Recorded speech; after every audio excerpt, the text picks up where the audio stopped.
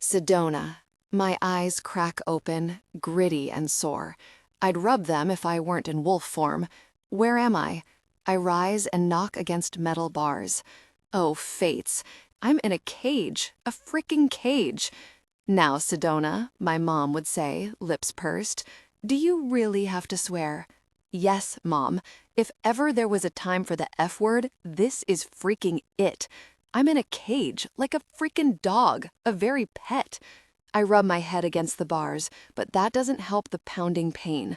My mouth is dry, and I fight to swallow around a serious case of cottonmouth. Worse than any hangover I've had in the last 3 years of college. Not that I'm a party girl or anything. Well, sometimes I like to party, but who doesn't? I twist in the confined space, but it's impossible to get comfortable. A low growl starts in my throat, and my wolf hunches down to pounce. I slam against the bars and whine in pain. A few more tries and I give up, slumping, muzzle to paws, squeezing my eyes shut against the ache. My headache screams louder. My captors dosed me with something to knock me out. How long have I been floating in and out of consciousness? 12 hours? 24? I'm in a large warehouse. Other cages line a giant metal rack of shelves, like the kind products are stored on in Costco or Sam's Club. Most are empty. A skinny black wolf with yellow eyes blinks at me from where he lies on his side in one of them. Cigar smoke tinges the air, and the sound of men's voices, speaking in Spanish, comes from behind a door. It swings open, allowing a shaft of light to fall from the corridor. The masculine voices draw nearer until a group of men gather around my cage, the same jerks who grabbed me on the beach. If I were smart, I'd shift and get some information out of them, who they are, what they want with me. But my wolf doesn't feel like talking. I surge to my feet, my back and head pressing against the top wires of my tiny prison. My lips peel back to show my fangs. A deadly growl rumbles in my throat. "Que belleza, now?" one of the men asks. There is more discussion in Spanish, but I don't catch any words, besides Americana and Montelobo. They're wolves, judging by their scent, all of them. Their leers send a cold prickle of fear through me.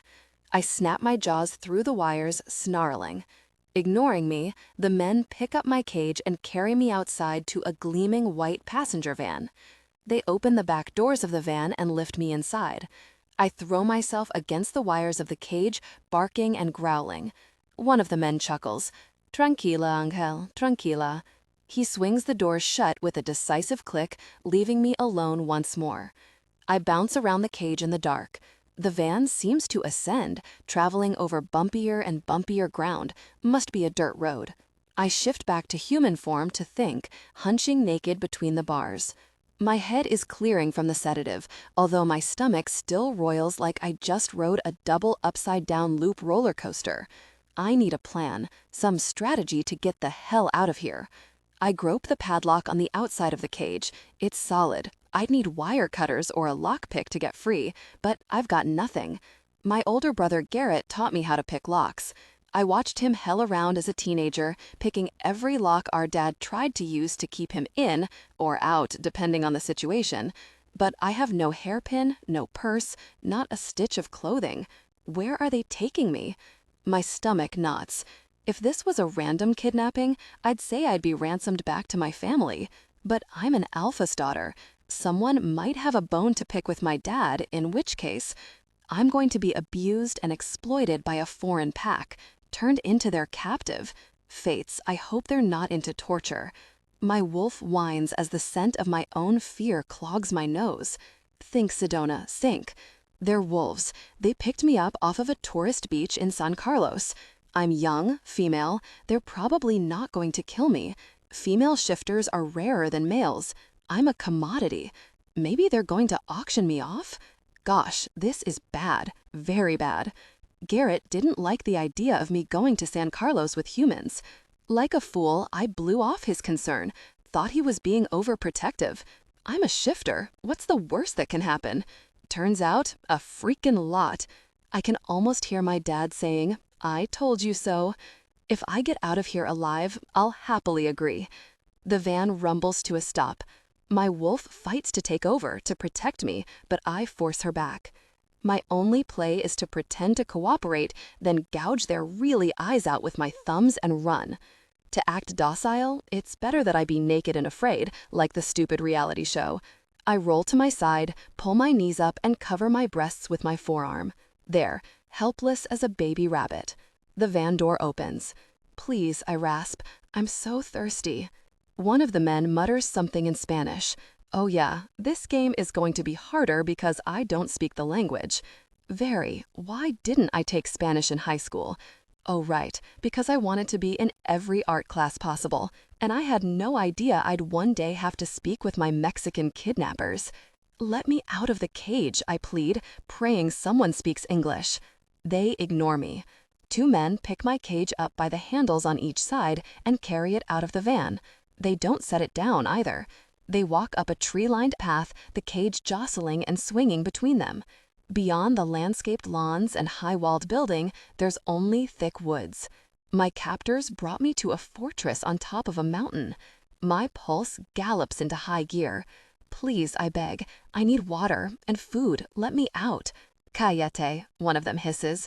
Even I know that word. I am from Arizona, after all. Shut up. Okay, so they're less than sympathetic. Two older men, also shifters, judging by their smell, dressed in Italian suits and shoes shined up like mirrors, emerge from behind a giant portcullis made of steel and carved wood. Drug dealers. That's my first thought, based on the way they're dressed. Although, if there was a shifter drug cartel, I would have heard of it, wouldn't I? But who else wears $1,000 suits on a wooded mountain? The well-heeled men speak to my captors in low tones and usher them in. I try my naked and afraid game again. "Please help me, senor. I'm so thirsty." One of the older men turns and looks directly at me, and I know he understands. He says something in sharp tones to my captors, who mutter back. Yeah, that didn't get me very far. But they have to open this cage sometime, and when they do, I'll be busting noses, shifting, and getting the hell out of Dodge. No more nice wolf. My stomach lurches as the cage sways. I have to clutch the metal rungs to keep from sliding with the movement. The men follow a path along the inside of the high-polished adobe walls. An enormous villa or mansion made of gleaming white marble rises up on the other side, majestic. It has an otherworldly quality, like we're in a completely different era or dimension. We arrive at a modern security door, and one of the older men pulls out a key card. He opens the door and leads my captors inside and down a flight of steps. There's a damp coolness to the air. My nose wrinkles at the musty smell. I blink as my eyes adjust to the dim lighting. Oh lordy, I'm in a dungeon. I swear to the fates there are iron doors with peephole windows all along the corridor. One of the old men barks something in Spanish, and they stop and set the cage down to wait for him to unlock a cell door. The minute I see what's inside, I shift, my snarls echoing off the stone walls. The room holds nothing but a bed with iron shackles attached to the 4 posts, ready to hold a prisoner. And now I know why they brought me here. I throw myself against the cage walls. Somebody, somehow, is going to feel my fangs. A sharp jab pricks my neck, and my legs go out from under me again. My growls echo in my ears as my vision fades once more to black. Carlos. The back of my neck prickles as Don Jose leads me down the marble steps of the palace. Where are we going? My dress shoes click on the stone, echoing against the walls of the dimly lit passageway, which glow from being scrubbed and polished daily. The head of El Consejo, the Council of Elders, inclines his head. "We need you to see something." He keeps walking, expecting me to follow, like I'm still a clueless pup. A low growl rises in my throat. Don Jose glances back, and I swallow back my wolf's response. "Calm your wolf, Alpha, if you would. You will want to see this." The slight deference in his words doesn't touch his arrogant tone. I grit my teeth until he takes the turn to descend into the dungeons, the holding area for enemy wolves and insurgents. "Enough," I snap. My wolf's distrust is too intense to ignore. "What is it you're showing me?" Don Jose hesitates. "I'm not a pup anymore," I say softly. "I'm your Alpha." For a moment, the old wolf's gaze meets mine. He drops it a second before it turns into a real challenge. You know our birth rates have been falling these past few years. More like this past half a century, I correct. Indeed. And many of the births produce only defectuosos, Don Jose spits, weaklings, unable to shift. In days of old, I raise my chin, daring him to finish his point. I freaking hate the elders' days of old proclamations. In days of old, a shifter who has no animal is not a shifter, he says stiffly. They were removed from the pack. Removed. A nice way to say killed. You know my decision on this, Don Jose. Any wolf born to the pack is part of the pack. We do not turn our back on our own. Of course, he bows his head again, his back rigid as he scowls at a point on my tie. But the pack must remain strong. Otherwise, the weak blood will dilute us until no pup has the ability to shift at all. All right, I cross my arms over my chest. Get to the point. The council has been working on a solution. While you were away at school, we had to make many difficult decisions. For the good of the pack? For the good of the pack, I murmur. All right then, show me.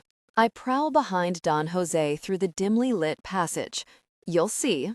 Jose's dark eyes are cunning as he orders a guard to open the cell door. The trouble is, I have no beta. I have Jose as part of El Consejo, the Council of Elders. I could easily best any of the individual members, but together they are stronger than I am. The only reason they keep me as their puppet leader is because the pack law uses blood royalty to determine alpha. Someone from the original alpha bloodline bears the name of alpha, even if he doesn't rule like one. The cell door swings open, and I freeze. Cuffed, spread eagle on a bed, lies a beautiful female, unclothed. Her long, thick brown hair fans out around her head on a pillowless mattress. Lush curves, a flat tummy, legs that go on for a mile, and between them, ma carajo, her intimate form on display for all to see. What the actual frickin' heck? A kick of heat flashes through me, a powerful surge of desire. My hands curl to fists. My wolf is howling, adrenaline pumping through my veins, but I don't know if it's preparing me to claim the gorgeous female or fight for her freedom. The woman strains against her bonds, the whites of her huge blue eyes flashing. Her full lips are chapped and bleeding. When she whimpers, red-hot fury kicks through me. The need to protect her, to rescue her from this predicament, shoves to the surface, erasing all traces of my ill-timed lust. What in the hell is this? I stalk forward and catch one of her cuffed wrists, yanking on the chain. Unbind her, I thunder. Later, I'd replay the scene over and over again, berating myself for my stupidity. A sinister chuckle is all I hear before I whirl to see the heavy door swing closed, locking with a resounding clang. Rage makes me shift in a flash, shredding my tailored clothing mid-air as I launch toward the door, my huge wolf body hitting it at full force, but not budging it even a millimeter. I snarl, leaping about the room, my fury too great for rational thought as I snap and growl, prowling the perimeter, searching for any way to escape. Of course there's none. I know these cells well. Cush. I turn back to the girl. Oddly, despite my ferocious display of fury, her blue eyes don't hold panic now. She watches me with avid interest. Maybe because we're in the same boat, two prisoners left to vary. I know what they want. Somehow, they've found a she-wolf from another pack, and they kidnapped her to use for breeding. I knew they wanted me to mate, but I had no idea they'd go this far. I will kill them all, tear their very throats out, every single one of the Pinche Council members. Holding me, their alpha, against his will, to be used as a very stud? No way! I roar and throw myself against the door one more time, though I know it's useless. Remembering a camera should be in the corner, I leap at it, clamping my fangs down on the smooth plastic and crushing the glass lens between them. Forget them. I circle the small cell again and return to the bed, where I clamp my jaws down on the chain that holds one of the girl's wrists. She closes her delicate hand into a fist, keeping her fingers away from my teeth. Fates, her scent. She smells like heaven. Sugar cookies and almonds with a touch of citrus. And wolf. This female sure as hell isn't defectuosa. I wonder what her wolf looks like. Black, like mine? Gray? Tan? I give my head a shake. It doesn't matter. I'm not mating her. I'm getting her the hell out of here. I growl and pull with all my might, tear at the very chain to pull it out of the wall. The gorgeous female joins in, her youthful muscles bulging in a show of spectacular athleticism. The two of us heave together with all our might, but the chain doesn't pull free. I sink on my haunches. Thanks for trying. Her American English contains a sweet, musical lilt. No, I'm not interested in this enticing American, no matter how charming and beautiful she may be. That's what they want. They think if they throw me in here with her, I'll claim the prize they caught for me, sink my teeth into her and mark her forever. They're relying on my alpha instinct to mate another alpha and reproduce. Do they think I'll forgive or forget this manipulation? Do they seriously think I'll let any of them live after this stunt? I shift back to human form. Carajo. Now I too am unclothed, my clothes shredded from the shift. And this powerful desire isn't going to make the beauty in chains feel any safer. I whirl to turn my back to the bed.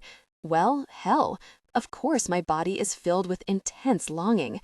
No matter how pissed I am or how much I want to rescue her, chained beauty is undeniably a captivating sight I've ever witnessed. Gosh, I pick up the tattered remains of my trousers and find my boxers within them.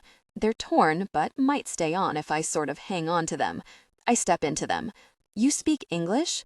There's a note of relief in her voice. I scowl. She shouldn't trust me, because if she knew what I want to do to that luscious, unclothed, fully available body of hers, she'd be screaming. My shirt lies a few feet away. I grab it and brace myself against her intoxicating presence before I turn back. It doesn't help. She's as beautiful as I thought. No more. Somehow, I make it to the side of the bed to arrange my shirt over as much of her skin, which is a shade of burnished gold with tan lines in the shape of what must have been a minuscule string bikini. My mouth waters imagining what she must have looked like on the beach where she earned her tan. I know she filled out her bikini in a way that made every male in the area groan. I drape the fabric over her intimate area and stretch the other end up toward her breasts. She quakes, her thighs straining against the iron manacles on her ankles, and I catch the scent of her arousal. Fates, is that all it takes? A single brush of fabric against her most sensitive areas, and she's already ready for intimacy? I seriously will not survive this test. Arranging the shirt becomes a torture in itself, because when the scent hits my nostrils, I yank the fabric too high and expose her intimate area, then slide it off her breasts when I give it an impatient jerk down. The way her nipples rise and fall with her quickened breath doesn't help matters, nor does those big blue eyes fixed on me. For goodness sake, I mutter, stretching both ends simultaneously. My fingers brush her skin, and I barely bite back a growl of excitement. It's baby soft, smooth. My body strains eagerly toward her, and, like an idiot, I inhale deeply. The smell of her pheromones and arousal makes me dizzy. Judging by her scent, she's close to ovulation. They must have known that.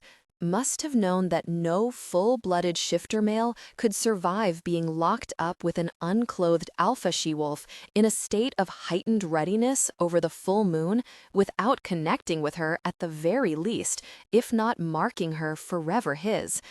I managed to cover her intimate area and one breast with my shirt before I drop the fabric and step back. One more brush of her skin, and I swear I'll be drawn to every inch of her. I somehow drag my eyes away from her uncovered breast with its peach-tipped nipple beaded up and firm. I wonder which part of this scenario turns her on, the bondage, her exposed state, or my attention on her very gorgeous body. No, I definitely don't want to know. My breath grows short as a fresh shot of lust kicks through me. I clear my throat. You're American? She nods. Are you? Her voice comes out half whisper, half croak, and she clears it and runs her pink tongue along her chapped lips. I bite back a groan. Fates know I want to lie and say yes, pretend I've been kidnapped from America, like her, brought to Monte Lobo and thrown in a cell. Rage at my own predicament almost brings on another shift. No, I reach out to twitch the fabric up again, but only succeed in making it slide away from both breasts. Gosh, those nipples, they are calling for attention. I close my eyes and pace away a few steps to master my lust. Are you hurt? It comes out gruffer than I mean it to. I'm thirsty.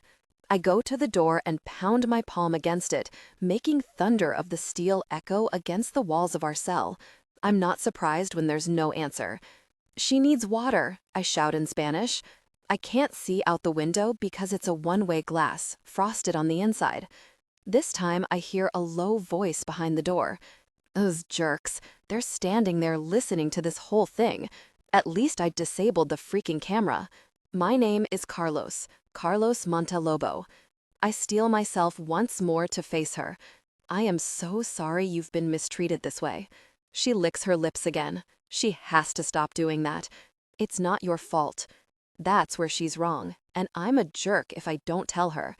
Her eyes travel down from my face to my unclothed torso, reaching my waist before they skip back to my face. She blushes. Oh, fates. So sweet. So very sweet. I stab my fingers through my hair. Unfortunately, it is my fault. Her eyes narrow. I hold up my hands. I mean, I didn't know they were doing this, but this is my pack. I'm supposed to be the freaking alpha. Only I was locked in with you by the Council of Elders. Why? She knows why. I can tell by the way her gaze darts to my heightened state. I swallow and sit down on the bed, my focus traveling once more to her bonds, as if I might discover some other way to free her. Our pack suffers from too much inbreeding. We've dwindled in size, and many of our numbers are unable to even shift. We call them defectuosos. Most females are barren and cannot reproduce. I knew El Consejo was working on a plan to introduce new breeding, but I had no idea it would be this. If I didn't have an alpha father and brother, I might miss the legions of guilt and frustration coming off him in waves. Alphas can't stand not taking action, not having an answer, or having their hands tied. Considering his intense frustration and desire, he seemed poised for intimate action. Not that I'm totally against the idea. A flush of warmth spread through me as I fight to keep my head. How long have you been alpha? I ask. He rubs the back of his neck. De facto, since my father's death when I was 16. But El Consejo encouraged me to leave, to continue at my boarding school education, and then to attend university in the United States, and then to go to graduate school. I didn't return until this fall. There's a heaviness to his words. I sense the weight of more guilt or some other burden as he stares at the wall opposite him. You didn't want to return? No. He meets my eyes in a new way, as if the cloud of lust has lifted, and he actually sees me, Sedona, not my naked body offered up on a platter. I've never admitted that before, even to myself. How long have you been gone? 7 years. Long enough to comprehend if we don't make changes to this archaic place, the pack will die out. I shudder. I'm the solution his council cooked up to save the pack. There's a certain amount of duty I was prepared for as an alpha's daughter. Being a part of a breeding program wasn't one of them. My dad is old school, but this is positively primeval. He sits on the edge of the bed near my waist and examines the locks on my shackles. My wrists must look as raw as they feel because he rubs my skin around the edges of the cuffs and growls. Tell me how you ended up here, Sedona. The dominant tone makes me shiver. It doesn't matter that he's trying to be a gentleman. My body responds to him. It's my spring break, or was.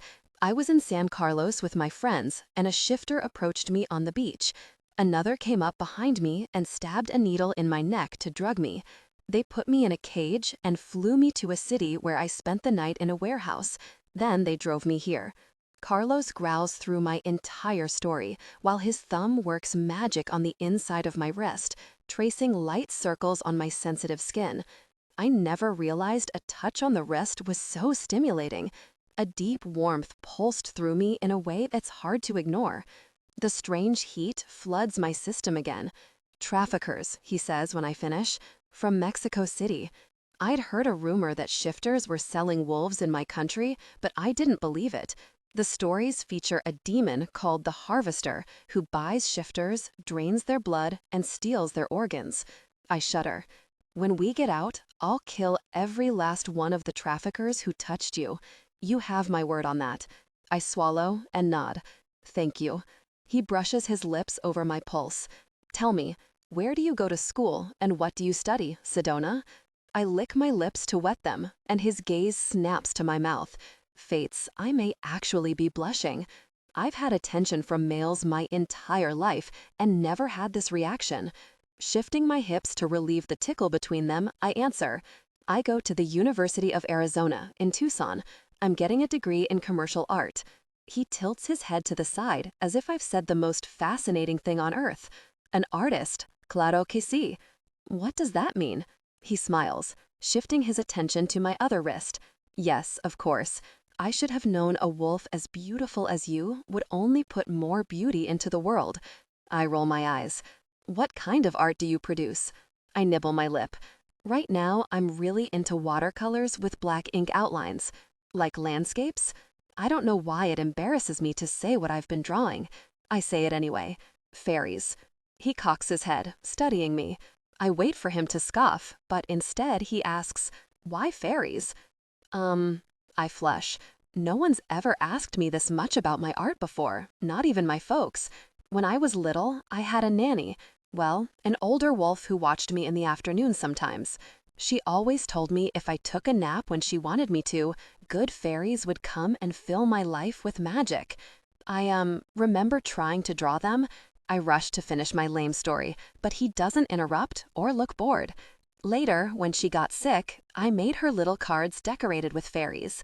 Somehow, I never grew out of it. I would very much like to see your fairies, Sedona. His intense gaze makes my heart flutter. I look away. I don't really show them to anyone, I mumble. Why not? My professors would think it's dumb. My folks think that art is just a phase I'm going through, something cute for me to occupy my time with until I'm mated. It's like they sent me for the 1950s Mrs. degree. Carlos clucked. They should be proud of you and leave you to your art. Yeah, my dad and brother just care about keeping me safe and protected. The rest doesn't matter so much. But only you can live your life. You should be free to make your choices. I snort. I've never been free. They're dominant. I remember just in time not to mention that Dad and Garrett are both alphas.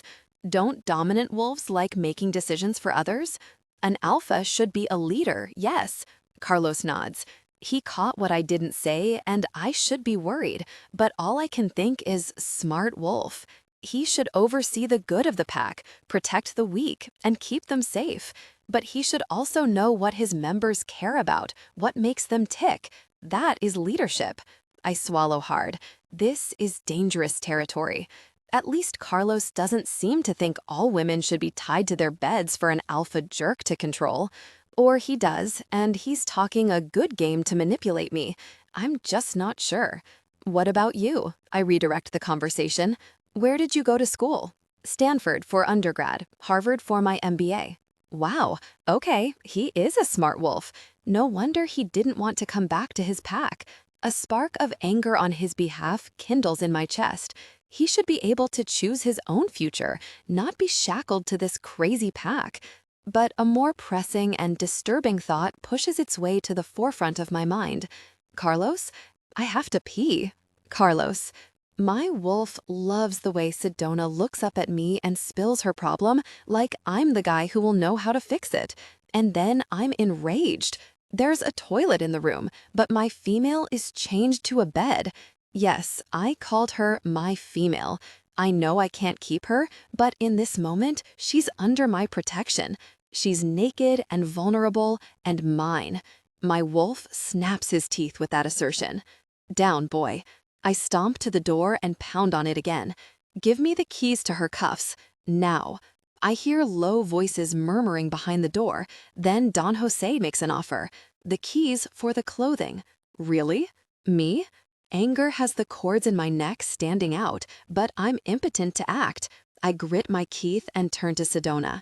They say they will trade the keys for the scraps of clothing. Her nostrils flare, lower jaw juts out at a stubborn angle. Right, because they're hoping for something more. How appealing will it be when I wet the bed? I can't hold back the bark of laughter that comes flying out. It surprises me. I honestly can't remember the last time I left. It's been years, probably since before my father died. Sedona's lips turn up into a wry grimace, and I get lost in the cerulean blue of her eyes. And then, because there's no freaking way I'm letting my female be humiliated by wetting the bed, I make the decision for her. I march over and snatch my shirt from her body. Hey, she protests.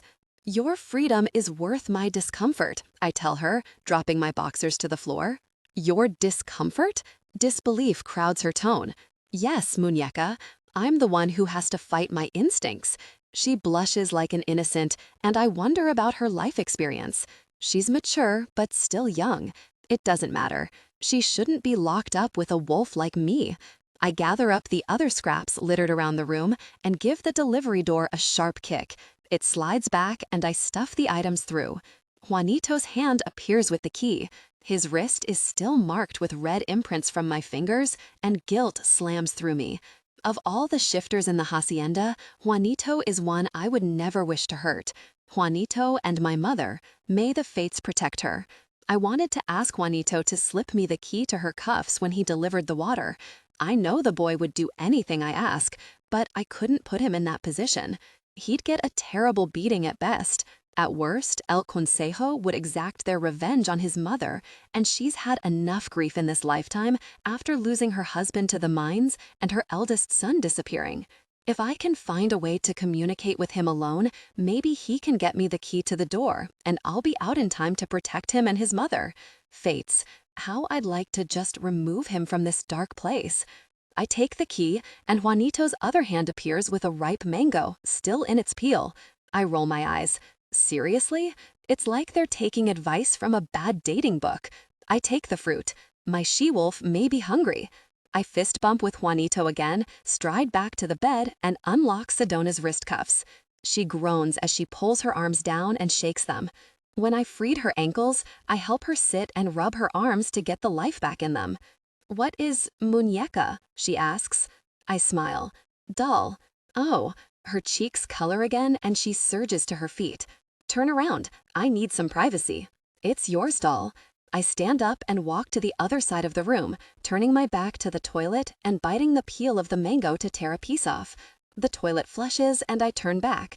Sedona pours a bit of water from the cup over her hands to wash. She's a goddess. Long legs, her form, her coppery brown hair falling in waves down her slender back. I shake my head and swallow the growl starting up my throat, but not before she catches it. She turns and quirks her brows. What?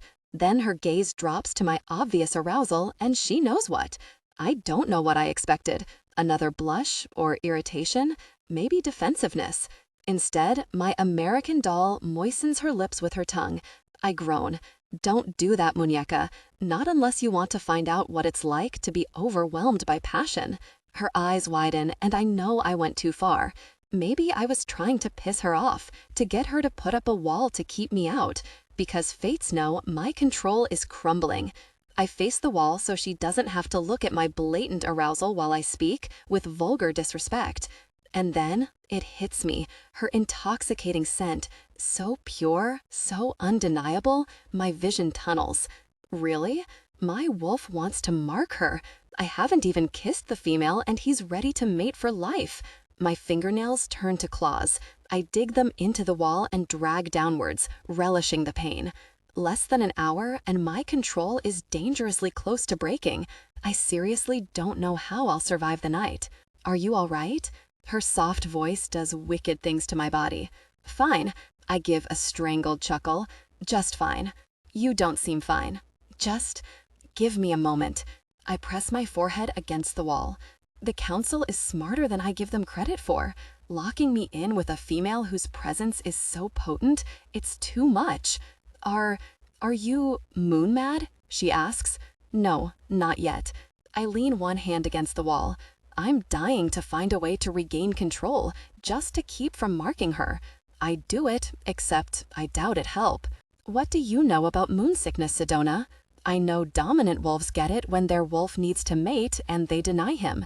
Not just mate, mark. For life. Have you ever had it? No. If I did, I'd take a mate. Not like this, I hasten to explain. I'd woo her, court her. She'd have a choice. Of course. Your council doesn't take the same stance on she-wolves' rights. No. I breathe out, grateful she doesn't lump me in with them. They don't. They've been pushing me to take a mate, but I'm not ready. Still playing the field? Her tone has an edge that makes me turn. I brace as her beauty hits me like a blow. Jealous? I try to joke. My voice comes out strangled. She bites her lip. Madre de Dios, I mutter. Don't do that. Her lovely eyes widen. Do what? Nothing. I don't want to scare her. It's not her fault she's perfect. I'm not a player, no matter what you've heard about Latin lovers. I've never even had a she-wolf, only human females. I've never been with a wolf either. My fist curls at the thought of another male wolf or human touching her. I press my body against the wall and dig my nails into my palm until the bite makes me grip my teeth. You're in pain. The concern in her voice wraps around me. And she's been kidnapped, drugged, and locked in a room to serve against her will in a bogus breeding program. I don't deserve her compassion. Look, Carlos, neither of us want to be in this situation, but I open my eyes. She's gnawing that lip again. Naughty she-wolf. I'd punish her for being a tease if she were mine. Maybe I can do something to help you. She lowers her eyes in the direction of my obvious arousal, flushing. I bite back a laugh. If I had known such an alluring innocent existed, I would have torn apart the world to find her. I mean, Sedona continues, we're obviously attracted to each other. The roaring in my ears is the sound of all the blood in my body rushing with intense desire. It's so loud I nearly miss her next comment. We could just, I don't know, fool around. She shrugs and swallows. It doesn't have to mean anything, beyond tonight. I'm across the room before I realize my control has snapped. Sedona retreats, her face white at the wolf in my eyes. I stalk her until her back hits the wall and then plant my hands beside her head, caging her. I lean close, careful not to touch, but it's no use. Her sweet scent makes me dizzy. Is that what you did with your little humans? Fool around? My voice comes out a growl. No, she breathes. Her pupils are blown. I curl a lock of her hair around my index finger. No? You sure, Angel? Because I seriously want to punish every boy who's ever touched you. I've gone way too far, but I can't seem to dial back the competitive aggression burning just below the surface now. She shoves at my chest and when I don't move, tries to duck under my arm. Yeah, I definitely went too far. Wait, I catch her and pull her back. I'm sorry, I know I'm being a jerk. Yeah, you are. I flip her around, hold her against me until she stops struggling. Her scent envelops me, and I know she really is an angel. I'm in heaven. My lips nuzzle her ear. I'm trying. You see how difficult this is for me? I rub against her bare rear, the tension between us palpable. Her breath grows ragged. I know. I can help with that. Thank you, Sedona. Although it pains me, I release her. But I don't think that's a good idea. She hides the hurt confusion on her face. Whatever.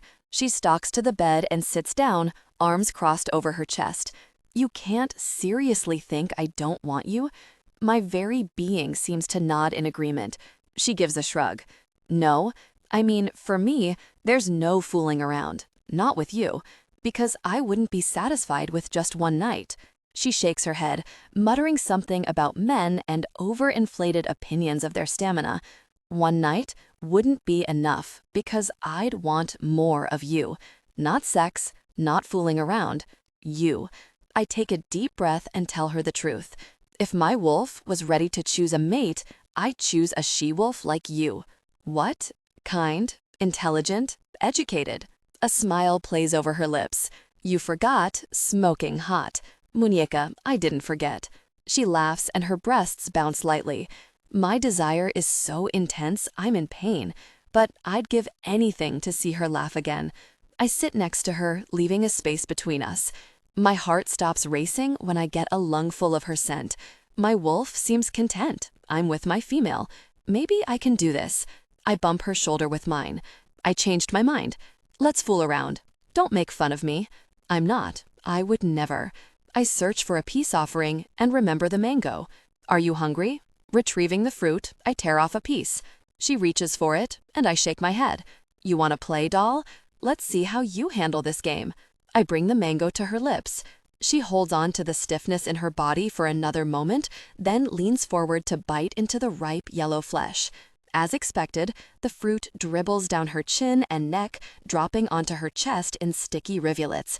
"Oh my God!" she exclaims with her mouth full, hands flying up to catch the juice. She chews, moaning. This is so good. Mangoes are not this good in the States. It's fresh. We have a grove inside the hacienda walls with all kinds of fruit-bearing trees. Almond, avocado, lemon, lime, sapote, papaya. She leans forward and takes another bite. This is one reason I've always wanted to travel. The food. You haven't traveled? I peel a new section, smiling like a fool as she lets me feed her. She licks her lips, and my vision darkens. The only thing keeping me from claiming her is my satisfaction watching her eat. My wolf is content, for now. I always wanted to get out, see the world. My folks won't let me. They're protective. With good reason, I say softly, and feed her another bite. I used to think being named after an Arizona town was a curse, like I'd never get to leave. Of course, my one trip ended with me here. She waves a hand at the cell. You will get out of here safely, Sedona. You'll get your chance to travel. You have my word. Thanks. She swallows and forces a smile. Until then, I'm just going to pretend I'm stuck at a secondhand resort with an unfortunate dungeon theme. Of course, the food service here is very hands-on. She waggles her brows. A joke? Stuck in this hellhole with me, and she's making a joke. She's incredible. I can't stop myself from leaning down and kissing the side of her mouth. I pull back immediately, but her taste lingers on my lips, a bit of mango sweetness. Forgive me, you had something. I gesture to her face. Like I said, she grins, very hands-on. At a loss for words, I raise the mango again. She eats like she's ravenous, devouring the tender flesh. I make quick work of the peel, dropping it at our feet and turning the sticky fruit around and around until she's eaten all the orange meat. Sorry, I didn't save you any. I'm fine, Muñeca. Do you want the seed? I'm dying as I offer it to her. She's winning this game without even trying. I won't survive the torture of watching her consume the seed, and yet every cell in my body requires I see it. She lifts her brows. What do you do with it? There, it's all over. I have to show her. I push the seed between her lips, a silent challenge in the gesture. Her eyes dilate, teeth clamp down and scrape the remaining flesh from the seed. I pull the seed out so she can swallow, and she sounds breathless. Fates take me now. Her pretty pink tongue extends from her mouth to lick away some of the juice from her lips. Don't think I don't know what you're doing. What am I doing? My voice is pure gravel, enticing me with a mango. Tension broke. They gave in to desire, connecting deeply. Afterwards, breathless. As if to punctuate the end of the show, the lights in the cell abruptly go out. Sedona. As if I wasn't dizzy enough from reaching my peak, the difficult people turned the lights out on us. It would be pitch black to a human. Shifters can see in the dark, so I'm not completely blind. They must have decided it's our official bedtime. I cling to Carlos' head because I need something real and solid to steady myself. Carlos mutters and eases my leg down from his shoulder. He traces up my thighs with his palms until he reaches my waist. Okay, Angel? Yeah. I sound winded. Well, reaching a peak will do that to you. His palm coasts over the curve of my buttocks ever so lightly, then he gives them a squeeze. All right, he clears his throat. I should let you sleep. I'll take the floor. He stands and my stomach flips at the loss of his warmth. I don't mind sharing. Oh, muñeca, I would kill to share a bed with you, but it would end with us coming together intimately until the lights come back on. So, no, I'll take the floor. Lordy, he knows how to speak with such intensity. His words skitter over my skin, leaving trails of heat everywhere they touch. The room is still spinning from the intense intimacy we shared. No wonder he was offended when I suggested we fool around. A man like Carlos gives everything he has in bed and takes everything in return. He's a total alpha, dominant, demanding. I had no idea that kind of thing turned me on, but it does. Even though he said he'd take the floor, he's still standing beside the bed, staring down at me with the look of a starving man. His desire was evident, a powerful presence curving up toward his washboard abs. I lick my lips, the taste of mango still sweet on them. Maybe you should find some relief. Carlos exhales audibly. As if he'd been waiting for permission, he immediately sought release. Lie back, doll. Show me what I'm not going to have. He must have a streak of masochism along with that dominant swagger. But who am I to deny him? He just gave me the most intense pleasure of my life. I lie back on the bed and cup my own breasts. He growls and starts seeking his release. Are you going to let me share my release with you, muñeca? Yes, I whisper, before I even know how to answer. Sweet wolf, he murmurs. I reached for intimate touch. Carlos' growls fill the room. Emboldened, I crawl up, sit on my heels, and offered intimate attention. Carlos sought his release. Gosh, Sedona, that tongue has been my torture. I wrapped my hands around his fist and drew him closer, offering deep intimacy. Oh, fates, he groans. I deepened the intimacy. Baby, yes, so sweet. He tunnels his fingers into my hair and then closes them, stopping my head with a gentle tug. Such a good girl, he croons as he slowly deepened the intimacy. I tense, knowing I can't take his full length. He stops halfway and eases out, then repeats the action. So good. His voice is deep and raspy. I can't believe you offered up that sexy mouth of yours. I've been wanting to kiss it since the moment I saw you, Sedona. Now we are connecting deeply. My core tightened. I wanted him deeply, but I knew that's a bad idea. I deepened the intimate connection. Enough, he barks. He sounds angry, and his brows are drawn up tight. He ended the intimate moment and pushed me onto my back. Seek your own pleasure. No argument here. My body craved more. I sought intimate touch, pushing the heel of my hand against my core and undulating my fingers over the rest. Carlos roared, reaching his peak. I arched on the bed, my breasts thrusting toward the ceiling, knees falling wide. He continued to provide intense sensation. Lights flashed before my eyes as I reached a second peak, writhing in ecstasy and agony on the bed. Sedona. Fates. I love the way he says my name. He falls down on top of me, pinning my wrists exactly the way I'd imagined, and buries his face in my neck. Beautiful she-wolf. What will I do with you? He bites my shoulder, suckles my earlobe. Keep me forever. But that's ridiculous. Just because a wolf gives such intense pleasure doesn't mean he's my mate.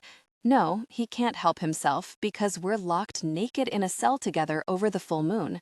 And Lord knows, by the time we get out, I won't ever want to see him again anyway. Yeah, that's a lie, but I don't want to examine my feelings on the subject, not now anyway. I close my eyes and breathe in Carlos' scent. It's like the outdoors, woodsy and clean, and delicious. Carlos releases my wrists and settles beside me on the bed. I roll into him, accept his arm as my pillow. My nose rubs against the smooth skin of his chest. My wolf relaxes. In her opinion, I'm totally safe with him. I don't know how we got from this messed up kidnapping situation to this, but I'm going to enjoy it while I can. Carlos Sedona falls asleep in my arms, and it's impossible for me to rest. Her scent is up in my nostrils, her bare skin touching mine. My desire returned in minutes. I close my eyes and distract myself by brooding over the elders. I've been blind to the problems I've seen since I returned to Monte Lobo this month. Things seemed bad, but I didn't want to think the worst of the council. These men stepped in as role models for me when my father died. They supported my education, encouraged me to spread my wings. Or so I thought. At the time, I'd been grateful to leave. My mother was going mad from my father's death, and I was too young to take the role of alpha. The elders stepped up to look after her, and I was relieved not to have to see her suffer day in and day out. Now, I see they were getting me out of their way. I didn't realize just how power crazy and messed up they were until they pulled this stunt. When I came home 3 weeks ago to take my place as alpha, I'd presented the ideas I worked on while I was getting my MBA. In this pack, the alpha doesn't act alone. He must gain support of El Consejo first. It's always been that way. The elders tabled most of my suggestions. They had a million reasons why each of my changes wouldn't work. They urged me to go back out in the world and bring back a mate. Let them take care of business here, as usual, as they had for years. I've been frustrated, but I thought I just needed a little more time to prove myself as alpha. I told myself they were reasonable and intelligent men who wanted the best for the pack. But I ignored my gut, which told me El Consejo had let power cloud their vision. This stunt proves it. Purchasing a kidnapped American female and holding her prisoner? Are they insane? She has family who will surely seek revenge, and this pack is ill-prepared for war. And now I know what they think of me as their leader. I'm nothing more than a virile young stud to repopulate the Monte Lobo bloodline, a puppet or figurehead for the peasants to follow while they make decisions that profit only them. I've been a goddamn fool. I stayed blind to this situation because I preferred not to see it, just like I preferred not to return. Since my father's death and my mother's mental illness, the atmosphere at the hacienda has become oppressive, but I chose not to figure out why and fix it. I've failed my pack, and now Sedona is caught in the middle of a horrific power play. Sedona sighs and rubs her nose in my chest hairs. My desire grew stronger. Maybe I should find a way to calm myself again. Oh, fates, now an intense image of intimacy with her careens into my mind, and it's all over. Before I know it, Sedona's pinned beneath me, and the tension between us was overwhelming. Her body pressed against mine, soft and inviting. What the... The urge to connect with her intimately and satisfy my wolf is so great, I can barely reason. Off. Get off her. Now. I throw myself to the side, panting as if I've run a mile. Lock me up, I rasp. Put the cuffs on me, doll, or your innocence won't survive the night. I stretch my arm out and lock one wrist in the cuff, then reach the second toward the other cuff. Do it, I bite out. Her hands tremble as it snaps in place, which really slays me. I'm sorry, Sedona. I didn't mean to. Madre de Dios, I almost claimed the girl. It's okay, her voice is shaky. She's on her knees, her glorious hair falling down across her breasts. She stares down at me. What makes you think I'm innocent? You said you hadn't been with a wolf. I'm not prude, and I hate the word innocent. I stretch out my palms where they are cuffed. Sorry, I can't decide if this is just the alpha female thing of not wanting to admit any weakness, or if she really is a virgin. She flicks my ear with her finger. I don't have a lot of experience. That doesn't mean I don't like sex. Oh, fates. Did she have to say that? I suddenly want to find out every single thing she likes about it. But anything I do to her in this cell would be akin to rape. She's here against her will. Thank the fates I'm cuffed and she's safe from me. Sedona moistens her lips with her tongue, and my hips snap in response. She catches the movement, but rather than frightening her, it makes her smile. I thought we took care of this. She touched me intimately, causing a shiver. I groan. I need to be close to you, I plead. I need to satisfy her again, need to experience her closeness. I don't know, she says in a teasing voice. I'm not sure you deserve this intimacy after the way you just tried to attack me. Oh, fate. If she goes dom on me, I'm going to playfully challenge her when I get out of these cuffs. And that thought did nothing to ease my intense arousal. How I'd love to have this she-wolf in a playful struggle, a correction for taking the lead when it belongs to me. Baby, you'd better not be keeping that intimacy from me. I need to experience it. Now, muñeca. Sedona's lips curve and her eyelids droop. She crawls up and positions herself above me. This closeness? I touched her intimately with my tongue. This connection? It's torture not being able to use my hands because I want to draw her closer and pull her hips down at the perfect angle, but I have to settle with angling my head. I have her at my mercy for a moment, but she pulls her hips up, dancing away when it becomes too intense. She gets to set the pace, which drives me really insane. Get that body back down on me, I growl, infusing dark authority into my voice. Her arousal flooded her as she obeys, and I responded, teasing her intimately with my tongue, swirling over her sensitive skin. She touched me intimately again, and I shudder, nearly reaching a peak from the sensation. I guess I'm supposed to reciprocate. No, beautiful, this is for you. She ignores me and leans down, initiating a deep connection. I shout and moved my tongue over her sensitive skin like my life depends on it. She deepened the intimacy, moving lower and lower, slowing when she reached a certain point, then going on. Carajo, carajo, muñeca, tell me you never shared such deep intimacy with those human boys of yours. You like that? She purrs, but lifts her hips and crawls away from me. What are you doing? Get back here, I demand. She settles between my legs and smiles. I'm not sure you're in any position to give orders around here, senor. I yank at the chains holding my wrists and she laughs. Sedona, there are consequences for she-wolves who tease. Her smile grows broader. Oh yeah?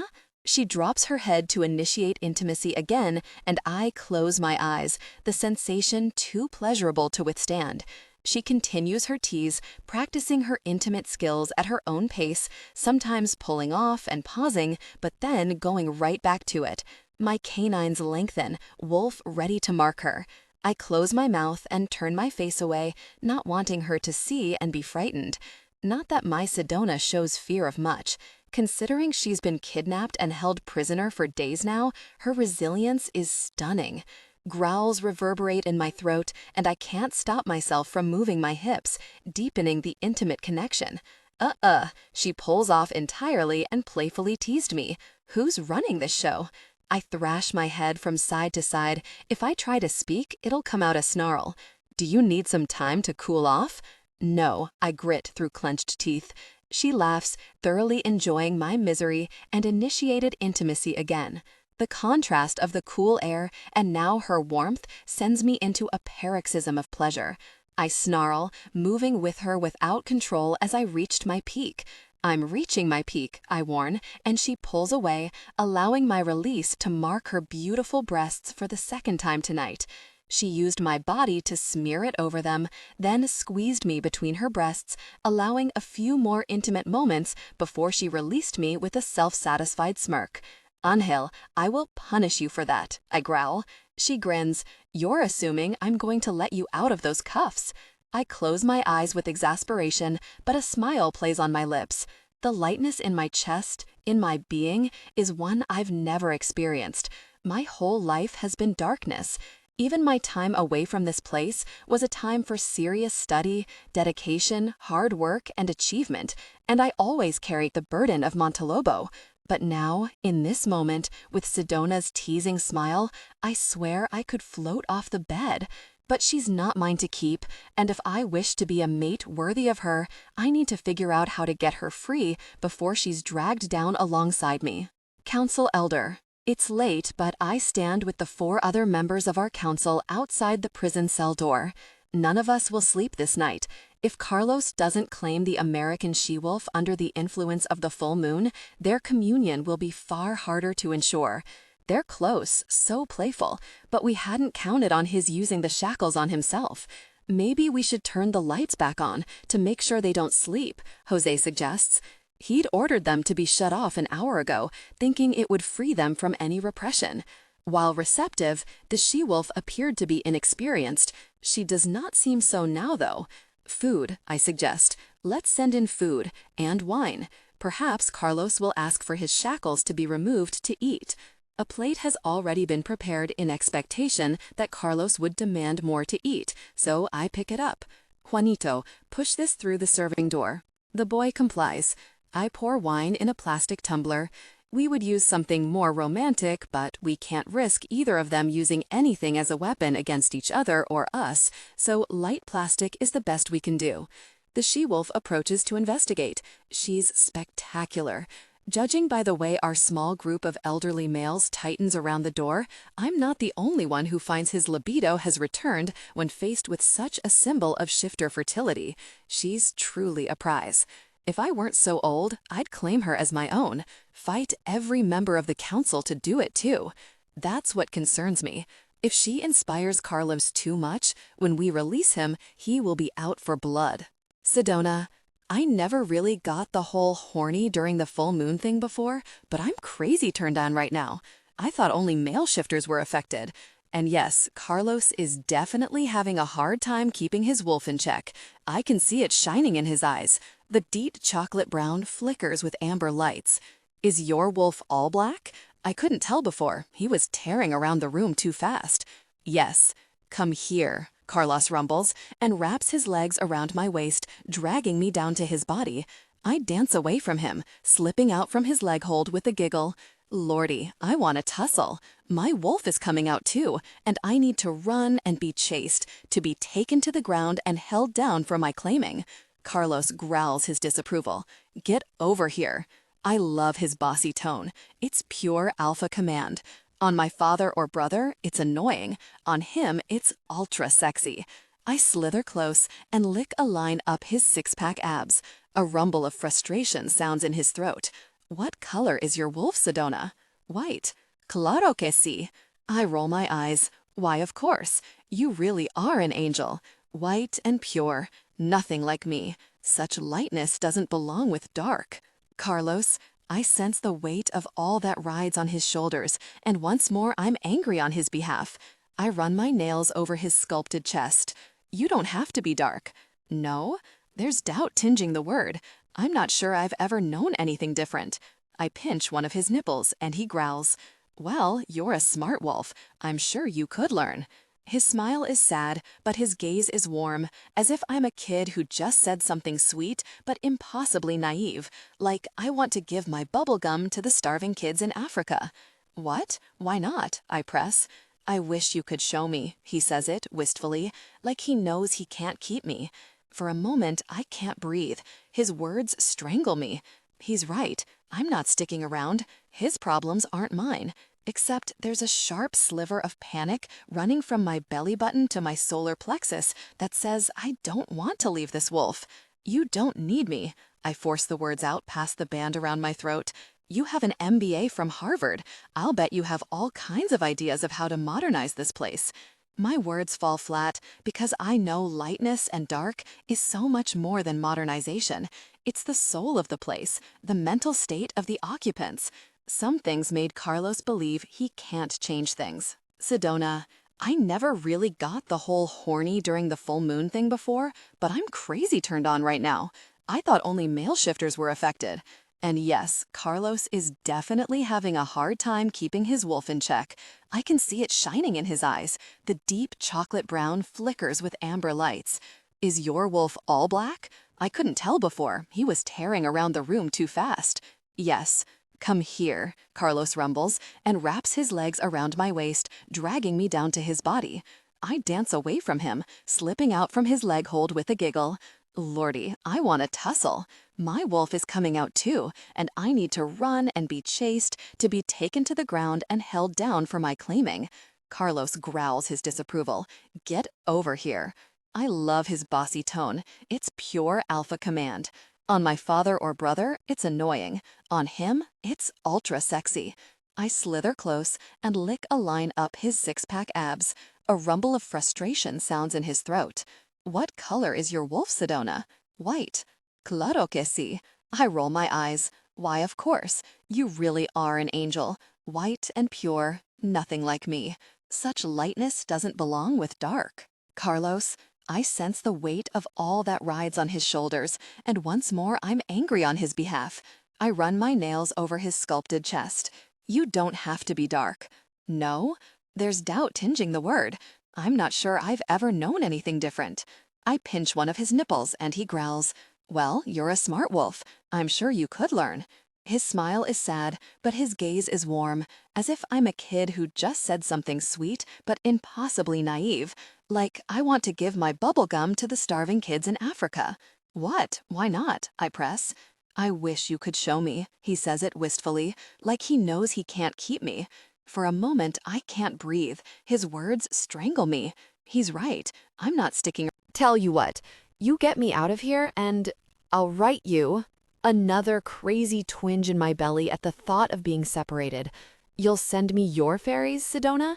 Yes, just promise you won't show them to anyone. It will be my secret, though I'm sure I'll want to show your talent to everyone I meet. My cheeks warm. He knows just how to charm me. If I honor your request, there is something you must promise me. A scraping sound by the door brings my head up with a snap. A plastic plate of food appears through the little service window at the base of the door, along with a new plastic tumbler. Prison rations. Carlos uses the chains on his wrists to leverage himself to sitting, his brows puckered. I get up and pad over to retrieve the goods. The cup holds red wine. The plate has an array of cut fruits, crackers, cheese, and chocolate. There's even a mashed avocado with pistachio nuts and a white crumbly cheese. Suddenly famished, I dip a cracker into it and take a bite. Dinner is served. I walk back, food and wine in hand. See, the hospitality here isn't so bad.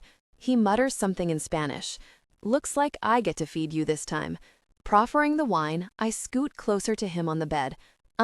No, unlock me now. It's hilarious how firm Carlos is.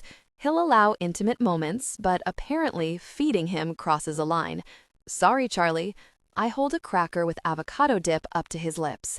There's something compelling about serving an alpha wolf.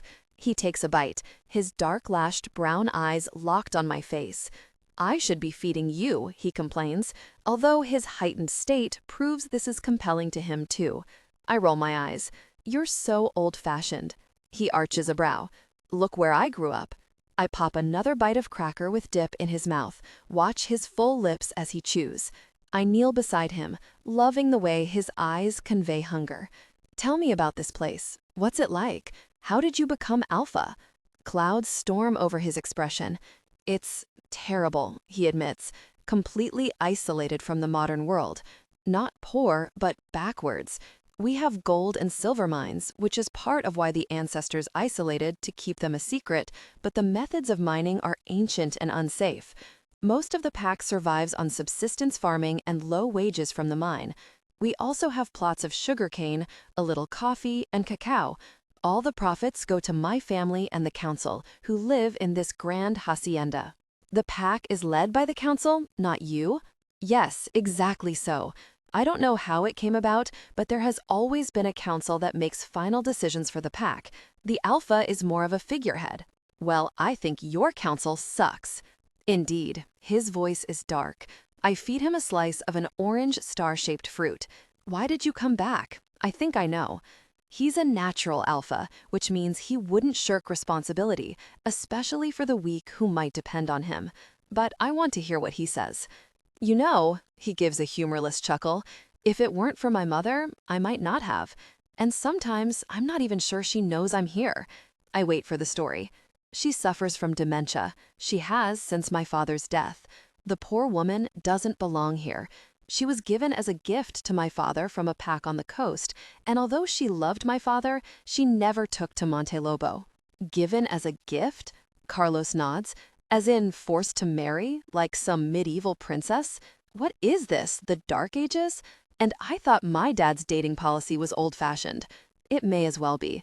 Monte Lobo is a fortress against time, as well as humans. Most of the pack live as serfs.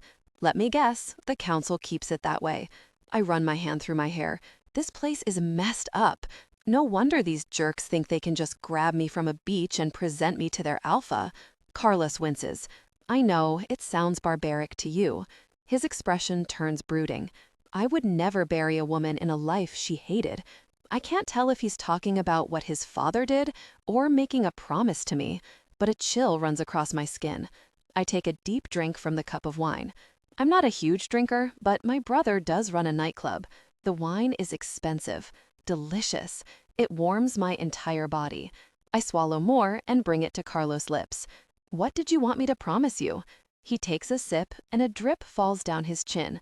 I lick it off, laughing when his body responds. In exchange for my fairies, I remind him, my voice pure seduction. I don't wish this event to traumatize you. You're an extraordinary wolf. You have much to enjoy of life and much to give. Thanks. Promise me, when you are free, you will not fear. You will still make your choices. Travel like you wanted to. Forget this time. Forget me.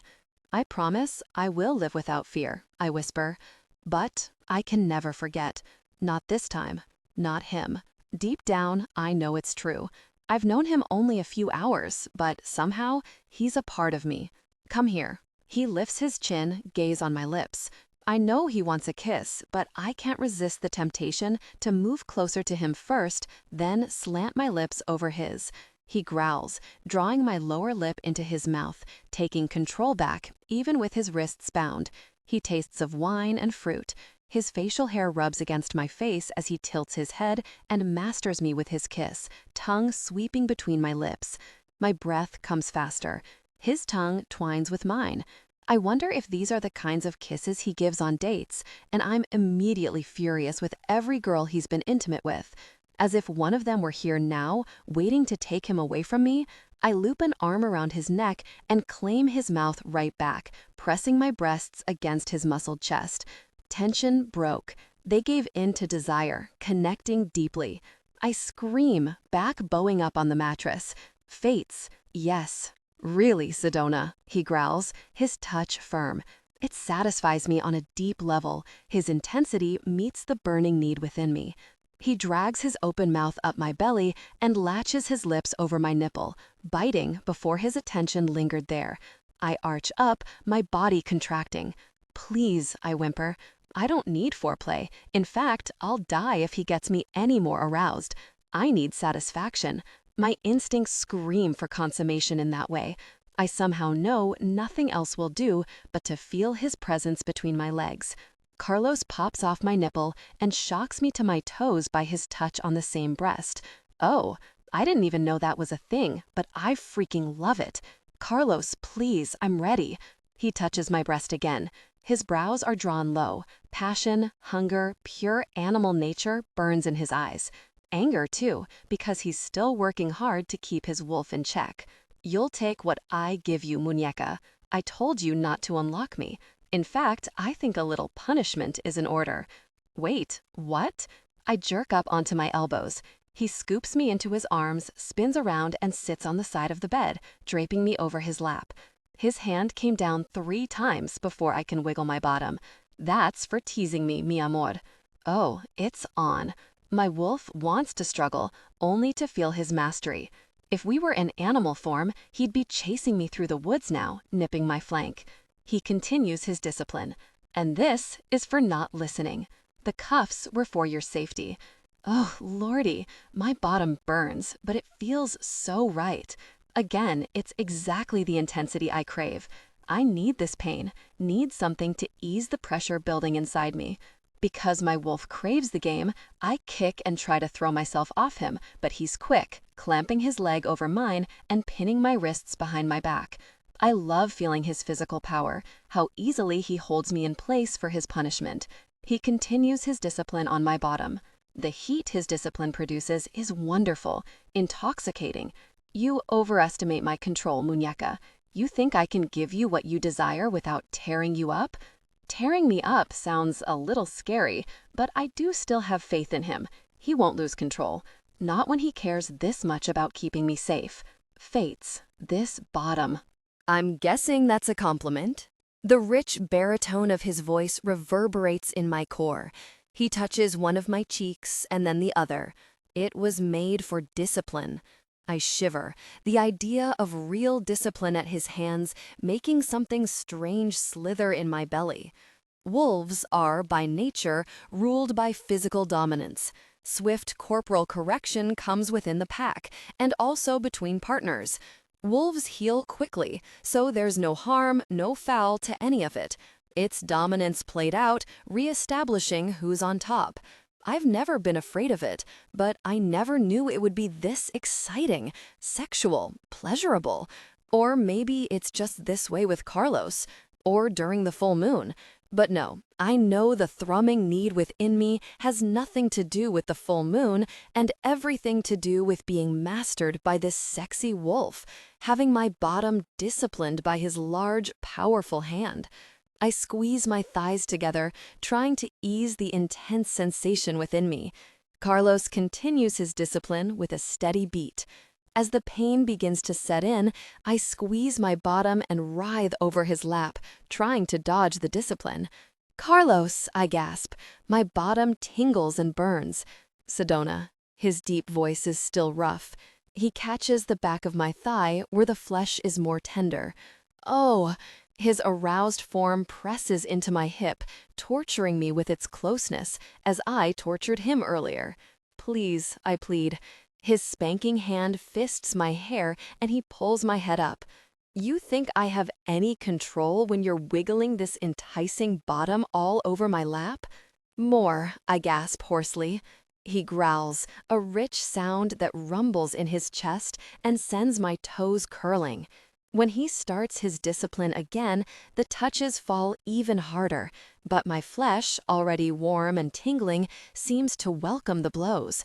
I still squirm under the intensity, my better instincts trying to avoid the pain, even as my baser ones welcome it. "Carlos." Need threads my voice. "That's right, beautiful. Say my name." He catches the back of my other thigh, making me cry out. "Say it again." "Carlos." He picks up both the speed and intensity of his discipline, so the touches fall one after the next, stinging and smarting every inch of my bottom. "Ouch, Carlos. Ow, please. Oh, oh." It's too much and not enough all at once. I lift my bottom to greet his hand, part my thighs, moisture dripping from my core.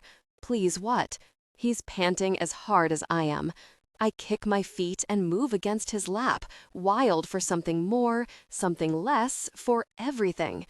He pauses, then gives me one more firm touch and pulls me up to sit on his lap, facing away from him. He parts his knees, dragging my legs, which were tangled over the tops of his, wide. "You still want more, Sedona?" His breath is scorching hot on my ear. "You're going to get this discipline." He wraps a firm arm around my waist and brings his hand down to my core. "Ooh, ooh," I squeal, but leave my knees open. He touches again. With his other hand, he caresses my breast, massaging with intensity. Touch, intimate, tension overwhelming. So much desire for me. He groans like a broken man. Impossible to resist. I struggle, need making me impatient. The struggle satisfies everything, though. I manage to squirm out of his grip, and he tackles me onto the bed, catching my wrists and pinioning them in one hand over my head. He rises up over me. Dark determination wrestles with wild wolf in his expression. I spread my legs, curl my pelvis up for him as his hips settle over mine. He brings one hand down, pain rippling over his face like he's fighting for control. "Yes, yes, Carlos." I'm moaning with desire, and he hasn't even joined with me yet. He moves against me, and I moan louder. This velvet soft flesh over powerful muscle is precisely what I've missed my whole life. Fingers are a poor substitute. "Give it to me." Passion peaked, I scream in shock. Came together intimately. Deeply connected. "Sedona." His eyes fly wide, only frenzied breaths issue from his frozen form. "Angel, no." I guess it's obvious I was a virgin. I don't know why I didn't want to admit it earlier. His gaze glows pure amber now, sweat drips down his temples, but somehow he keeps from moving his hips. He's a very saint for holding back. I may have begged for it, but I struggle to catch my breath from the burst of sensation when he joined with me. "You should have told me," he growls over clenched teeth. "You deserve so much better than this." He may regret our joining, but I'm not sorry. Already, the sharp pain is gone, and the sensation of our connection is pure heaven. My hips move of their own accord. Shut up. I move them upward. "Give it to me, Carlos." Carlos shudders, eyes back to brown, no, black. With his face screwed up in pained concentration, he moves with me. It's a mixture of pain and pleasure for me. Then the pain recedes, and pleasure floods every cell in my body. More. I wrap my legs around his waist and urge him on. Carlos roars and moves with me, animal unleashed. His eyes flash amber as he fists the chains on the bedposts and connects with me over and over again. I throw my hands up to the wall to keep my head from hitting. He pulls away slightly and gives his head a shake. I think he's trying to speak, but all that comes out are growls. He rises up on his knees, cupping my bottom, which he lifts in the air with him. He holds me at an angle, pulls my hips to meet his movements, connecting so deeply I swear he'll split me open. My eyes roll back in my head, mouth open for my steady cries. Carlos fills the room with growls, amber eyes fire-like against the dark of his hair and skin. I wonder if mine have changed to ice blue. Just as I'm about to reach my peak, he shifts our position. When I climb to my hands, he guides my upper body down. Oh, apparently he likes the angle thing. As soon as he joins with me, I understand why. Fates, he's even more connected from this position, but it feels so right. He grips my hips with bruising force and moves with me. Passion peaked, came together intimately, deeply connected. It's hard to imagine more intense connection than this, but there's no pain, no discomfort, no fear. I'm drowning in pleasure, and only Carlos knows how to give it to me. I quite possibly lose my mind. Maybe I black out, maybe I shot to Jupiter for a moment. The next thing I know, Carlos snarls roar in my ear. I reach my peak, my muscles contracting over and over again. He drags us both down flat, me on my belly, his body covering mine. And then he bites me. "Carlos!" Sedona's yelp of pain brings me back from the brink, and I realize my teeth are buried in her shoulder. Gosh! I disengage my fangs and lap her wound, licking away the blood, providing the healing enzymes for her quick recovery. It's not the actual wound that's the problem, though. It's the ramifications of what I've done. Marked her. She'll carry my scent for the rest of her life. More than that, I'm bonded forever to her. As much as I may have wanted to fight the elders to set her free, I will now kill anyone who tries to take her from me. Gosh, I'm sorry, I rasp. I ease away from her intimate embrace and roll off her. I mean to scoop her into my arms, but she shifts, whether out of fury or pain, I don't know. Sedona. Her wolf is gorgeous, snow white with silver-tipped ears and the palest of blue eyes. Big, healthy, beautiful. She stalks around the room, moving stiffly like I've caused her pain in more places than her shoulder. Double gosh. I'm the king jerk of the continent. I'm sorry, I didn't mean to mark you, Angel. I can't stand to see her pace this way. My need to comfort her is too great, and it's harder in wolf form. I stand from the bed and meet her in the center of the room. She swings her head to turn from me. Sedona, shift. I infuse every bit of alpha command into my voice. She will be unable to disobey, even though it will make her angry. She shifts, unfolding from a crouched position, fury blaring from her eyes. She walks forward and slaps me across the face. I take it. I deserve this. I deserve much worse. Carlos. I have forever bound her to me after promising to help her get free. Forgive me, please. Tears swim in her eyes. What you did can't be undone, Carlos. I bow my head. I know. What do you know? She demands. I know this conversation isn't going to be productive, but I also know she's pissed off and needs a way to let it out. I know I want to hold her, to comfort her, but I'm loath to force my comfort on her if she hates me now. I turn away from her, frustrated. Fury at El Consejo returns. I pick up the iron bed and throw it against the wall, where it clatters and falls to its side. Sedona's eyes round. Because there's nothing else to do, I pick it up and throw it again, this time in the direction of the door. I know these rooms are made of steel, that I won't beat my way out, even with an iron bed, but I'm not above trying. When I pick it up a third time, Sedona shouts, "Stop!" I turn to find her holding her hands over her ears, tears swimming in those beautiful blue eyes. I storm her, picking her up against my body with an arm around her waist and walking until her back hits the wall. I kiss her, claiming her with the intensity of a mate. It's not fair, it's not right, but she's mine now. There's nothing I can do to change that. My thigh presses against her, and I don't stop kissing her, tasting her tears. It only fuels this need to connect with her, to further establish my claim on her, because my wolf knows she's already slipped away. Sedona. I pull back, let her see every ounce of misery in my being. I won't apologize again. I pound the wall beside her head with my fist. I'm not sorry for claiming you. She sucks in her breath, staring at me with wide eyes.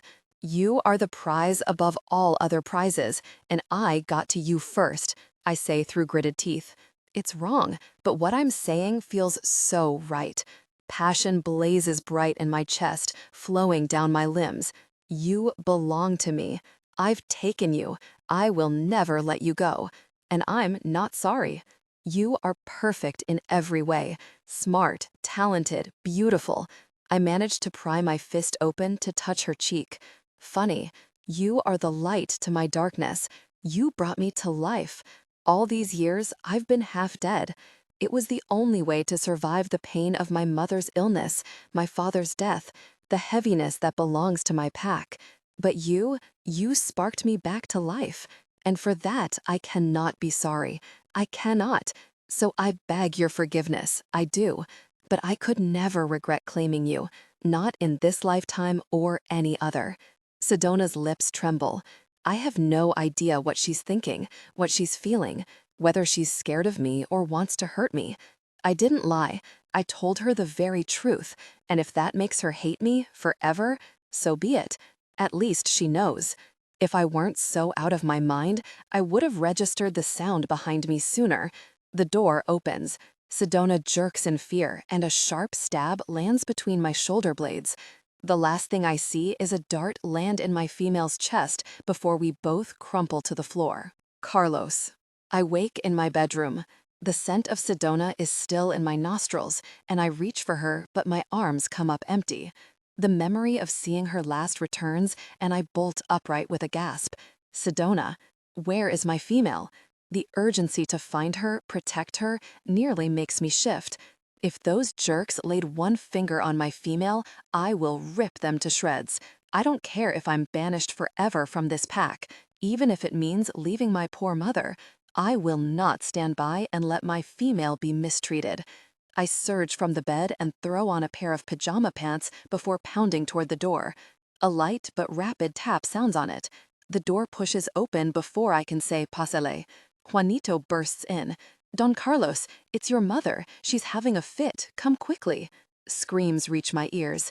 "Déjame." My mother's raw voice echoes in the center courtyard. "Leave me." Sedona's fading scent clings to me as I run out and look down into my mother's garden, the center courtyard the hacienda is built around. Mama paces alone, her skirts aflutter. The servants huddle at the edges of the garden. She turns in a circle, long gray hair flying. Sweat drips down her face, her eyes are wild. "Mama!" I run for the marble stairs and take them two at a time. My mother doesn't seem to even hear me.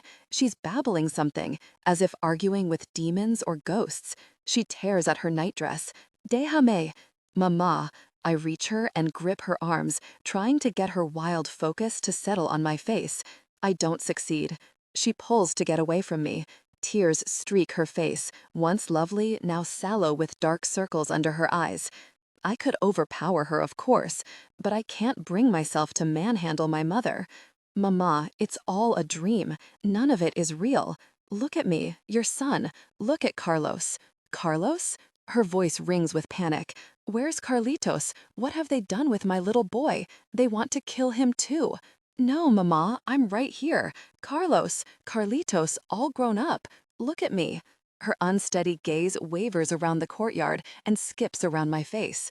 She reaches out to touch it, her brow wrinkling. Carlos? See, Mama, I'm right here. She grabs my hand and tries to pull me further into the center of the garden.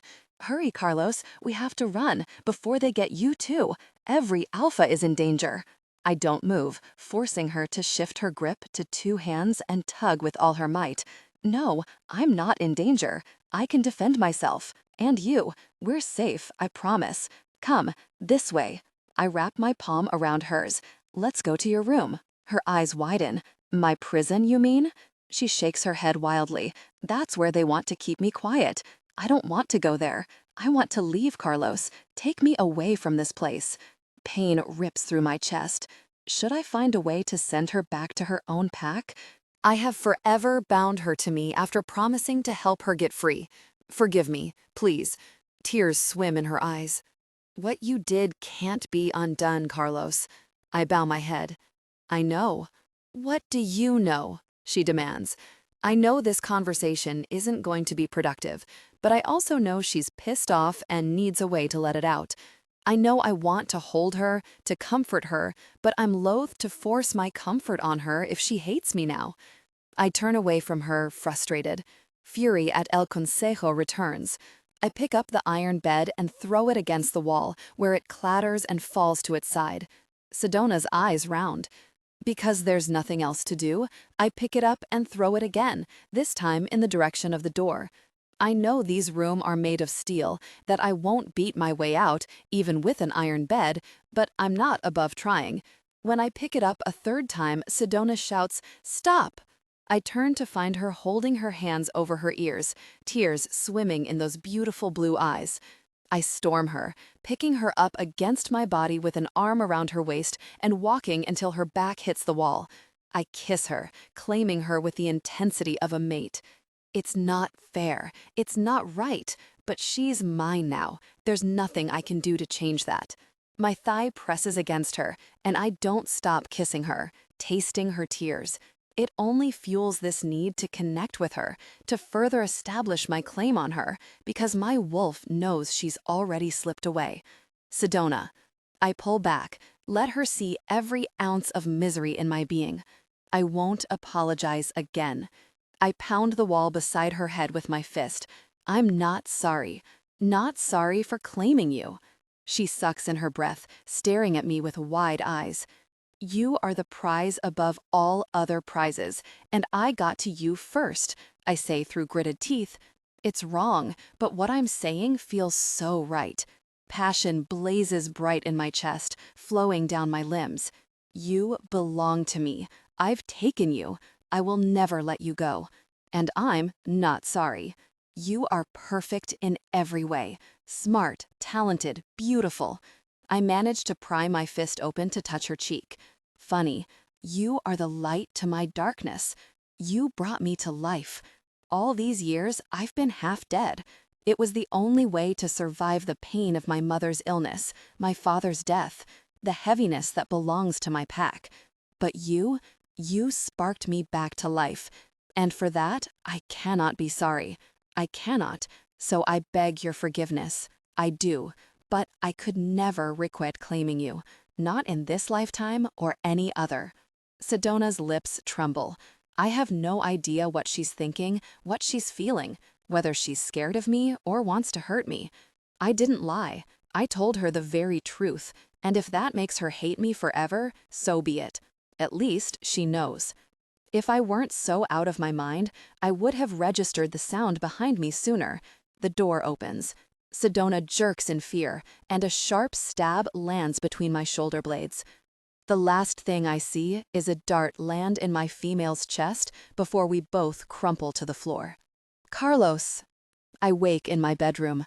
The scent of Sedona is still in my nostrils, and I reach for her, but my arms come up empty. The memory of seeing her last returns, and I bolt upright with a gasp. Sedona, where is my female? The urgency to find her, protect her, nearly makes me shift. If those jerks laid one finger on my female, I will rip them to shreds. I don't care if I'm banished forever from this pack, even if it means leaving my poor mother. I will not stand by and let my female be mistreated. I surge from the bed and throw on a pair of pajama pants before pounding toward the door. A light but rapid tap sounds on it. The door pushes open before I can say "Pásale." Juanito bursts in. Run and grab me a shirt, Juanito. I'll be right behind you. I turn to Jose. Gather the males of the pack and tell them to meet on the terrace. I infuse alpha authority into my voice, even though I know full well my orders mean nothing to this man. The council has been running me now for years. I run up the stairs and meet Juanito at the top carrying my shirt. I grab it from him and pull it on as I murmur in a low voice. Where is my female, Juanito?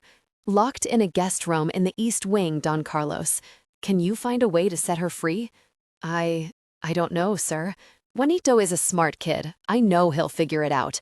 I need you to try. Let her out and take her out to her people through the lower gate. Don't let anyone see you. The future of this pack depends on you, my friend. Juanito's lowered eyes jerk up to mine, and I watch honor fill his being. Yes, sir. He slips away, quiet and invisible as a ghost. I head out to the terrace, where the men of our pack are gathering, in from the mines and the fields, watching the white vans wind up the mountain toward the citadel. We will defend our pack, if necessary, but there will be no violence without a cue from me, understood? I use every bit of alpha power in my voice, making it boom and project confidence, leadership. The trouble is, these males have never fought with me before, never taken my orders. Most of them are old. The only younger male shifter in the pack besides myself was Juanito's brother, Muka, but he disappeared last year. Ran away, is what they said, but I know Juanito and Maria Jose don't believe that. There aren't many other male shifters under the age of 50, except the defectuosos. They are here, though, armed with machetes, ready to fight as men. Guillermo, the big wolf who runs the mines, is here, along with his men. I can count on them to defend the pack, if it comes to that. Don Santiago and the rest of the council are here, but they are not preparing to fight.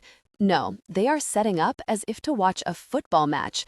Granted, they are all over 70, but shifters live long lives and heal quickly. I think they play the privilege card and the elderly card far too often. As I look at their self-satisfied faces, I want to beat the righteousness out of every one of them. And what better diversion, especially with an audience? It's time to establish exactly who is alpha in this pack. A growl rips from my throat as I stalk over. I grab the first one I get to, Don Mateo, and grasp him by the throat. My fingers wrap right around his chicken neck, and I lift him from the ground. You brought this attack on our pack, I roar. You and the rest of the council. Put him down, Don Jose snarls. He uses his usual superior command, but it falls flat in the face of alpha rage. He turns to the pack. The boy has inherited some of his mother's lunacy. Oh, really? No.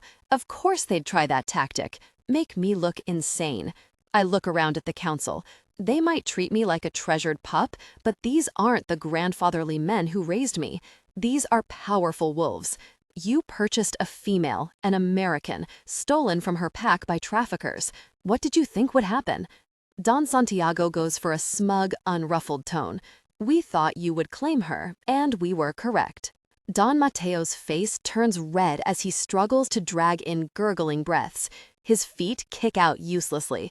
The men of the pack move in close, crowding around us, but no one, including the other elders, physically challenges me.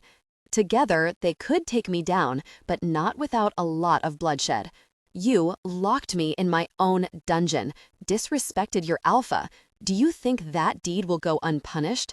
Mateo's eyes bulge. If I don't release him soon, he'll die. Out of the corner of my eye, I see Guillermo step forward. The burly wolf isn't high in the pack, but with his miners behind him, they could overpower me.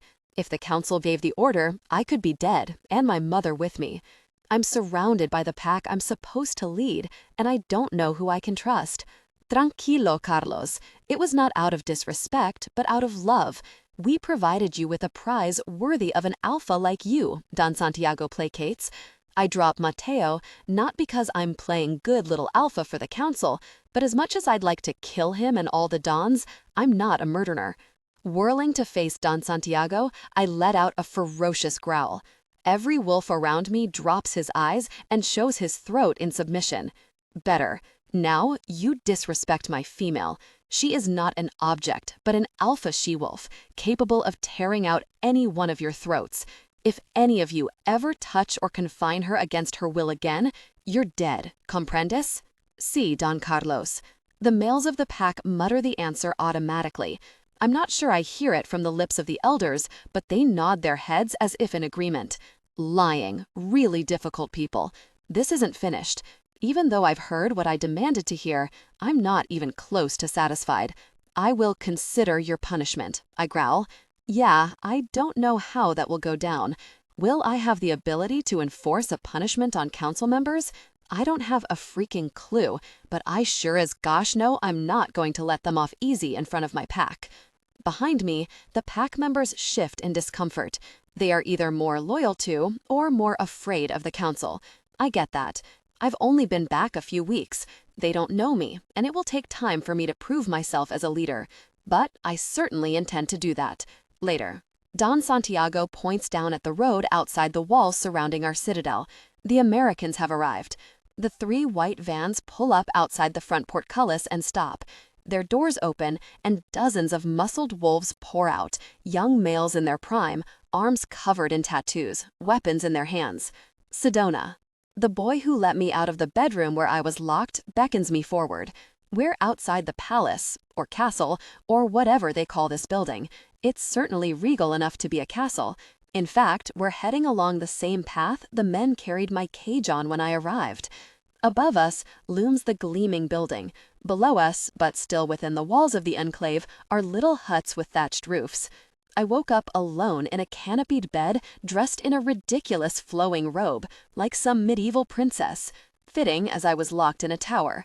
This place is seriously stuck in the 17th century. I tried the door, but it was locked. Pounding on it got me nowhere. Neither did calling for Carlos. But then the boy showed up, put his finger to his lips to silence me, and rushed me out of the building. Now that we're outside, he speaks to me in Spanish, but I don't have a clue what he's saying. Juanito? I ask. Are you Juanito? He stops and turns, and his serious face splits into a grin. Sí, soy Juanito. He bobs his head, as if I just did him some great honor by knowing his name.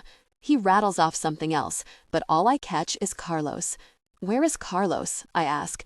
I'm more than a little disappointed to be rescued by the boy instead of the male who marked me last night. It's stupid, but I feel abandoned. I need to see him. We need to talk about the fact that he marked me and what it means. But I guess escaping the crazy council should be the first order of business. Juanito pulls a key card from a cord around his neck and flashes it against a surprisingly high-tech lock on a gate in the polished adobe wall. Outside I hear English voices. I surge forward, running toward the sound, and I recognize males from both my brother and father's packs piling out of 3 white bus-sized super vans parked outside a giant portcullis. I have no idea how they found me, but relief nearly drowns me. My brother senses me coming and whirls. Sedona? I'm sure I look ridiculous in the flowing robe. Tears sting my eyes. I fly at him, wrapping my arms and legs around him. The force of my hug drives my huge big brother to take a step back. As soon as Garrett's arms close around me, I know everything's going to be all right. He's bigger and stronger than any of the difficult people who took me captive. The only exception might be Carlos, but I can't think about him right now. It's okay, murmurs. I press my face into his shoulder, clutching him. His muscles flex around me, big, protective. No one's gonna hurt you. Never again. Sedona. A deep voice makes me raise my head. My dad stands beside us, lips pressed tight together. a look I'm all too familiar with. For once, I'm glad to see it. Dad. I turn to him and give him a heartfelt, if stiffer, hug. It's only when I draw back and study the deep lines etched on my father's brow that I realize his stern look isn't one of disapproval. It's worry, and now deep relief. I'm sorry, my voice cracks. It's all right, Garrett soothes. I press my face into his shoulder, clutching him. His muscles flex around me, big, protective. No one's going to hurt you. Never again. Sedona. A deep voice makes me raise my head. My dad stands beside us, lips pressed tight together, a look I'm all too familiar with. For once, I'm glad to see it. Dad. I turn to him and give him a heartfelt, if stiffer, hug. It's only when I draw back and study the deep lines etched on my father's brow that I realize his stern look isn't one of disapproval. It's worry, and now deep relief. I'm sorry, my voice cracks. It's all right, Garrett soothes. At the same time, my father says, we'll talk about it later. I lean into my big brother's side, unable to look my father in the eyes. Garrett gives me a squeeze, another signal I'm familiar with from the times I've gotten in trouble. You and me, sis. Dad's gonna be a hard ass, but we'll get through it together. Even though he's 8 years older and as alpha and protective as our dad, Garrett has always stuck by me. I don't think my big brother can fix this. We're in some godforsaken mountain in Mexico, facing off with an unfamiliar pack deep in hostile territory. My dad might be dealing with the political ramifications of this for the next 30 years. It's my fault. I'm the alpha's daughter. It's my responsibility to follow the rules for the good of the pack. Me and my stupid idea to live it up on spring break. How do we get in? I'm going to kill every last freaking... Garrett's cracking his knuckles when I cut in. No, I still don't know what in the gosh is going on here. Carlos must have sent Juanito to set me free. But where is Carlos? I look back where Juanito stands, looking uncertain. Is Carlos coming? He can't. My heart fills with lead. If he did, my father and Garrett would kill him. No, I need to get out of here before any wolves on either side get hurt. I couldn't stand having blood on my head. Take me out of here. I don't want to fight. I just want to go home. Let's go. My dad shakes his head. No one steals my daughter and lives. They didn't steal me. They bought me. You're welcome to kill the difficult people who stole me, but they're not here. I just want to leave. No bloodshed, please. I catch Garrett's eye and hold his gaze, silently pleading. He grabs my dad's arm and they walk around the back of the van to confer in private. Of course, because I have shifter hearing, I don't miss any of the conversation. Dad, don't you think Sedona's been through enough? She's been mated. My eyes fill with tears. Hunching, I cover the already healed wound on my shoulder. In a few days, it would be nothing more than a slight scar, but I will carry Carlos' scent, a trace of his essence, with me until I die. Garrett continues in a low voice. She might have conflicted feelings toward the guy. The last thing she needs is more trauma. If she says no bloodshed here, I think we have to honor her wishes. We don't kill them, and we send the message we're weak. They argue some more. But when they come back around, my father clips. Everyone back in the vehicles. Garrett shoos me into his van and climbs in the backseat beside me, throwing his strong arm around my shoulders. As the van takes off down the mountain, I try to pull it together, but my emotions are all over the place. I hate being the victim, rescued by the males in her family. It's pathetic, and I know if I dip into that, even for a second, I could tumble into a pool of self-pity so deep, I could let this experience scar me for the rest of my life. Poor Sedona, they would whisper about me. She's never been the same since her abduction and assault. Really? That? I was a victim, yes, but it was a consensual encounter. I desired the intimacy. And I'm not weak. I'm an alpha female. I can turn this into a win, not a loss. But what did I win? I experienced a significant intimacy. It's hard to imagine it gets much better than that connection. But I also walked away marked. I'm not even sure of the ramifications of carrying a male scent when I didn't choose him as a mate. Carlos. Fates. Thinking of him sends a searing pain right through the middle of my chest. Will I ever see him again? Do I want to? It's a really complicated kind of situation, isn't it? I still don't even know if he was as innocent in my imprisonment as he insisted. What if he orchestrated the whole very thing? But no, why let me go then? And I'm sure it was Carlos who sent Juanito to shuttle me out to my family. Whether it was to save his own pack or for my benefit, I can't be sure. Because I know one thing, my family's packs would have brought it. So logically, it seems like I should count Carlos releasing me as a win. Why then does it seem like my heart is beating outside my chest, like it stayed back on that mountain, and the further we drive away, the more anxious I become at leaving it behind? But please, did I want him to claim me, to keep me? Really? No. I would never stay on that godforsaken mountain with that crazy pack. They're the most backwards, insane bunch I've ever seen, and my father has hosted a lot of pack mingles over the years. Even if they were the most charming wolves on earth, I wouldn't want to stay. I'm 21 years old. I haven't even finished college. I only just started having fun. Fates. My spring break vacation in San Carlos seems so long ago, so far away. What did my friends think when I disappeared from the beach? How did you find me? I asked Garrett, speaking for the first time in what must have been a couple hours. I applaud him for not grilling me the whole way, but Garrett is perceptive. I'm glad I didn't ride in my father's van. My mate found you. Wait, what? Garrett doesn't have a mate. He's been playing Mr. Bachelor for years with his pack of young males. Your mate? Garrett touches my fresh mark. Looks like we both mated this moon. Garrett sounds so happy. I'm going to go out on a limb and guess his mating was nothing like mine. He wasn't held captive and compelled to be intimate. He chose a female, the way I always thought I'd get to choose a mate. And now I'm wallowing in self-pity, the swamp I didn't want to swim in. Tell me about her. I need distraction. Her name is Amber. She's a human psychic and an attorney, and my next-door neighbor. When you went missing, I voluntold her we needed her help, and we brought her along to Mexico. She helped us follow your trail to Mexico City, where we found your original captors. I scowl, remembering the cage and the warehouse. They're already dead, Garrett assures me. A human? Garrett mated a human? It's unheard of for an alpha wolf to take a human mate. I hope this doesn't mean he'll lose his position as alpha.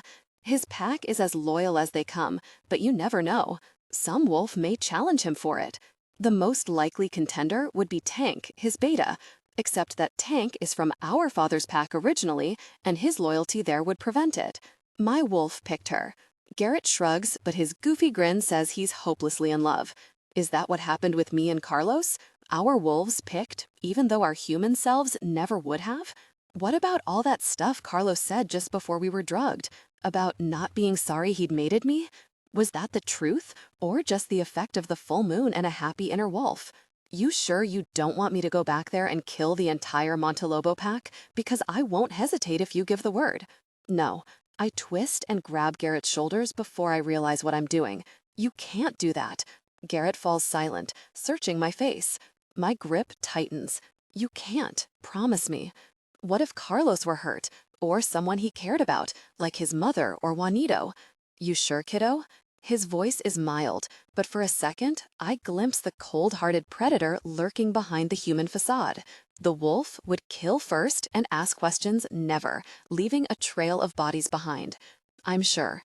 Don't let Dad go back either. Promise me. All right, sis, calm down, I promise.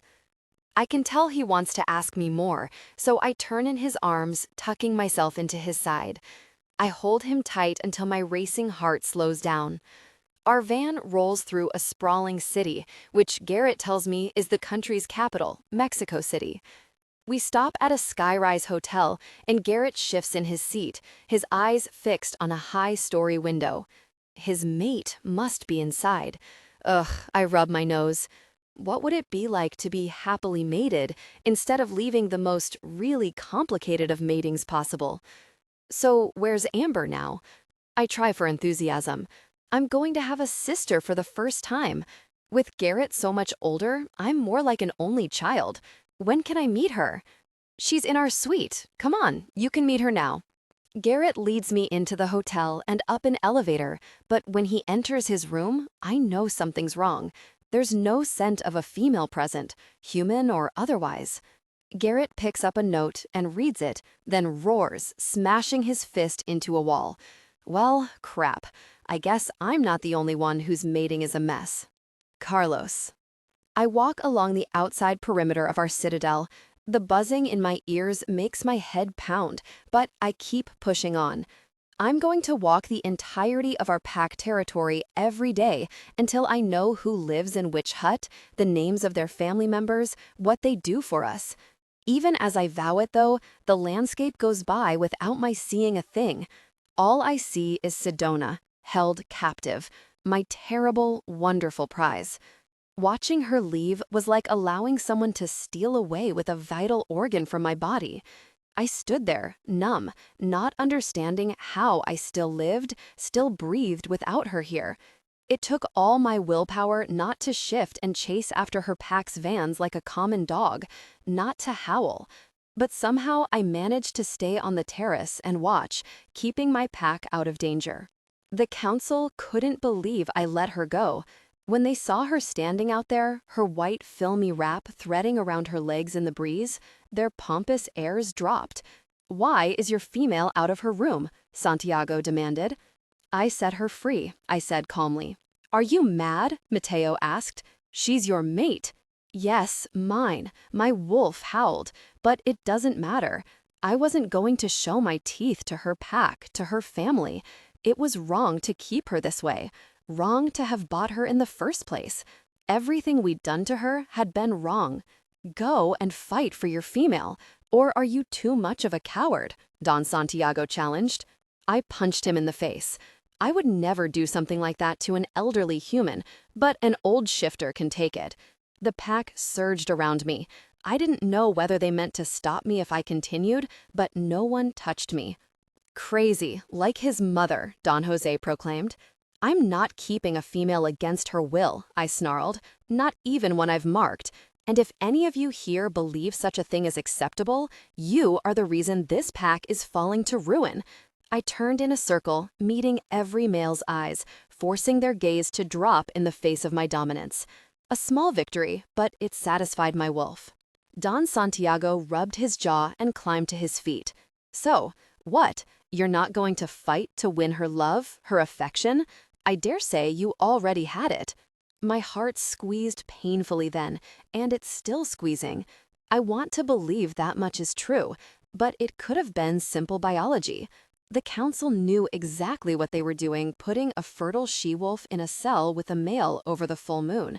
And the adversity brought us together. Holding her to anything based on what we shared in there wouldn't be fair. She had no choice but to accept me. It doesn't mean she wants me as her mate. If she did, she wouldn't have been so quick to jump in that van and disappear. But even if she never wants to see me again, I will still avenge her. I gave the council 1 week to produce the traffickers who kidnapped her. When they hedged, I made it clear, I will have blood for what was done to my female. Either it's yours or theirs. They'd better deliver. I walk on the edge of a small coffee grove. The front of Monte Lobo is covered in trees, but small farm plots make up the entire backside of the mountain, forming a patchwork quilt of color and texture. This extinct volcano we call Monte Lobo doesn't provide the best climate for coffee, not like the coastal states like Chiapas, but our pack has always been able to grow enough for our own use. It's actually impressive the variety and quantity of crops our pack produces simply for our own subsistence.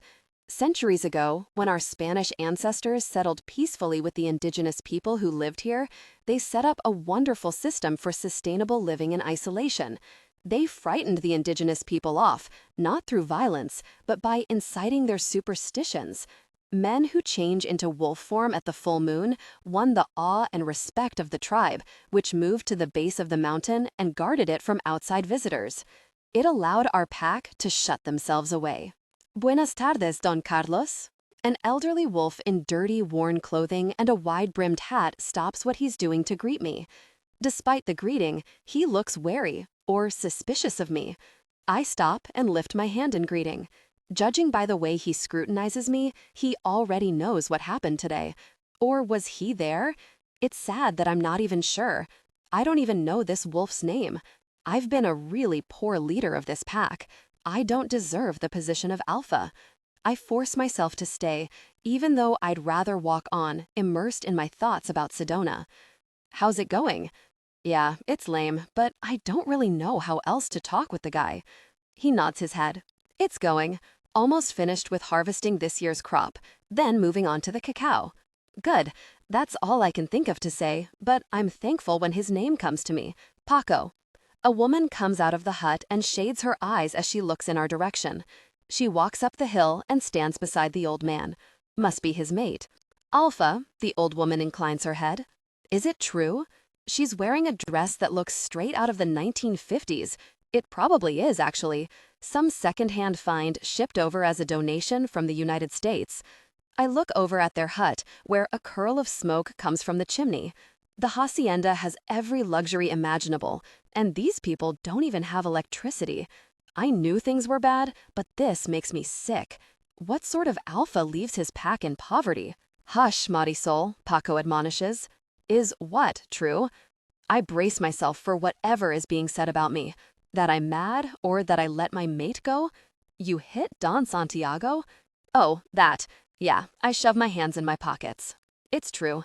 The council and I are in disagreement about some actions they took. Right. I doubt I'm projecting the confidence I mean to, but it's the best I can muster when my mate is on a van driving miles away from me. Be careful, Don Carlos. Marisol's voice wavers, but I can't figure out why. Is it out of fear or ire? Is my pack ready to mutiny against me?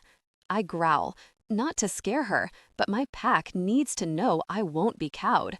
She takes a step back, and her husband grasps her elbow to steady her. The council has overstepped.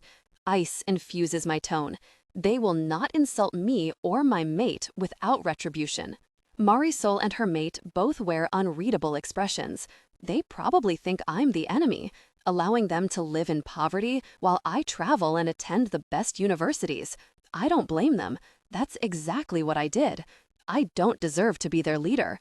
No one speaks for a beat, so I nod curtly and walk on. May the fates accompany you. Paco's benediction makes me stop and look back. He and his wife lift their palms in a wave. I return it. I don't know how I'm going to do it, but things have to change around here. Clearing this cesspool feels urgent. I'm sure that reason has something to do with Sedona, but I don't even dare admit what my heart is pattering on about. Fix it for her. That's mad. Sedona's not going to come back here, not in a million years. To entertain the fantasy is pure lunacy. Sedona. I lean my head against the airplane window and stare down at the fluffy clouds below us. Garrett, followed by most of our pack, bum-rushed the airport last night in time for him to find Amber, his mate. In front of all of us, he declared his love and his intention to make up for his mistakes with her, and she allowed herself to be reclaimed. Now, they sit in the seats beside me, fingers intertwined, her blonde head on his shoulder. If it were up to me, I would have given them some privacy, have them sit next to a stranger so they can wrap into themselves, but Garrett insisted his pack member, Trey, book me a seat beside him. I guess so he can send me concerned glances every so often. Stop it, I snap when he does it again. Stop what? Looking at me as if I'm broken. Garrett grimaces. I guess I just don't know what to do to help. Short of going back and tearing throats out. That's what you did to the guys in the warehouse? The ones who kidnapped me? I both want and don't want to hear the answer to this. Garrett scrubs a hand over his face. Yeah, I lost my temper because Amber was there, and my wolf needed to protect her. I killed everyone before we questioned them. Thank the fates it didn't keep us from finding you, or it would have been my fault completely. Carlos called them traffickers, said he'd heard there were shifters selling shifters, but hadn't believed it. What do you think they're selling them for? It can't all be for exploitation, because they had a male shifter in a cage when I was in the warehouse. Yeah, they captured us when we first showed up and put us in cages too. Garrett tugged on his ear like he was embarrassed. Amber picked the locks to get us out, but I did wonder why they didn't just kill us. They were shifters themselves, right? Not humans who want to study our genes or something. Smelled like shifters to me, although I didn't see any of them shift. They had guns they probably thought would work to defend themselves. I killed them before they had a chance. What if they're shifters unable to shift? Carlos said his pack is full of them from too much inbreeding. I forget what he called them, defectives or something. That's why their council bought me to rejuvenate the bloodline. Carlos, is that his name? The guy you didn't want me to kill? Oh, lordy. Just hearing his name brings on a rush of pain. I duck my head. Yeah. Garrett reaches out and touches my knee. Did he hurt you, sis? The victim cloak falls on me like a smothering blanket. I struggle unsuccessfully to free myself of its confines, and my eyes fill with tears. No. But he marked you? Garrett clears his throat, obviously uncomfortable talking about sex with me, his little sister. Claimed you? Yeah. My voice comes out as no more than a whisper. You can tell me, Sedona. I try to swallow down the lump in my throat. I was jogging on the beach when this guy approaches, Shifter. He says something to me in Spanish, which I can't understand, and the next thing I know, there's a dart in the back of my neck and I'm on the sand looking up at 4 shifters. They put me in a cage and on a plane. I was in and out. I think they redosed me with the tranquilizer a few times. I woke up in the warehouse, and then they took me in a van to Carlos' pack where they sold me to 2 older men. They sedate me again to get me out of the cage, and I wake up in a cell, chained to a bed. I have no idea how they got me to shift back to human form, but the last drug seemed different from the other tranquilizers. Garrett is growling, eyes glowing silver, and I shoot him a warning look. We're on a plane full of humans. I purposely left off some details because I knew he'd go berserk. Maybe we should talk about this later. No, Garrett snaps, pulling his alpha obey me or else tone on me. Tell me now. I will, if put your wolf away. I'll obey, but I won't be treated like a child. It's time for my father and brother to learn that. Amber's fingers squeeze his, and I'm soothed, knowing he's taken a mate who obviously cares and supports him. Garrett cracks his neck, like he's about to go into a fight. I'm in control. I snort, but continue. The door opens and Carlos enters. He acts shocked and walks over to free me, and they lock him in. Garrett's eyes narrow, and I know what he's thinking. It totally could have been a setup. He shifts out of rage and tears around the room for a while, but they don't open the door. They keep us in there together over the full moon until we bonded. Then they hit us both with tranquilizers. I woke up locked in a bedroom upstairs. Carlos sent the boy to set me free when you guys showed up. Garrett's face crinkles into a grimace, but it seems he has no words. Amber supplies them. No closure. That must make it even harder. I blink back tears, grateful she identified my malaise. I shouldn't need someone else to tell me why I'm so mixed up, but I do. Yeah, I choke. You have to tell me something. Garrett's frowning. Was it rape, Sedona? My face grows hot. I shouldn't have to talk about my most intimate moments with members of my family like this, but I get it. Garrett's going to go back and kill Carlos if I say yes. I'm glad I don't have to lie. No. His shoulders relax a bit. So you believe he had nothing to do with it? He was a victim like you? Don't call me victim. Garrett studies me. Sorry. Yes, I think so, to answer your question, but I'm not positive. If he were in on it, why would he let me go? Because we were going to kill every last one of them and he knew they'd lose you anyway? My solar plexus tightens. Right, that's a possibility. Garrett turns to his mate. Do you get anything on the guy? I don't understand what he's asking her at first, but Amber closes her eyes, and I remember that he said she's a psychic. Daggers of anticipation stab me. Do I want to hear her answer? What if she tells me Carlos was a fraud?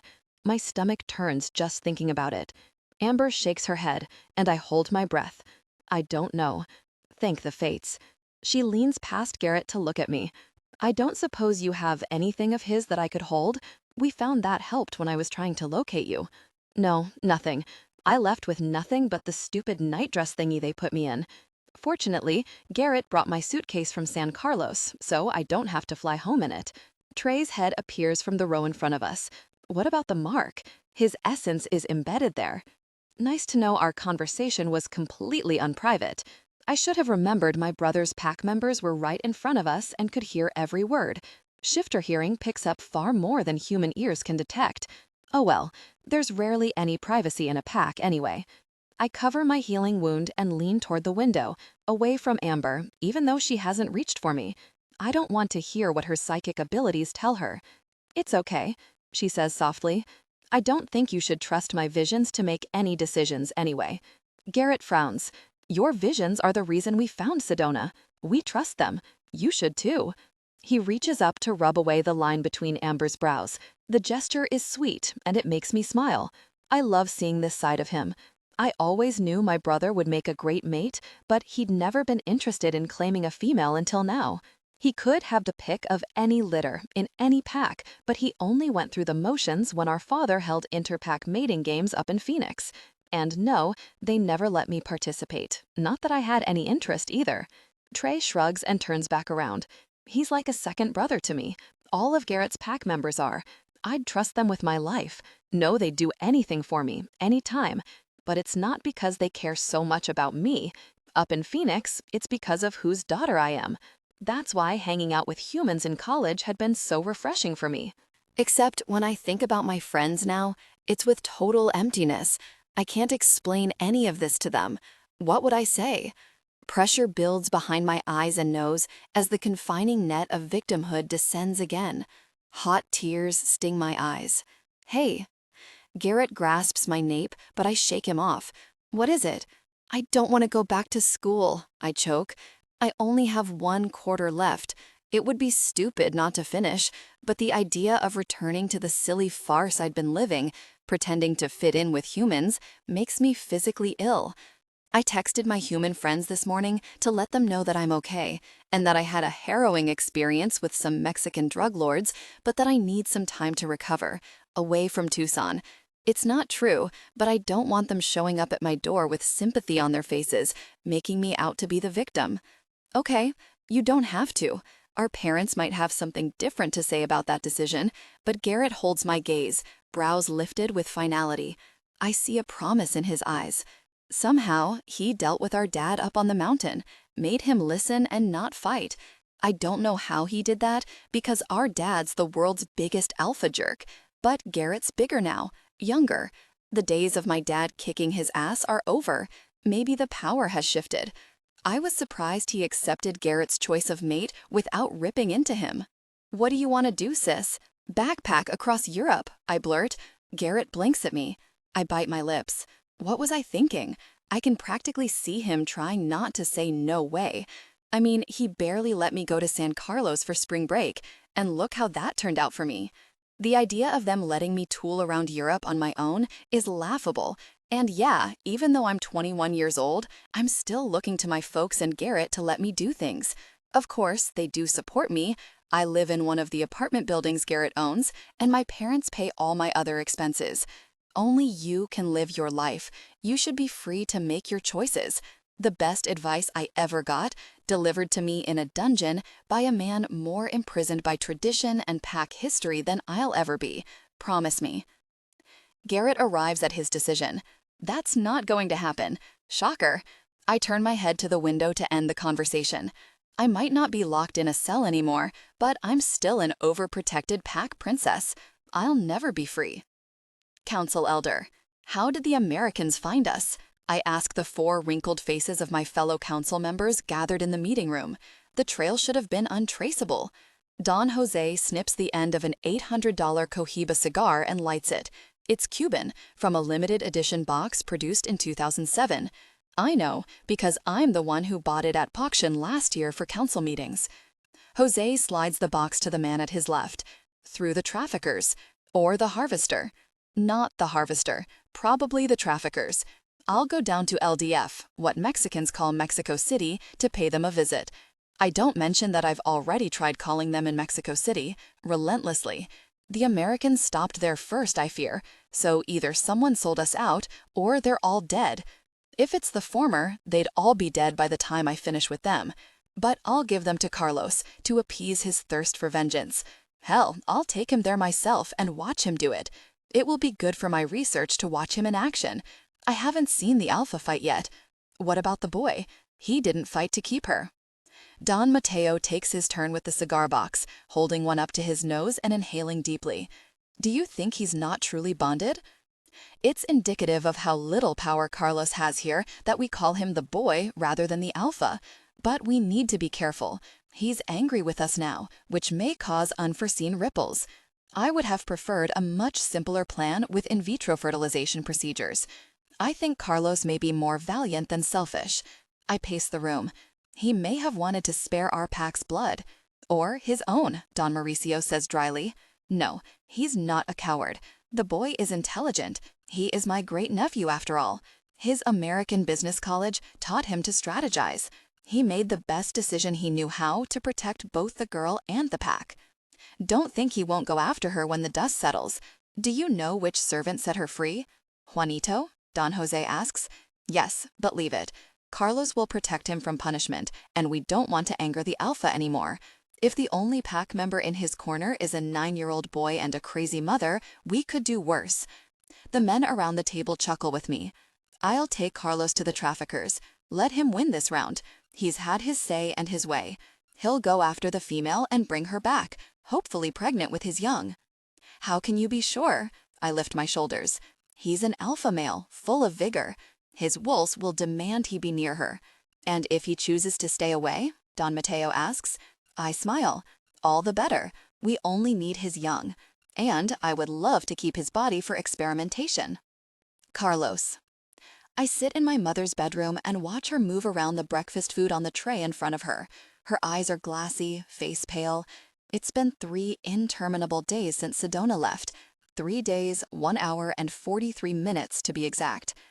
Maria Jose, Juanito's mother, pours me a fresh cup of coffee, milky and smooth. I love the coffee grown here on our mountain. I've been drinking it since I was a pup. It's mild enough I can drink it all day long. When is your father coming in? My mother asks me. My chest tightens, as it always does when she forgets he's dead. He's gone, Mama. It's just me now. I see a flicker of terror in her eyes before it fades, and she bends her head to her buttered bread. I found a female, Mama. I surprise myself. I didn't expect to talk about Sedona, but she's occupying every part of my mind. My mother doesn't understand what I'm saying half the time, but she does now. She lifts her head and stares at me. She's American. Her name is Sedona. Very beautiful. Beautiful doesn't do her justice. Exquisite. Mind-blowing. A perfect 10. She's magical. My mother stands up, as if Sedona is here, and I jump to my feet and put a hand on her shoulder, gently pressing her back into her chair. She's not here now, Mama. I sit again and pick up my coffee cup, staring into it as I swirl the contents. I don't know if she'll come back, actually. There, I admitted it.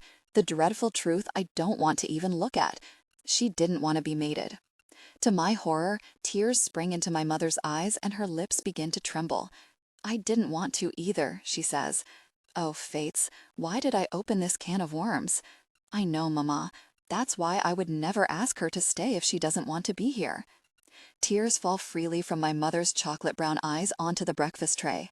Why can't I go home? She wails. Mama, I reach across the little table and cover her hand with mine. Because we can take better care of you here, and I need you. Your son, I say, in case she's forgotten who I am. Carlos needs you. She breaks into a sob. Gosh, I shove my chair back and walk around to put my arm across her shoulders. Carlitos. She moans my name like a lament. My only son. My mother had 5 other pregnancies, but no others came to term. And I've been gone all these years, leaving her alone with a pack she never felt with hers. I'm a terrible son. I look over at Maria Jose for help, and she immediately comes forward. It's all right, Doña Carmelita. You're just sad because you haven't had your pills yet today. She picks up a little cup of prescription medications from the tray and shakes them so they rattle around. Take these and you'll feel better. My mother shoved them away, scattering the pills on the floor, and Maria Jose drops to her knees to collect them. I help her. Does she usually take them willingly? Maria Jose shrugs. Sometimes. I never know how she will be. What happens when she won't take them? I hide them in her food if I can. If not, they have shots I can give her, but she hates that I drop the pills I collected back in the cup Maria Jose holds. Thank you. I catch her eye and hold it. You've taken care of her for all these years. I am grateful to you, Don Carlos. Maria Jose glances toward the door, then back to me. Yes? What if... She draws in a breath. The fingers gripping the cup of pills turn white with tension. What if these aren't what she needs? I stare at her, trying to understand what she's saying. You think they're the wrong meds for her? They do more harm than good? She bobs her head. Maybe there's a way you could check. She darts a glance at the door again. I'll ask Don Santiago, I say, moving toward the door. Don Santiago, my grandfather's brother, has a PhD in biochemistry. He's not exactly a doctor, but he acts as the medical consultant to the pack. No, Maria Jose grabs my arm. The whites of her eyes flash with panic. She immediately releases my arm, no doubt realizing how inappropriate it is for her to grab an alpha. Ducking her head, she tilts the cup of pills back and forth with a shaky hand. Someone else, she whispers. Not from the pack. Take her to the city, to America. Don't ask Don Santiago. My skin prickles with what she's not saying. It's my turn to grip her. I grasp both her upper arms and squeeze until she looks up. Why shouldn't I ask Don Santiago? There's menace in my voice. I don't mean it toward her, but my aggression comes out at the suggestion that the wolf treating my mother might not be trustworthy. Poor Maria Jose twists in my grasp. Please, senor, it's nothing. Forget what I said. I beg you. No, Maria Jose, tell me, you think I should ask someone besides Don Santiago? Why? Maria Jose blinks rapidly, still shifting against my grasp on her.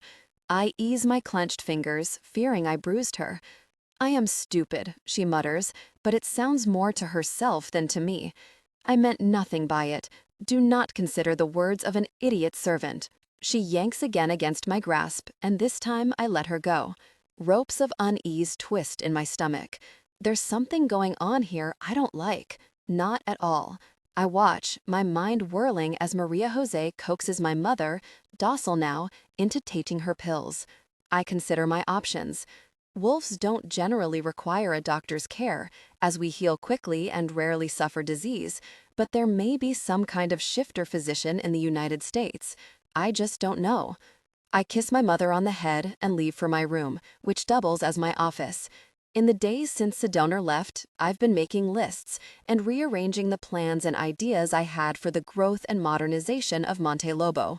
Most of it requires money, which means I need to investigate the finances of the pack, figure out what we have available to spend. The trouble is, I've asked the council for the accounting 5 times and have yet to receive anything. I also haven't decided what to do about the very council. I need to strip them of some of their power, punish their actions against me. But before I do that, I need to truly understand all the dynamics afoot here. I don't have any support from the pack members, and why should I? I haven't been here to lead them.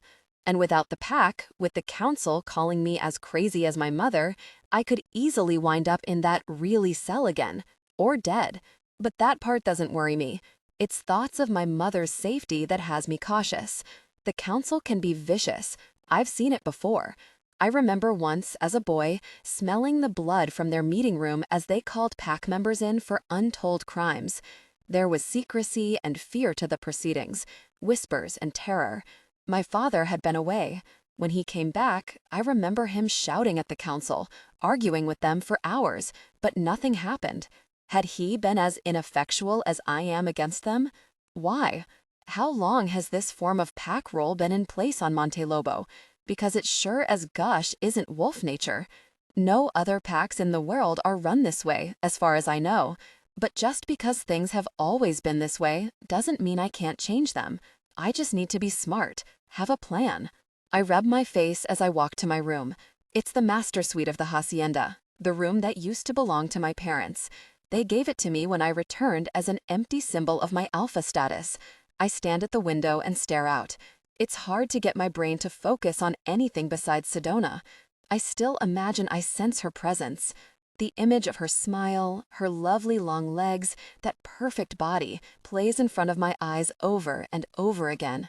I hear her husky voice, dream of being with her.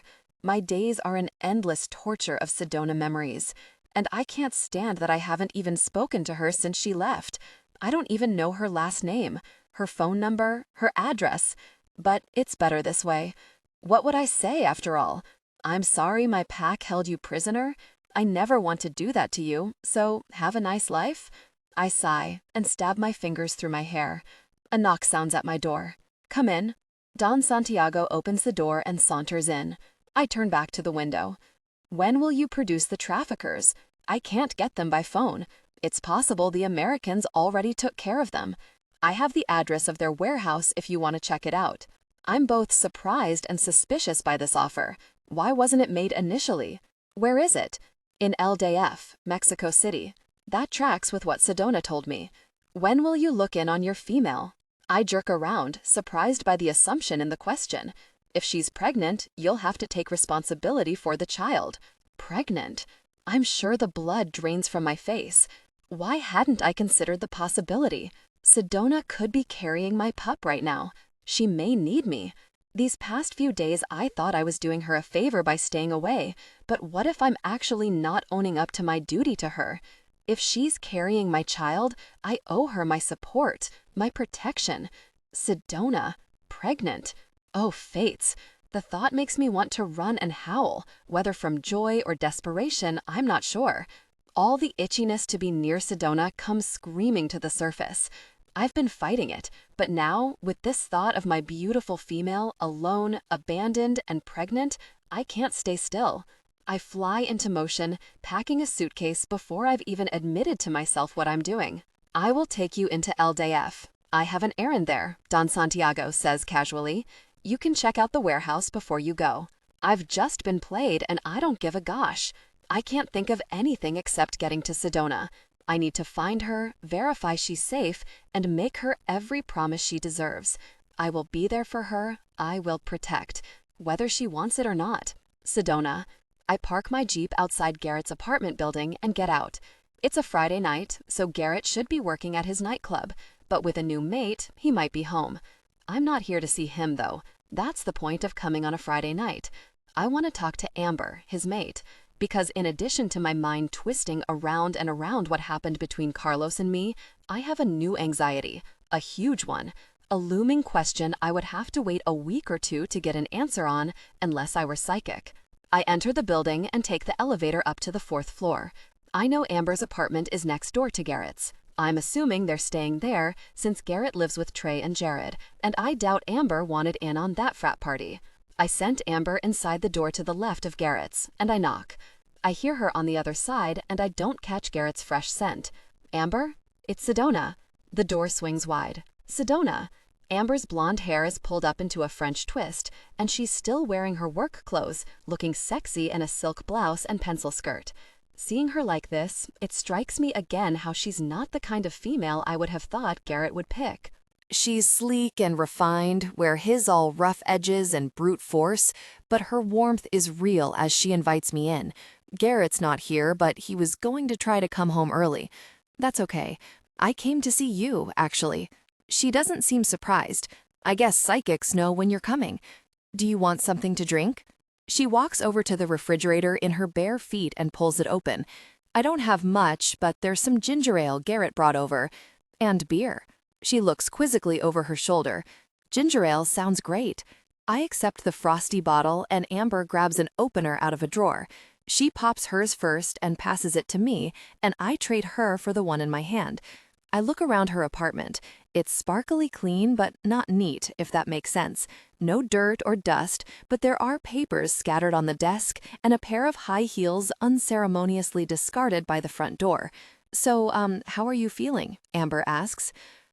This is definitely not the conversation I want to have, even though I know she's genuinely asking and seems to care about my response. I draw a breath and launch into why I'm here. I know I didn't want you to use your abilities to tell me anything about Carlos, but I swallow. It's harder to say than I expect. I just wondered if... I start worrying. I walk around her living room, not able to face her directly. Yes. She whispers it and it flips every hair on my arms. But I don't even know if she's answering the right question. I whirl around and stare at her. She flushes, uncertainty creeping over her expression, as if a direct mirror of my feelings. Yes, I'm pregnant, I blurt. She flushes deeper and nods. That's what I saw. I clutch a chair back to keep from falling over. The room spins around me, and the floor possibly tilts as well. I don't know what I think or feel, but my gut believes she's right. My gut knew 2 days ago. I just didn't allow myself to listen. Crap. Are you sure? The doorknob turns, and I curse inwardly as Garrett's hulking form comes through, carrying a box of takeout food. Sure about what? His voice is sharp. Of course he heard. He's a shifter. Did you tell him? I ask weakly, still holding on to the chair to stay upright. Amber's gaze darts from me to Garrett. No. Garrett stalks over, crushing the box of takeout in his hand. Someone who didn't know my brother is a giant teddy bear to the women he loves might be afraid. His pack members would straighten up to see the silver glint in his eyes. I'm not scared, though, and neither is Amber, although I sense her discomfort. She steps forward to salvage the box of food, shifting it swiftly to the counter before all the contents dump from the mangled cardboard. Tell me what? I force myself to breathe. Amber doesn't answer, probably respecting my right to tell him or not. My hand moves to protect my lower abdomen, and Garrett's eyes widen. Oh, really? He falls back and drops onto the couch. I need to sit down. Me too, I manage. Garrett scrubs his face. Oh, kiddo, I should have thought of this possibility. I was just so worried about getting you free and your mental state. I know, I croak. Me too. Garrett lifts his face from his hands and jumps to his feet, stalking over to me. He takes both my elbows. I'll stand by you, whatever you decide to do. I tug away from him, hating the close scrutiny. I appreciate what he's saying, but my mama wolf growls at the suggestion I do anything but keep my pup. But will I be able to keep him or her? I moisten my lips. What do you think Carlos will do if he finds out? My brother's lips tighten and his chest expands, and I know he'd do anything in his power to protect me or my pup from any threat. If he even tries to take that pup from you, you think he will? I cut in. Garrett's lips tug downward. Every mated male wolf needs to protect his female. Multiply that need by 100 for an alpha male. And an alpha male with a pregnant female? Garrett shakes his head. It would take an entire pack to keep him away. I should have let Garrett hold on to me, because the floor tilts sideways again. My blood plummets to my feet. I can't put Garrett's or my father's packs at danger. But maybe Carlos won't find out. He hasn't come looking for me yet, hasn't made any attempt to contact me. Maybe I can keep the fact that I conceived a pup a secret from his pack. I'm moving you into this apartment building. It's where I wanted you from the start, Garrett declares. I remember the argument. I'd begged him to let me stay in one of his buildings closer to campus and further from his watchful eye. He'd relented because even though he's an overprotective alpha, he's also a sweetheart. I start to argue, then change my mind. Better not to tell him what I'm thinking. Okay, Garrett's shoulders sag. I'll get the pack over first thing tomorrow. Don't worry, they'll do everything. You don't have to worry about a thing, okay, kiddo? I nod, but I'm already heading out the door. Okay, thanks. Thank you, Amber. I turn the doorknob. Maybe you should stay in my place tonight, Garrett says. I knew that was coming. No, I'll be fine. Tomorrow is soon enough. Good night. I leave before he can think about it any harder. Carlos may come looking for me, and if he does, I need to be long gone from Tucson. In fact, I'm safer if no one knows where I am. Carlos. I lurk in the shadows of Sedona's apartment building like a thief. I guess I am a thief, waiting to steal, what? Sedona's heart? Her body? Carajo, I'd settle for a few minutes of her time. She isn't home at the moment, though. Finding her took little effort.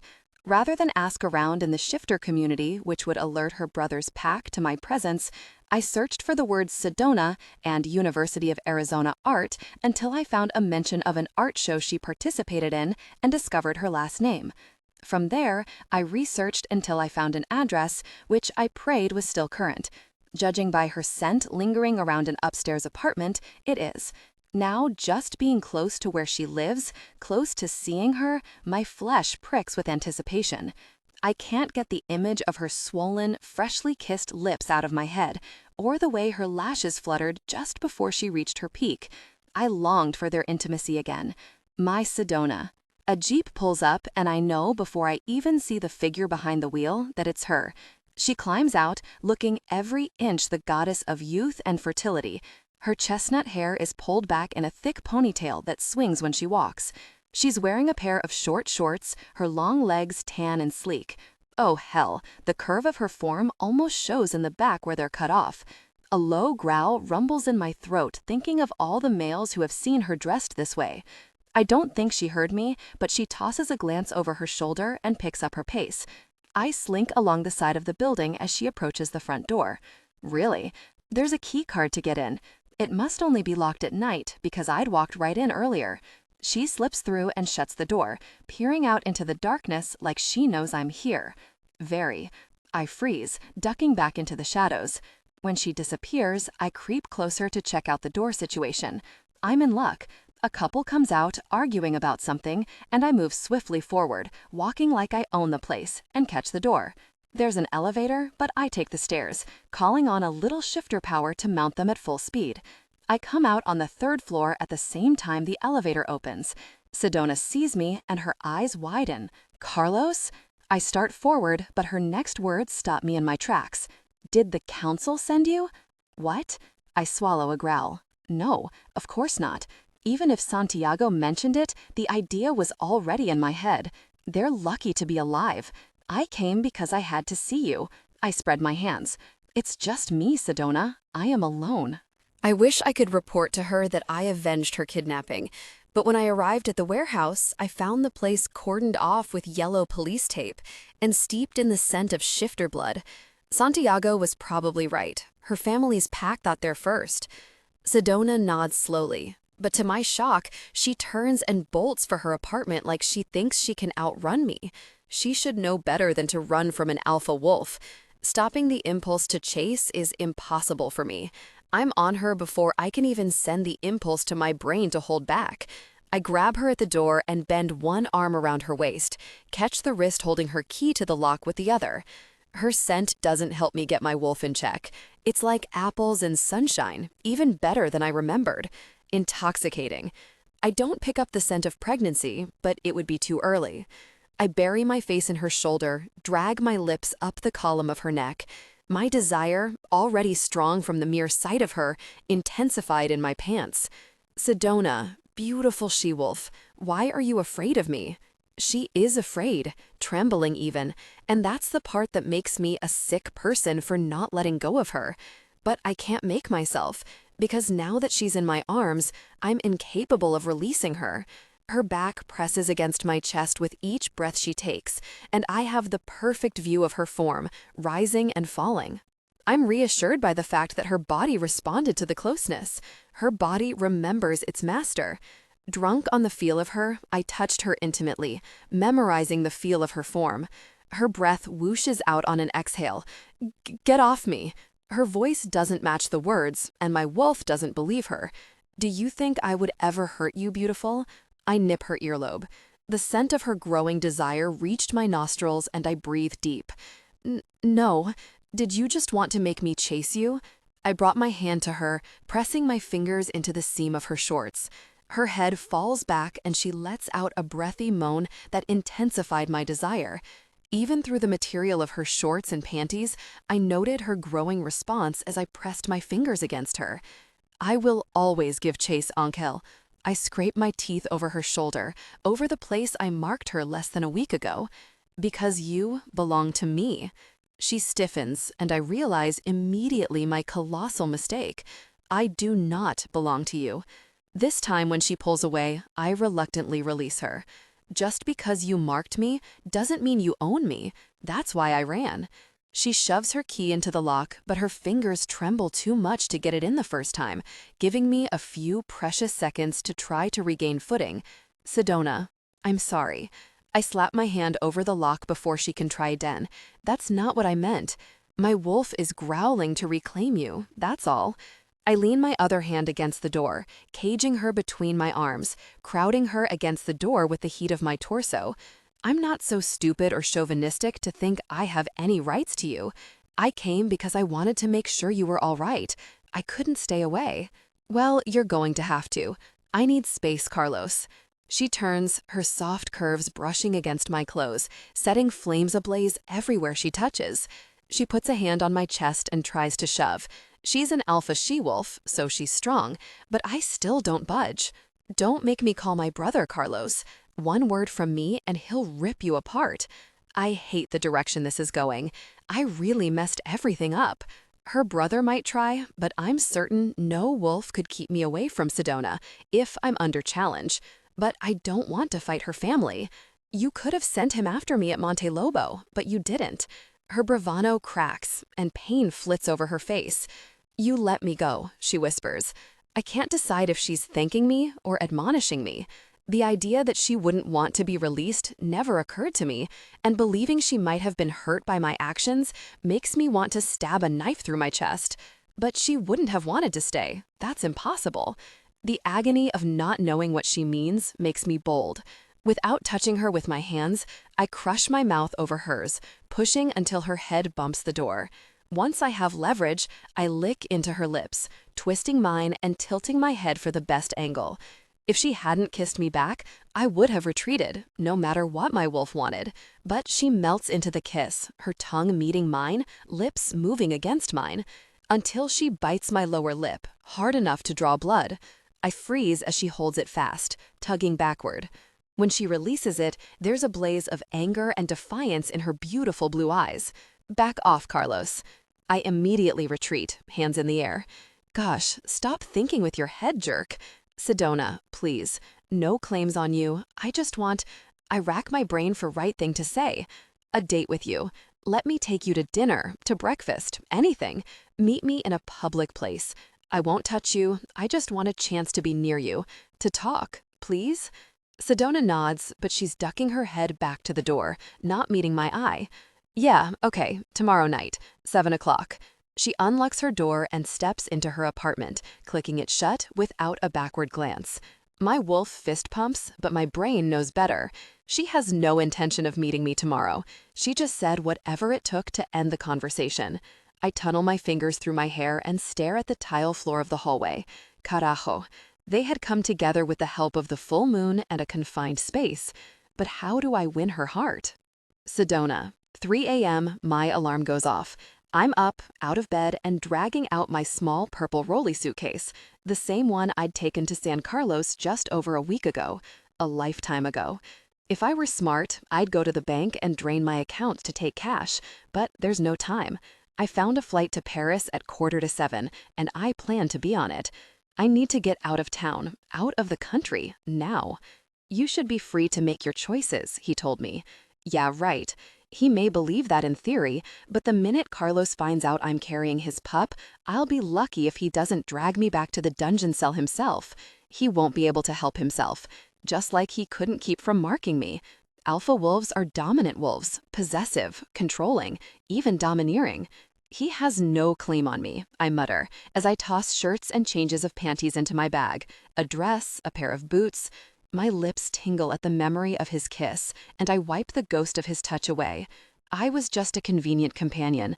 I am not his mate. Ignoring my wolf's protest, I stuff another pair of jeans into the suitcase and zip it up. I have no clue what to pack for Europe, but I'm guessing they have places that sell clothes. If I need something, I can buy it. That's if my dad doesn't shut down my credit card to force me home. Thank the fates I'd gone to the trouble of getting a passport to go to San Carlos. My phone dings when the Uber arrives. I wave the driver off when he tries to help me throw my suitcase in the trunk and do it myself, then jump in the back of his car, twisting around to scan the area around us. No one is around, but the back of my neck prickles like I'm being watched. I check in at the airport, buy a bottle of water, and tell my racing heart to calm down. There's no way he knows I'm here, but telling myself that doesn't help. I can still feel him, as if he's just touched me and stepped away. I barely slept last night, and when I did, my dreams were all of Carlos. My skin is itchy with the need to shift, as if I might be under attack at any moment. But that's silly. Carlos wouldn't attack me. He said he just wanted to talk, go on a date, like a normal couple. What would it be like to date Carlos? The thought of sitting across from him at a candlelit table appeals more than I'd care to admit. If only we'd met under different circumstances. I indulge in a silly fantasy. Carlos is visiting the States, maybe setting up trade for his pack. We meet by chance, pass each other in a hallway, or he comes to my art show. No, he's ahead of me in line at Starbucks. He scents me, recognizes what I am, and turns, his dark eyes glimmering with interest. We flirt. He asks me to dinner. I'm charmed by him, attracted to his good looks, enthralled with his intelligence and accomplishments. He tells me about Monte Lobo. Ugh, or not. A happier topic then. He tells me funny stories from his college days. He woos me, and we share an intimate night. My first time is jittery and exciting. He makes it ultra-romantic, pouring fresh wine into glasses, his gentle and sensitive. Or not. Somehow, this fantasy falls totally flat. I guess I prefer the wild roughness of the way they came together in Monte Lobo. Did you just want to make me chase you? A new fantasy floats into my mind. We're in the woods, but in human form. I'm running, he's giving chase. He tackles me to the ground, pins my wrists over my head. Tension broke. They gave in to desire, connecting deeply. Afterwards, breathless. I squeeze my thighs to alleviate the pulse of heat starting there, twitch them together when that doesn't work. Very. I'll feel better once there's an ocean between us. I'll have some space and time to consider my options, decide how to proceed. Maybe when I get home, I'll allow Carlos to court me, as he suggested. Except then what? Am I going to get serious with the male from a pack that bought me, that considers me a prize for their alpha? How would a relationship look? Would I move to Monte Lobo? Never. And I couldn't ask an alpha wolf to abandon his pack for me. No, the best thing is to keep this pregnancy a secret and never have contact with Carlos again. Maybe when our pup reaches adulthood, I'll tell him or her the truth about how he or she was conceived. But I have 18 years to figure that part out. For now, my decision is made. No more Carlos. I may be marked, but it doesn't mean I can't find happiness with another wolf, one who will defend me and my pup against Carlos and his pack. Why does that thought bring on a nasty wave of nausea? Okay, maybe I won't find another wolf. I'll marry my art, find happiness that way. Promise me. I rub my chest as if I can will the ache away. It probably won't always hurt this bad. Will it? Carlos. I buy a University of Arizona t-shirt and ball cap and aftershave at the airport sundry shop. I step into the men's room and slather the aftershave over my face, neck, and hands to mask my scent.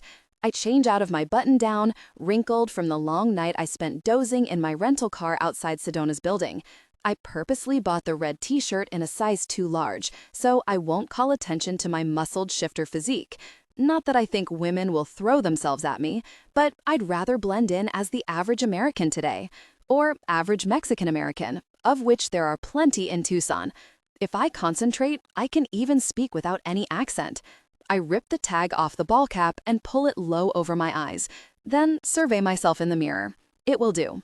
Now I just need to remember to reapply the aftershave during the flight, and with any luck, Sedona won't scent me while I'm on the plane with her. All the way to Paris. It was tricky to lurk behind her, close enough to overhear her book her flight, but far enough away not to trigger her sensitive sense of smell. But I did it. I adopt a casual walk as I head out of the bathroom and pass our gate, choosing instead to sit at the one across the way, the one that gives me an excellent view of my beautiful mate. Her hair is loose this morning, spilling over her slender shoulders, framing her perky breasts. She's dressed in a pair of jeans that ought to be illegal on any female with her figure, and she's squeezing her thighs together like, gosh, is she touching herself intimately? Sedona's cheeks flush and she continues to press her knees together, shifting her hips like she's turned on. I almost fail to swallow the growl that rises in my throat as I cast my gaze around the seating area with a glare. Who has her turned on like that? I will really kill them. But I don't see any male who would arouse her excitement. It must be her own thoughts then. Could she be thinking of me? That thought nearly brings me to my knees, the desire for intimacy so overwhelming it makes me dizzy. Sedona, my beautiful she-wolf. I shift to rearrange myself in my jeans. I need her like I need air to breathe. Thankfully, they call our flight, and Sedona gathers her things and stands. Another minute, and I would have given my presence away. Giving my presence away. I pick up my bag and stand, entering the middle of the throng, blending in. We board the plane, and somehow I manage to pass Sedona without her noticing me. I take my seat across the aisle and back a few seats and pull my cap even lower over my face. After the plane lifts into the air, Sedona pulls out a sketchbook and flips it open to a blank page. With quick movements of a black ink pen, she sketches something I can't see from where I sit. I ache to know what she's drawing. I've never even seen my mate's art. That guts me. There's so much I don't know about her. What she likes, what she doesn't, why she wants to go to Paris. I don't even know what I'm doing. Somewhere in the back of my mind is the nagging thought that the council conveniently got rid of me before I made them pay for what they did to Sedona, before I could interfere with the status quo that only benefits them. My pack needs me, and I'm out of pocket again. But my wolf compelled me to follow Sedona. Now I'm creeping around like a stalker, hiding in plain sight from my mate. What is my plan? To convince her to date me in Paris? I actually scoff out loud. If my presence in Tucson upset her enough to leave the country, what makes me think she'll ever accept me after I've followed her halfway across the world? I came to find out if she's pregnant, to provide for her and protect her. But it's too soon to know if she's with pup, and she obviously isn't interested in my provisions or protection. Courting her isn't an option either. She clearly doesn't want to see me, and I won't ever claim her against her will. So that leaves me where I am, lurking in shadows, watching, waiting to find out if she's pregnant, ready to protect her if she needs me. So what will I do if she is carrying my pup? Consternation grinds in me. My options totally suck. Capture her or let her go. Really. Garrett. Sedona doesn't answer her phone or her door despite the fact that her car is parked outside. A month ago, I would have shrugged such a thing off as another irresponsible college student move. But after what happened to her last week, my paranoia spikes high sky. I pound on her door with my fist, cracking the solid wood. Sedona. Trey and Jarrett shift behind me. The rest of my pack will be arriving in a few minutes to move Sedona's things to my building. You have a key, you know, Trey reminds me. I curse and pull out my key ring, finding the master to the entire building and inserting it in the lock. Inside, Sedona's apartment is a mess. Not a mess like it's been ransacked, just her usual chaotic disaster area. She definitely hasn't put any effort into getting packed for the move, but I told her not to. I look around the room, my skin prickling with unease. She left you a note, G. Jared hands me a piece of notebook paper with Sedona's hasty scrawl. Garrett, I'm heading out of town for a while. Don't worry about me. I'm fine. Just need some time alone to think and process. I love you. XXO Sedona. I crumple the paper up in my hand and hurl it at the wall, unable to stop the roar of frustration that leaves my mouth. Of course, my pack, minus my beta tank, who is still tied up with the job I gave him of keeping a lid on Foxfire, Amber's best friend, chooses that moment to show up. They crowd into the room, their hulking bodies filling the small space until it feels like my nightclub on a Saturday night. I bark orders to get things packed up and loaded onto the truck and step outside to try calling my little sister once more. It goes straight to voicemail, just like last weekend. But she left a note this time, and she's probably not answering because she doesn't want me to stop her. I pull out my phone, forcing myself to take a deep breath first to keep from crushing it in my palm. I send a text to Sedona. Please call or text me to let me know you arrived safely. There. Not too intrusive, but clear and firm. The real problem will be keeping my dad from going ballistic. Like when she disappeared, I'm in the position of deciding how much information to feed him and when.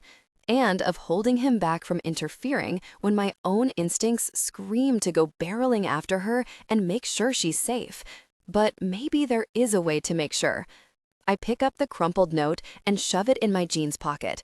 I'll meet you guys at her new place, I tell Jared, and head outside for my motorcycle. Amber hates being put on the spot as a psychic, but the more she practices using her gifts, the more she'll come to accept this magical side of her. And who better to push her than her new mate? I speed back to my apartment building and find Amber still asleep in bed, which is where she should be, considering it's a Saturday and I kept her up most of the night sharing intimate moments. She rolls over, smiling and humming softly when I come into the room. Her naked body is twisted up in a lavender sheet, and I felt a strong connection to her. Amber leans up on her elbows, studying me. Not in the way I was looking at her, but with concern, as if she can read the emotion I brought in with me. What is it?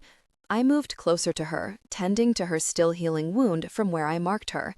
Unlike Sedona, whose bite mark closed immediately, Amber is human, so her flesh doesn't regenerate as quickly as ours. My saliva helps speed the process, though. She tilts her head to the side and makes that adorable humming noise again, but she keeps at me. What happened? Sedona's gone. She left a note that she's leaving town. I'm guessing she's acting on her desire to see Europe. I pull the crumpled note out of my pocket and hand it to her. Not for her to read the words, but to sense the energy. We found this method worked in San Carlos with Sedona's clothing. Amber takes it, but holds my gaze. Maybe she needs some time to regroup, a change of scenery. I know, but I hate the thought of her all alone, unprotected. They might go after her. I shut up when I see Amber's gaze lose focus. She stares through me for a moment, then murmurs, "She's not unprotected." I stiffen. Who? But I already know who, and it makes me want to kill the jerk. Carlos is following. Not to hurt her, Amber adds quickly, her focus returning to my face. He needs to protect her, but I don't think he wants to compel her. My most protective urges relax, but I grumble as I settle beside my incredible mate. I still don't like it. Amber blinks several times before she speaks in a faraway voice. The pregnancy ensures her safety, but not his. Sedona. My phone buzzes with an incoming text. I set my sketchpad and pencil down on the bench I'm sitting on and fish the phone out of my purse. It's from Garrett. By some miracle, he hasn't sent some alpha message demanding I come home or hole up in my hotel room until he gets here. Instead, this text is a list of resources, the pack leaders in each country of Europe and where to find them or how to contact them. It's sweet, but totally unnecessary. I don't need help, unless it's in the form of a date with a vampire to get my memory of Carlos scrubbed. But then I guess I'd be pretty confused about how I got pregnant. Lasai. I haven't heard from my parents yet, which means Garrett must not have told them. My mom had planned on coming down to be with me in Tucson the minute I got home, but I talked her out of it, which I know hurt her feelings. I just don't want to be babied by my parents right now. I rub a line on my sketch of the ancient statue Winged Victory of Samothrace. I added Nike's head and arms back in, but created the drawing in simplicity, a children's book version of the Greek goddess. I have to say, her wings are exquisite. Part of me feels like coming to the Louvre to sketch the art is too cliché, the art student studying the masters. But I actually forgot about Mexico and the pregnancy for a moment here, which is a gift. A girl, maybe 9 or 10, stops and looks over my shoulder. Wow, Mom, look, a real live artist is here. She's American, very cute. Shh, don't bother her, honey. Her mother has that indulgent tone that says she knows her daughter is no bother, but feels obligated to say something anyway. Humans have been looking over my shoulder all morning, murmuring their comments in various languages, but this one is the cutest. I tear the drawing out and hand it to her with a smile. Is this free? Judging by her look of incredulity, she thinks I'm on par with Michelangelo. This is why I want to illustrate children's books, or make greeting cards. Some artists would call commercial art a sellout, but for me, it's not about making money. It's just the kind of art I like to make, the audience I prefer to reach. Yup, and it's just for you.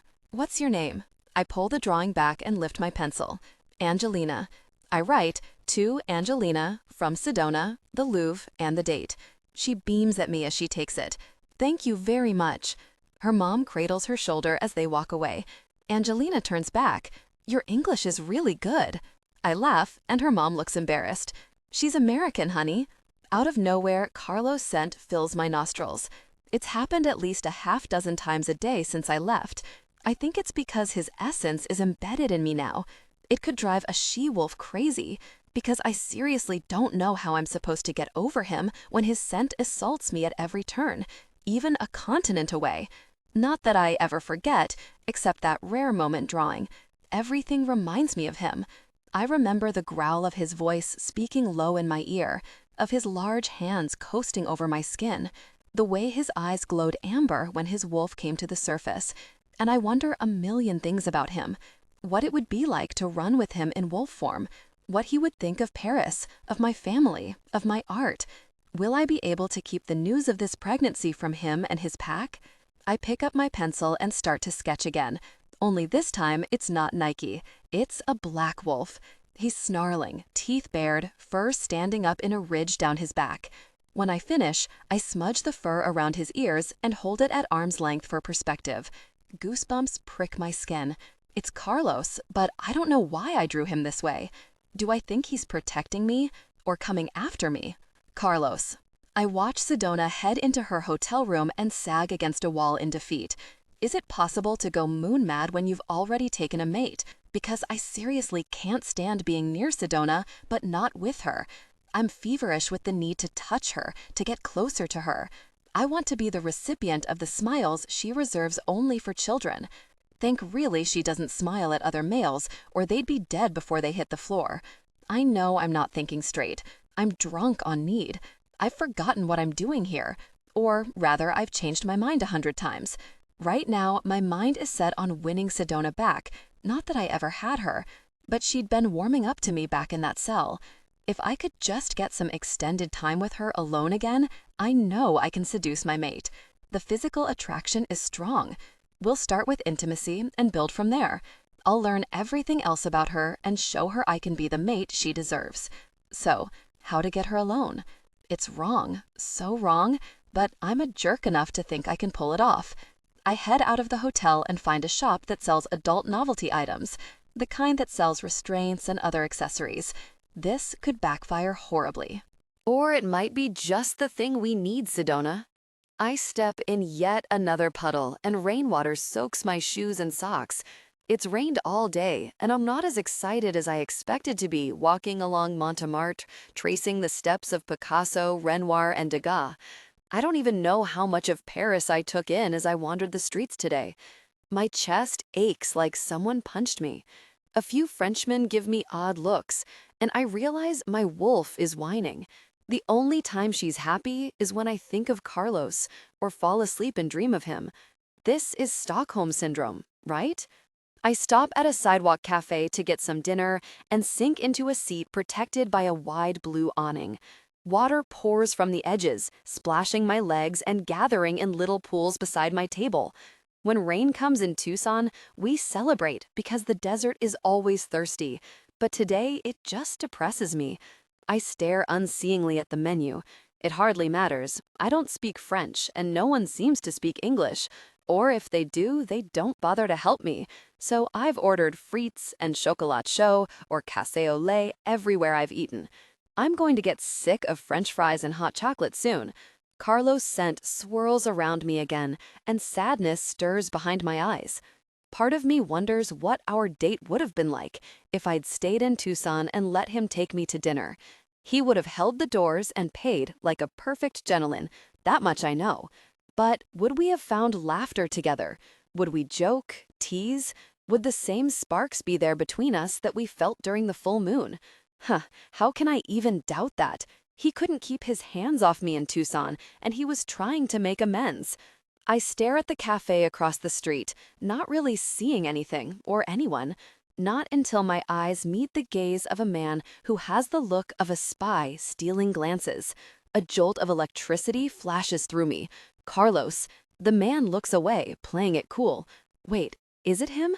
I can't tell now because he's turned his face away. But it has to be. The man has the same broad shoulders, same dark hair and bronze skin. Really?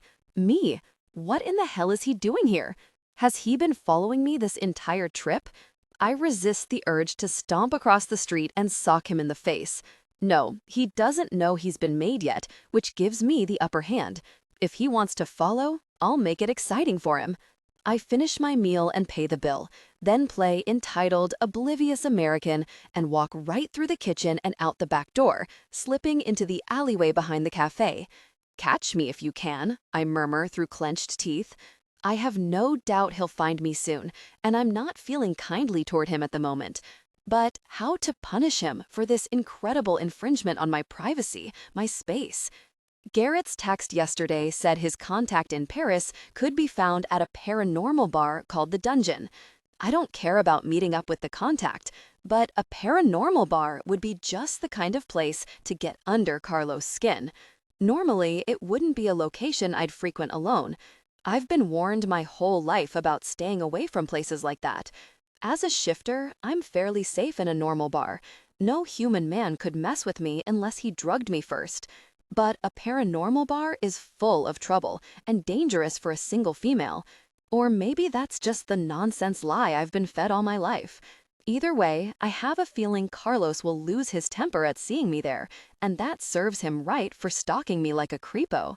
I look up the location on my phone and, as luck would have it, find it's just 6 blocks from the boutique hotel where I'm staying. I grab a cab to go back to the hotel, certain Carlos will show up there when he realizes he's lost my trail. Feeling almost cheerful for the first time since I arrived in Paris, I shower and put on the dress I packed, a red dress with a short flippy skirt. I blow dry my hair and apply some mascara and lip gloss. It must be the pregnancy because despite my low mood over the last week, I look radiant. Carlos, eat your heart out. I don a pair of black knee-high boots and march out of the building with a flick of my umbrella and a toss of my hair. Now that I'm watching for it, I notice when the door opens behind me, sense the black wolf's presence behind me. Did you just want to make me chase you? Yeah, I guess I do, because my wolf loved this game. I have a bounce in my step as I walk down the narrow cobblestone streets in search of the dungeon. I walk past it a few times before I locate an unmarked door at the bottom of a short set of steps. Well, of course the dungeon is located below ground level. Guess that should have been obvious. I stretch out a hand to the doorknob, listening first to make sure I'm not trying to walk into someone's home or something. No, I hear music. I push the door open. It's like the cliché in every movie, when the needle scratches off and the place goes quiet. Everyone turns to look at me. One of these things is not like the other. At least I hope not, because the crowd inside is seedy, with a capital S, and I stand out like a bright, juicy grape in a pile of raisins. Scents assault my nose. Shifters of all kinds are here, along with vampires and whatever else is freaky in Paris. They look like they live in this bar, faces flushed red and pickled with alcohol use. I'm one of 3 females in the place, and the other 2 are old shifters of some kind and not attractive. I pick my way toward the bar. Dirt coats the floors. The tables haven't been scrubbed down to the wood in ages, if ever. Behind the bar, a short, disheveled man dries a glass with a dirty rag, openly staring at me like everyone else. I swallow and swagger to the bar, nudging my way between 2 leering males who don't have the decency to move their limbs and feet out of the way for me. "I'll take a ginger ale," I say. The bartender doesn't move, just keeps polishing the glass like I didn't say anything. I sigh and try again. "Café au lait?" This time, the bartender's lip curls and he shakes his head. Well, peachy. Even if I hadn't sensed Carlos come in, I wouldn't let this jerk's lack of hospitality chase me away. I plunk both elbows on the bar like I'm going to stay a while. "Well, what do you have?" He pours a clear liquid from an unmarked bottle into a small glass and pushes it over to me. It smells like rubbing alcohol. For all I know, it's a homebrew, maybe laced with the date rape drug for good measure. Probably what they reserve for every stupid female who finds her way in here. I don't touch it. A shifter with broad shoulders and a tight black t-shirt comes over and leans his elbow down next to mine, a broad smile on his face. I don't recognize his scent until I see the dragon tail tattoo curling around the side of his neck. No way. I've never met one before. Before Carlos, I might have been impressed. The guy is big, good-looking, and oozes male dominance. But all I can think is how much better defined Carlos's muscles are, how much kinder his dark, lashed brown eyes appear. And suddenly, I'm not so sure about my plan to strut in here and get under Carlos' skin. I don't actually want to make him jealous, not in the real sense of the word, and this guy might do that. I try to take a step back, but I'm pinned by another guy to my left, also dragon. They're hunting together. The dragon murmurs something in French, and I shake my head, twisting and looking around the bar with a forced nonchalance. Where did Carlos go? The dragon frowns and picks up my drink, lifting it to my lips. I turn my face away, and some of it spills down the front of me, cold droplets trickling. The dragon's eyes lit on the droplets, and he leaned forward with an unsettling intensity. I shoved at his head, trying to push him away. His friend grabbed me from the back, chuckling as he pinned my arms behind me. I scream. I see a flash of skin and hear the crack of bone on bone. The dragon shifter roars and leaps to his feet, rubbing his jaw, as 200 pounds of angry wolf wedges in front of me, Carlos. I've bitten off way more than I can chew. I never meant for him to have to defend me or fight for me. I only wanted to rile him up a little, to reveal himself. Now we're both in serious danger. In human form, Carlos might be an even match for this guy, maybe even for the guy and his friend. But if they shift, a wolf is no match for a dragon. Hell, the dragon could burn this place down with one roar. The dragon behind me chuckles, but he's released my arms. The she-wolf has a mate, he observes in English. I grab Carlos's arm and tug him toward the door. Carlos, it's all right. Come on, let's go. Carlos won't stop growling, nor does he take his eyes off his foe. I pull with all my might. Carlos, let's go. The dragons haven't moved to escalate the fight, but I have no doubt they will if Carlos keeps it up. I change my tactic and push in front of Carlos as if I'm going to defend him. He immediately picks me up by the waist and tries to set me aside, but I don't go. I repeat the action of pushing my way between them. It seems to do the trick because his brow furrows. I'm banking on the instinct to get me out of danger being greater than his need to prove himself in front of me. Carlos picks me up again and carries me toward the door, only stopping to readjust and throw me over his shoulder when we're clear of the dragons. Miraculously, no one follows, no one challenges him. He doesn't say a word to me or anyone else as he shoves out the door and climbs the steps. The rain has stopped and mist curls around the buildings and lamplights. Carlos's breath puffs in and out at an angry cadence as his shoes hit the cobblestones. A shiver of excitement goes through me. I like him mad. Of course, that makes no sense. I don't even know how to analyze it, other than recognizing his take-charge display of male dominance curls my toes. Maybe I do feel a teeny bit guilty, too, for nearly getting him killed in there. He marches all the way back to my hotel, not setting me down until the elevator doors close behind us. Then he drops me to my feet, spins me to face a wall, and flattens both my hands against it with one of his pressed over the top of them. His other hand made contact with my backside. Ouch, and yum.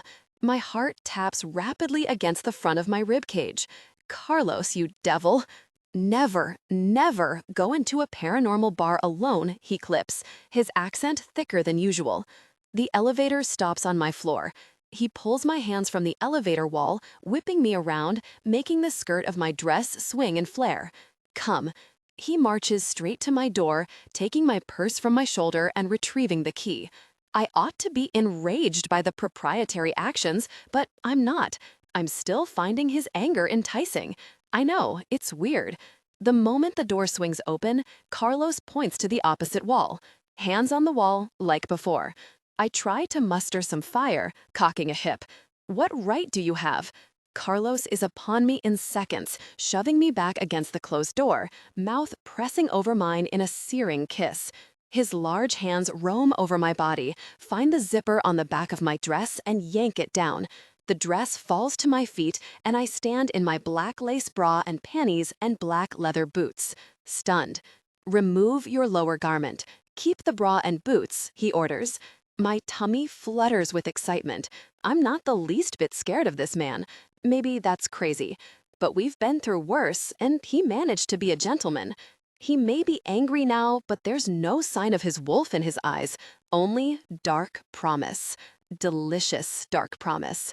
Still, I don't move to obey him. Maybe I just want to see what he'll do. How far will he take this authoritative stance? I'm right. He doesn't grow angry. Instead, his eyelids droop and he adjusted himself in his pants. Muñeca, get into position like I told you. My nipples harden. I'm sure he smells my arousal because heat blooms between my thighs. I'm too excited to refuse him, so I strut across the room in my bra and boots and panties and put my palms against the wall, presenting myself. Good girl, his purr hypnotizes. He walks up behind me and hooks his thumbs in the elastic of my panties. I expect him to tug them off, but he lowers them to just below my buttocks. You don't want to take them off? His lips are close to my ear. Now you have to keep them up. Widen your stance, Angel. If the panties drop, I start the spanking over. My core clenches at the word spanking, which somehow thrills me the most out of all the intimate things we've already done. I widen my stance to stretch the panties between my thighs. It's half humiliating, half erotic. I love it. But then Carlos' hand claps down on my backside harder than I dreamed possible, and the fun is totally over. I yelp and jump away from the wall. Ouch, that hurt. Shifters may heal fast, but it doesn't mean we don't experience just as much pain as your average human. Carlos grabs my backside, fingers gripping the cheek he just marked with his palm. He brings his body right up against mine, snaking an arm around my waist to hold me tight. His firm body presses against my belly, hard and insistent. I know, Angel. I meant it to hurt. He eases his grip on my backside and rubs away the sting. You must get back into position. I don't know how he manages to make his bossy words sound so sexy. Is it the rough timbre of his voice, or the way he holds his lips so close to my ear? Still, I'm not falling for it. Not now that I know how hard he spanks. No. He nips my ear, then traces the shell with the tip of his tongue. Sí, mi amor. I need to show you I care enough to do this. I won't let you put yourself in danger. My heart beats double time. I feel he's telling me something important, but it's all mixed up in sex and pain, so I can't quite untangle it. Now, go back to the wall and put your hands on it. Present your perfect backside for me so I can make my point. And next time you think of risking your safety, you'll remember how much I cherish you. He's massaging my backside with both hands now, and I can't stop moving against his firm thigh pressing between my legs. That doesn't make sense. I sound completely breathless. Doesn't it? There's a smile in his voice. We'll see if it makes sense when I'm done. He grips my arm and propels me toward the wall. I'm too curious now not to obey. I put my palms on the wall and tip my pelvis back. The panties fell to the floor when I jumped back the last time, so my lower body was exposed, legs quivering as I wait. Glory to the fates. Sedona is right here, offering herself up like the most delectable morsel in paradise. She's beyond beautiful, with my handprint painting her creamy skin, her thick chestnut hair falling in waves down her back. I take a mental snapshot, wanting to remember this image forever. The boots, the muscular thighs, her exquisite exposed backside. I add it to the ones that haunt me from our shared cell in Monte Lobo. I would have torn those dragons apart, limb from limb, if they'd challenged me for Sedona. I'm sure that's why they didn't. They would have caught my scent embedded in her skin and deciphered that she is mine. No smart shifter gets between a male and his marked mate, no matter what the species. And all that aggression seeks redirection now. If Sedona showed fear or anger, I'd back down. But I can smell her interest. Her nipples are taut, her breaths make her chest rise and fall rapidly. And her eyes are glassy, like we've already been intimate. She needs this. We both do. It will release my aggression, show her how worried I was. I draw my hand back and bring it down with a resounding slap. She jerks, but incredibly stays put this time. I spank her again, striking the other side, then pepper her perfect round form with a volley of slaps that leave her breathless, panting. Her backside looks so pretty with the blush of my handprints coloring the lower half. Just enough to warm it. As a shifter, the pain will only be momentary, fading completely within minutes. I squeeze a handful of her backside in one hand and wrap a fist in her hair, tugging her head back. "What were you thinking?" I growl and land another hard slap to her backside. She jerks, but my grip in her hair keeps her from moving. I knew you'd follow," she confesses. I go still. She'd known I was there. Of course she had. I'd been so caught up in the moment, I didn't note her lack of surprise when I shoved in to rescue her at the bar. "I just wanted to draw you out." What does that mean? She wants me here? I ease my grip on her hair and move into her line of sight, leaning my head against the wall. I need to see her face, try to understand. "You knew I was here? For how long?" She nibbles her lower lip. "I saw you at dinner." I can't help but smile. Clever little she-wolf. That's why she disappeared from the restaurant. I'd been frantic trying to figure out where she went after she paid her bill. With the rain, I couldn't catch her scent when I moved in to scout the building, but then I'd looked up and seen her climbing in a taxi. I stroke my knuckles over her luminous skin, tracing the line of her cheekbone. "Were you angry with me, beautiful? I was just trying to give you space, but I needed to look after your safety too." She moistens her lips with her tongue, which sent a surge of desire through me. I was angry, yes, a little. Her eyes are dilated. I'd be a fool if I chose this moment for a heart-to-heart. My female was ready for intimacy right now. Maybe my trip to the store wasn't such a bad idea.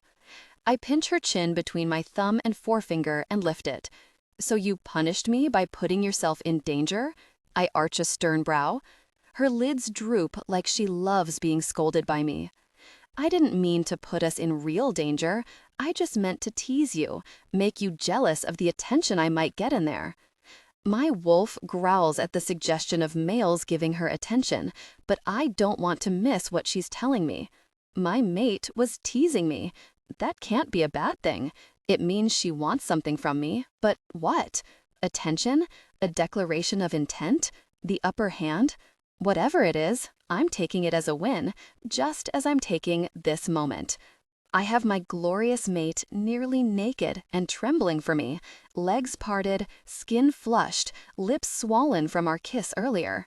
"That was naughty, Sedona," I chide, stroking her hair back from her face. I lower my voice. "I'm going to have to punish you again." I see the flare of excitement in her at the same time she turns and lunges away. I catch her by the waist and haul her into the air, tossing her on the bed. She shrieks, laughing as she rolls for the edge. I dive on top of her, tackle, and pin her down. "Tsk, tsk, Onhill, that earned you even more punishment." I can't stop the grin from stretching across my face. My wolf loves the chase as much as she loves to run. I hold her wrists down beside her head and take a moment to drink her in. So lovely. Her thick, glossy hair cascades in waves around her head. Her cheeks carry a pretty flush of color. I bend my head to her breasts and lean in close, lips brushing the lace of her bra, then fasten my teeth around the center of it and tug. Wait. Sedona struggles against my grip on her wrists. "I'll take it off, Carlos. Don't rip it. I love this bra." I do too. I waggle my eyebrows and release her wrists, help her peel the straps down her arms, and unhook the fastener in the back. I use the bra to wrap her wrists together, then I fasten them to the iron bedpost at the head of the bed. "Do not move, Sedona," I warn, "or you'll rip your favorite bra. I will be back in 2 minutes. "Wait," she twists around, her eyes flying wide. She doesn't like being left in such a vulnerable position. Oh, fates, I hope this isn't bringing back a bad memory. I'd only hope to make good ones. I climb back over her and kiss the sensitive skin on the insides of her arms. "You know you can get out of this with little effort, right, Angel? I promise I'll be right back. 3 minutes stops. I just need to get something from my room. Okay, beautiful?" She nods, visibly relaxing. I unzip her knee-high boots and slide them off her feet, along with the thin nylon socks she wore underneath to make her more comfortable. To reset the mood, I make my face stern. You use this time to think about what your punishment should be, little white wolf, and we'll see if our ideas mesh when I return. When she rolls her hips, I'm reassured she's not afraid or traumatized. My she-wolf likes what I plan for her. I take Sedona's key and slip out of the room to jog 2 floors down to mine, where I retrieve the bag of toys. My eyes lock on Sedona the moment I walk in, and I'm unable to look away. Everything about her is mesmerizing. The smooth cream of her skin, the peaks of her breasts, the flat, fluttering belly, her smooth skin. She watches me, twitching her thighs together like she needs relief. I definitely plan to give it to her, after a fair bit of torture. Oh, Angel. I quickly unbutton my shirt as I stalk to the bed. I can't believe I left these perfect areas untouched. I shuck the shirt and climb over her, delighting in the shiver that runs through her body the moment my legs straddle her thighs. I leaned in close, lips brushing her skin, coaxing a response. Then I pressed my lips to her, drawing a soft sound. She moans and arches, throwing her head back, chin toward the ceiling. Lovely, lovely girl. Carlos. I love hearing her say my name so breathlessly. That's right, Angel. Carlos brings you pleasure. Only Carlos. She wriggles, pants, whimpers. No. No? I stop teasing her worship-worthy skin and lift my head. She shakes her head, then changes it to a nod. Yes. Wait, I don't move. I know she's confused. Hell, I'm confused too. But I definitely don't want to move in for the kill if she's going to hate me afterward. Carlos, what are you doing? He moved, positioning himself intimately. Punishing you, he murmured. Her entire body jerks, and the cry that comes from her lips has me groaning with desire. A deep desire surged within me to be closer to my beautiful mate. You deserve this punishment, don't you, beautiful, for being a terrible tease? He leaned in close, his touch intimate. She responded to his touch, her body arching. That's it, doll. He continued his intimate ministrations. She responded with a soft sound. I have big plans for you, little she-wolf, and they all involve you naked and at my mercy. Her body responded with overwhelming sensation, and it's all I can do to keep from giving in to the powerful urge to connect with her. But I want to take my time with her tonight. My plan had been to reforge intimacy, and that means drawing this out, even if it takes all night. Sedona. Somewhere in my brain lies the urge to protest this unexpected turn of events. I'd planned to punish Carlos with my red dress and appearance in a bar. Now he's wrested all control from me. But I'm not feeling weak. On the contrary, being the object of Carlos' singular focus, seeing the dark need and lust swirling in his gaze sends power coursing through me, even though I'm the one tied up. He continued his intimate attention, then rolled me onto my stomach, taking care to adjust the bra binding my wrists to keep my arms comfortable. My mind may have a few reservations, but my body's clearly on board with whatever Carlos is planning, because I shifted, offering him a clearer view. Carlos grabs a proprietary handful of one cheek, squeezing roughly. You keep your body positioned for me, Angel. Show me you can take your punishment like a good girl. My insides turn liquid, heat building in my core. I love Carlos' playful words, this game he's playing with me. I expected him to move closer, craving his touch, but I heard him rummage in the bag he brought and the flick of something plastic, like the flip of a lid. When he moved to adjust my position, I reacted with surprise. Tugging on my bound wrists for leverage, I pulled my knees up under me and crawled away. Carlos grabs my calf and pulls me back flat on my tummy. Ah, mi amor, that's not taking it like a good girl. He tries again to adjust my position, but I list to the side, rolling to press my body to the bedspread. Amusement lights Carlos' handsome face. He's on his knees beside me, holding a small tube in his hand, but he drops the tube and grasps both my ankles. Connecting them in one large hand, he holds them high and delivered several sharp slaps to my skin.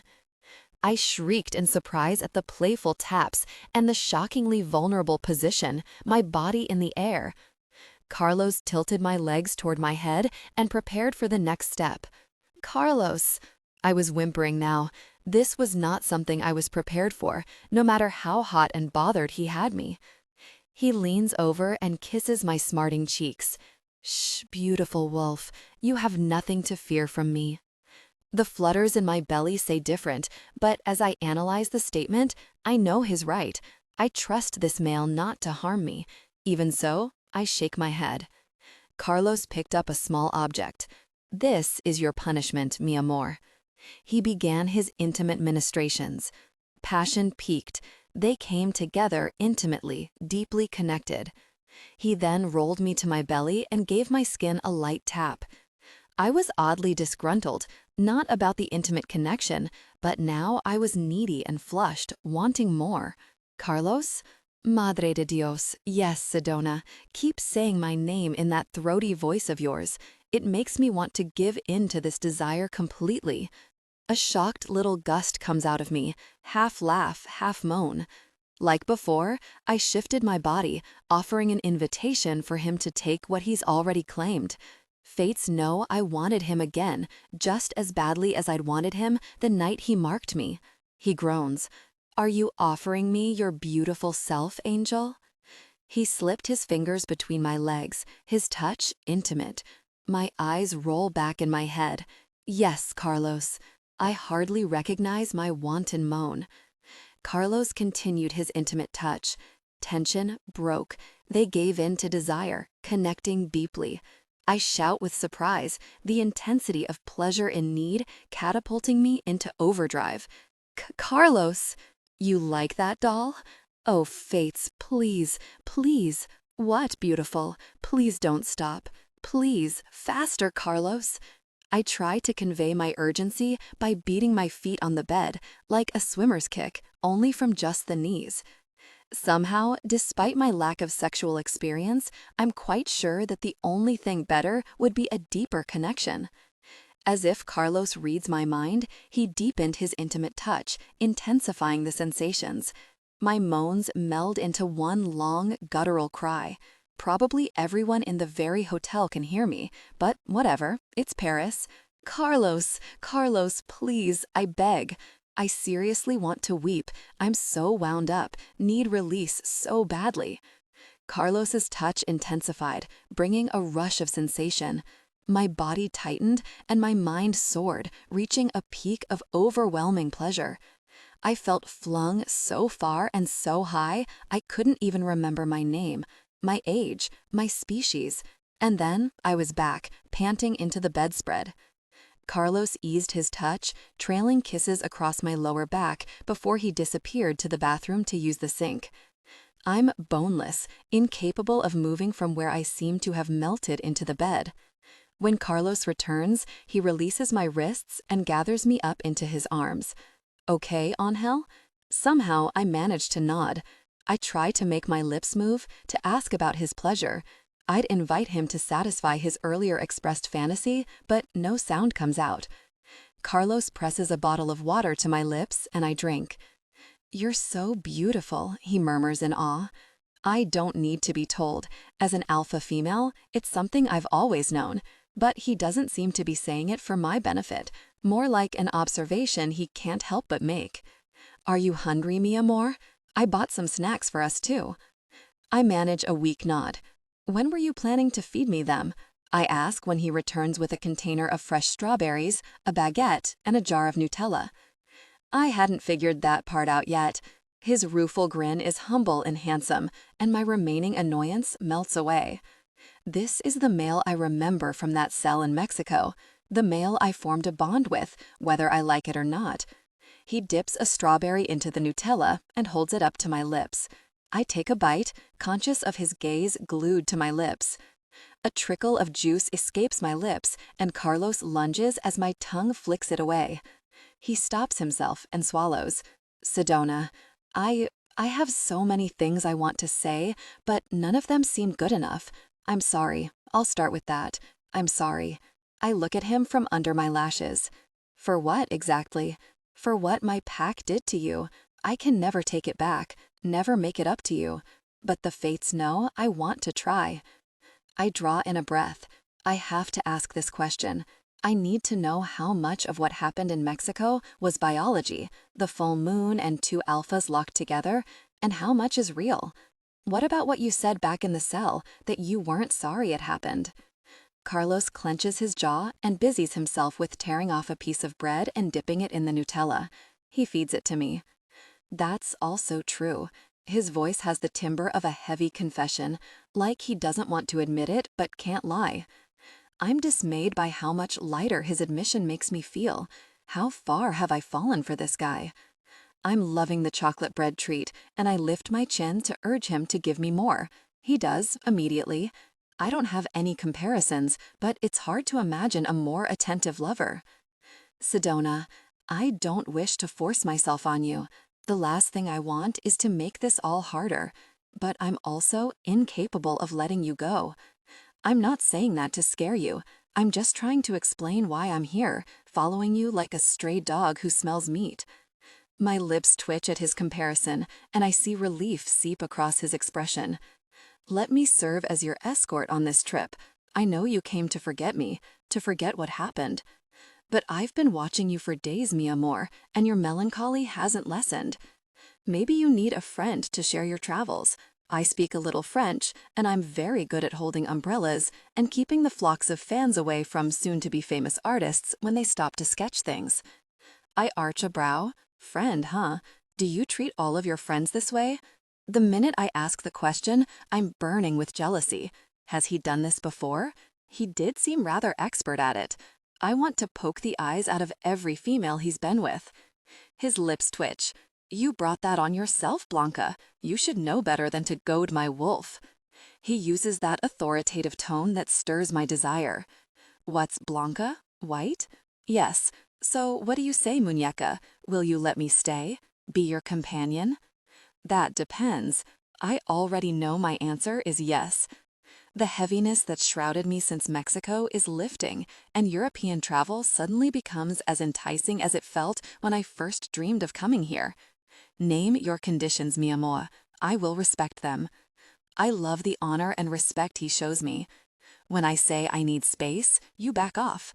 I'm not accepting you as my mate. He nods gravely. Understood. I'm not asking for that. Suddenly shy, I snatch up a strawberry and bite into it. I love the hungry expression that creeps over Carlos' face as he watches. I wonder if he's going to demand his own pleasure or deny himself to prove he'll behave. I'm tempted to confess to him that next time I'd love to explore our intimacy further, but I hold back. He's not my mate, he's a companion. We still haven't discussed how doomed and impossible any future relationship would be, but the subject looms over us. Maybe we should go to Spain, I blurt, to keep from acting on my impulses. Why? You speak the language. It might be more fun. He leans his forehead against mine as he presses another strawberry between my lips. That is a wonderful idea, mi amor. We'll go visit the haunts of Gaudí and Picasso, Dalí, Miro. Who else? I beam at him. Though I've been the princess of my father's pack my entire life, and many would call me spoiled, I always felt like no one knew me. Like I'm little more than an object or symbol.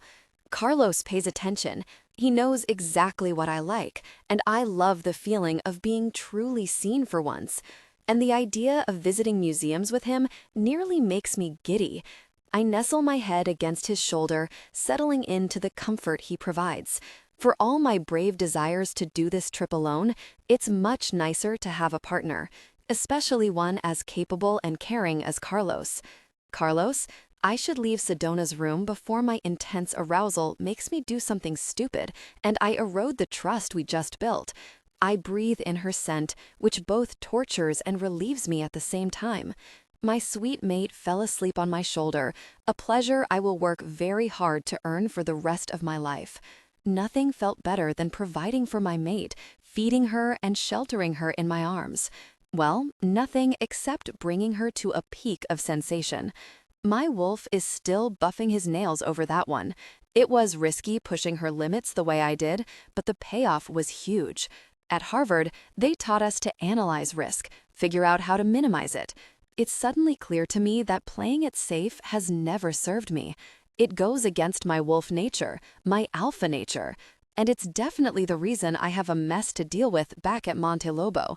Really, the risks. My pack needs to be shaken up, the council needs to be challenged, and I'm the only one who can turn them on their heads. Changes need to be made, progress instilled. Lying here with Sedona in my arms, everything is crystal clear. As if all I ever needed for actualization in life was to become Sedona's mate. If I'm Manuel, wolf in our case, enough to be her mate, I've become the alpha who can properly lead his pack. And that may mean doing things differently than my father did them. Whoa, is it true that part of my reluctance to move forward stems from a desire not to outdo my sire? Mind-boggling and stupid, but there it is. I've been holding back out of honor for my father. If he didn't challenge the council, what made me think I should? Unexpected grief seizes my chest. I feel disloyal for even thinking I can do better.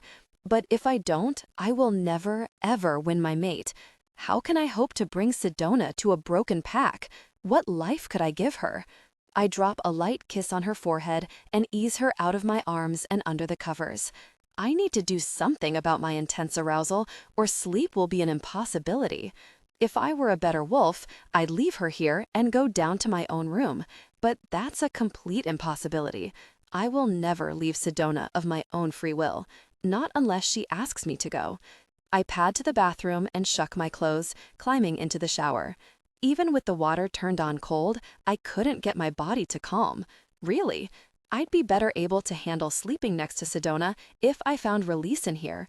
I turn the temperature back to warm, focusing on the memory of Sedona, lying less than 10 meters away. Naked. I found my release, the heat of the water suddenly way too warm. I changed it to cold and rinsed off. Now, hopefully, I can lie next to her without danger of attacking her as she sleeps. I towel off and tug on my boxer briefs. But when I re-enter the bedroom, my desire intensified at the sight of her. Hell, it's going to be a killer long night. Sedona, I dream Carlos's hands are all over me, stroking my bare skin. He's growling something stern and dominantly that makes my toes curl. No, wait, hold the phone. Those are Carlos's hands all over me. One glides over my hip, the other tangles in my hair. I'm awake, but I'm not even sure he's awake. His breath sounds slow, deep, and even like he's sleeping. I think his hands are roaming of their own accord. Carlos? There's a hitch in his breath, and he stops stroking me. Then, judging by his resumed slow exhale, he slides back into slumber and begins the caress again. Everywhere he touches me comes alive, heating and tingling. His touch was intimate, stirring a deep response. Seriously? The guy is so good in bed he can do it in his sleep? I should have followed up on my question about how many females he's entertained this way. I squeeze my thighs together to alleviate the thrum of renewed desire building there. I blink at the bedside clock. It's 4 in the morning. If he keeps this up, I will never fall back to sleep. I grasp his hand, seeking further intimacy. Again, there's a pause in his breath before it relaxes back into an even cadence, but his fingers knew just what to do. The intimate touch intensified, and I was shocked at the depth of my arousal. I moan. Carlos growls. Is he awake now? I can't tell. Carlos? The growls grow louder, his fingers quest deeper, intensifying the intimate contact. I choke out a cry and scissor my legs tight around his hand, hungry for full contact. A snarl rips out of Carlos' throat, and suddenly I'm pinned flat on my belly, his hand gripping my nape, his knees knocking my thighs wider. My breath leaves me in a whoosh when he drops his weight onto me, pressing his aroused form against me. I almost laugh. His form was shielded, but he's not awake enough to realize. He growls in frustration, pressing harder. If it weren't for the hand at my nape, I'd go flying into the headboard he's pressing so hard. He figures out the problem, and a half-second later, they came together intimately, fully, deeply connected.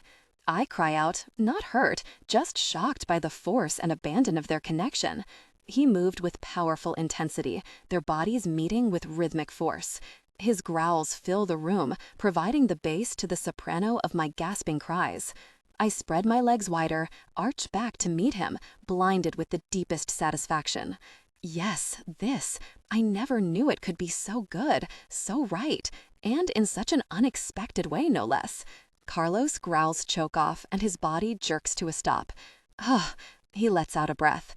He releases his grip on my nape and shoves the hair out of my face, but their intimate movements resumed, even faster than before. I twist to look back, and he's staring down at me, his brows drawn together in a tight line. Sedona, oh fates. He reached his peak, his voice echoing off the walls. I swear I felt the intensity of his climax. I sought my own release, following him to the finish. He groans, still experiencing the aftershocks of climax, and rolls us toward our sides, reaching around to hold me close as he continued their intimate connection. His breath burns hot on my neck as he touched me, stirring further sensation. I reached my peak again, an aftershock almost as good as the first one. Carlos sucks and kisses my neck, groaning. I get the feeling he's still coming back to consciousness. Sedona, I'm so sorry. I didn't mean to... My hand, still seeking release, brushed against him, and he caught my wrist, pulling it up in front of our faces. What is this? His accent is so thick, so sexy. He took my fingers into his mouth, his gaze intense. My body responded intensely, as if he were touching me intimately there. Mi amor, you don't touch yourself when you're in bed with me. That's my job. My heart, already racing from our interlude, picks up speed at the gravelly scolding. He brought my fingers to his lips again. You are delicious, Angel. I'm sorry I didn't do my job well this time. I was, asleep? I giggle. He drops his head into my neck and laughs. I'm so sorry, he groans. Did I hurt you? Are you all right? I'm okay. He lifts his head, peering into my face with an intensity that makes my pulse jump. You sure? I didn't mean to do that to you, beautiful. I sought release before I came to bed, so I wouldn't overwhelm you. And then I went and did it in my sleep, without protection. He looks so genuinely rueful. I would have stopped you if I didn't like it. A look of wonder creeps over his face. It was okay? You liked it? I knew you were asleep. I was sort of amazed that you got so far with me without waking up. There ought to be an award for that or something. His still slowly moving within me, even though we've both reached our peak, and his arousal was softening. He reaches between my legs and touches me lightly. I deserve no award if you had to find your own satisfaction, mi amor. A second aftershock ripples through me. A little one this time, but no less pleasurable. Never again. He's pulling out the bossy tone once more. I will be the one to give you pleasure, Angel. It's my duty. One I promise to take very seriously. I want to giggle, but he sounds dead serious, like he's swearing a vow on his father's grave. Oh, okay. I don't know what else to say. He lands an epic bite-suck kiss on my neck. Nobody else touches this, he growls, his voice low with warning. Not even you. I shiver at the possibility of more punishment at his hands if I disobey. The idea thrills me, and I can hardly wait to try it out, but I play along. Okay. He nips the outer shell of my ear. Good girl. Warmth curls through me at his words, and I settle back into his arms. Maybe I will be able to fall back to sleep. Carlos. I carry coffee and croissants from the train snack cart to where Sedona sketches on her pad. The trip from Paris to Barcelona takes 6.5 hours by speed train, and I've done everything I can think of to make things easy and enjoyable for Sedona. I bought us comfort class tickets and paid for 3 seats instead of 2 so we wouldn't have to sit with anyone else. I set up her phone to charge in the outlet between our seats and offered her my iPod and earbuds for music. I love to watch her work, so absorbed in her sketch of a fairy alight a flower. She barely looks up as I set the food down on my tray, but I don't take offense. I don't want to intrude on her time. I'm just grateful she's allowed me to take care of her. I pull my phone out and call Monte Lobo. It's Sunday, and it was my habit when away to call my mother on Sundays. Of course, she doesn't have her own phone, since technology is banned for all but the Council and Alpha. I call Don Santiago, who acts as a sort of gatekeeper for the pack. Almost all transmissions go through him. I don't like Don Santiago. I don't like any of the council members, but he's probably the most capable. Like me, he went to university. He has an advanced degree, even worked for a time in a genetics lab in Mexico City. He's been out in the world enough to understand how things work, including technology and how best to use it. He was the one responsible for getting the mountain wired for Wi-Fi, despite the rest of the council's dire predictions that connecting us to the world would lead to our destruction. Don Santiago answers on the second ring. Carlos. He always goes for this hearty, grandfatherly tone with me. Hello, Don Santiago, I say in Spanish. How are things? It's the same conversation we had every week I was away in college. All is well here, mijo. He calls me my son, which always makes me bristle. I don't let it slide this time. Carlos, or Don Carlos, not son. I'm pleased I can say it coolly with nary a growl. Of course, I'm sorry, Don Carlos, Don Santiago smooths. It's just that I've known you since you were a baby, and now I'm Alpha. Yes, of course. No one challenges that. For some reason, his words make the hairs on my arms stand up. He said it too quickly, too easily, as if I really do need to worry that there will be a challenge. I store that away to chew on later. Did you find your female, Carlos? I stifle a growl again. I don't like anyone talking about my female, especially not any of the really difficult council members. I found her. And? This time I do rumble. I am taking her to Barcelona, a honeymoon of sorts. I glance guiltily at Sedona, even though she doesn't speak Spanish.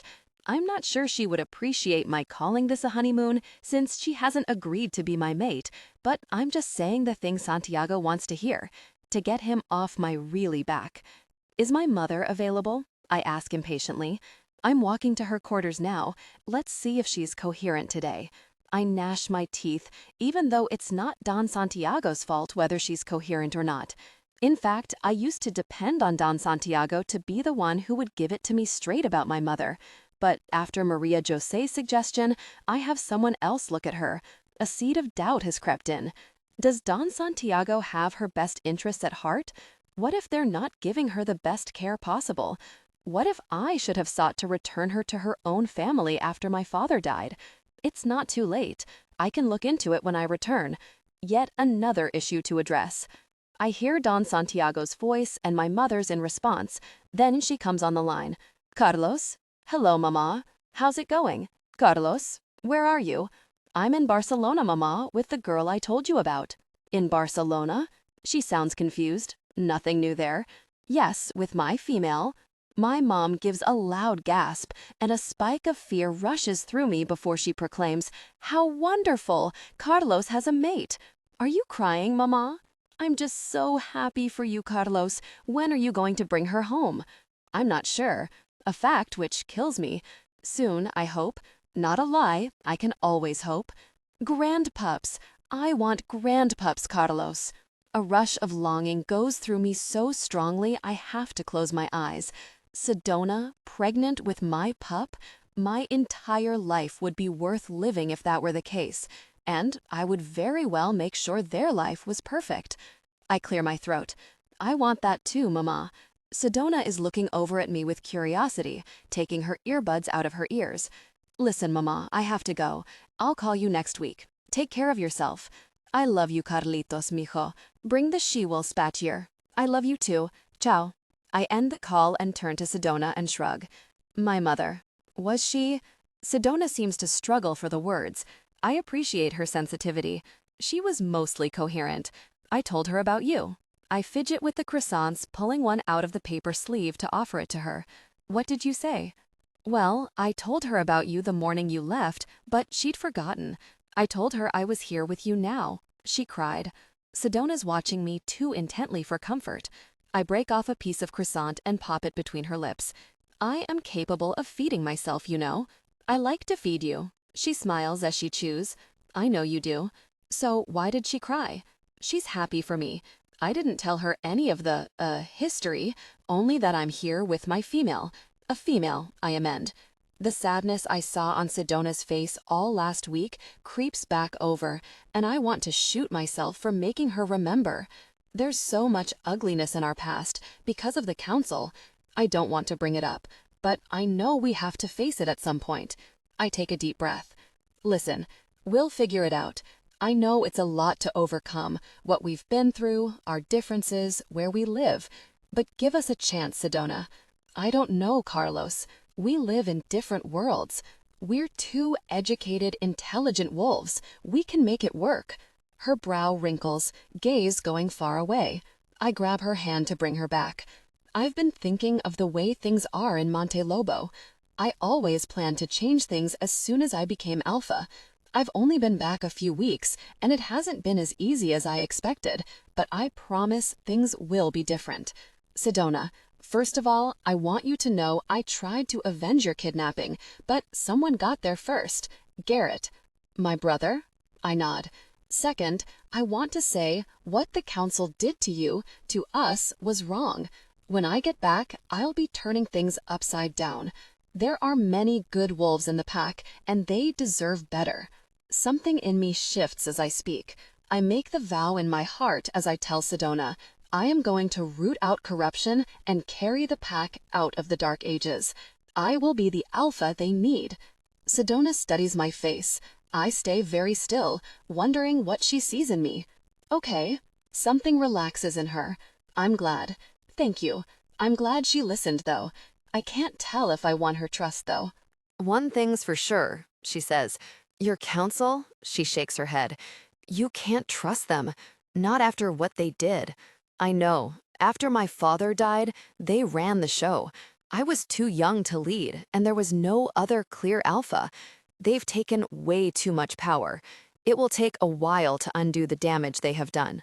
So you will return to Mexico? She asks, and my heart seizes. This is the topic I've been avoiding. I take a deep breath. I want to say no. See, there's this beautiful female wolf who captivates me. Sedona smiles. But she wouldn't respect me if I abandoned my duties. No, she wouldn't. But I had to see her again, even just for a few days. Monte Lobo is so oppressive, but the sight of her reminds me of what I'm fighting for. I'm hoping she will enjoy the next few days with me.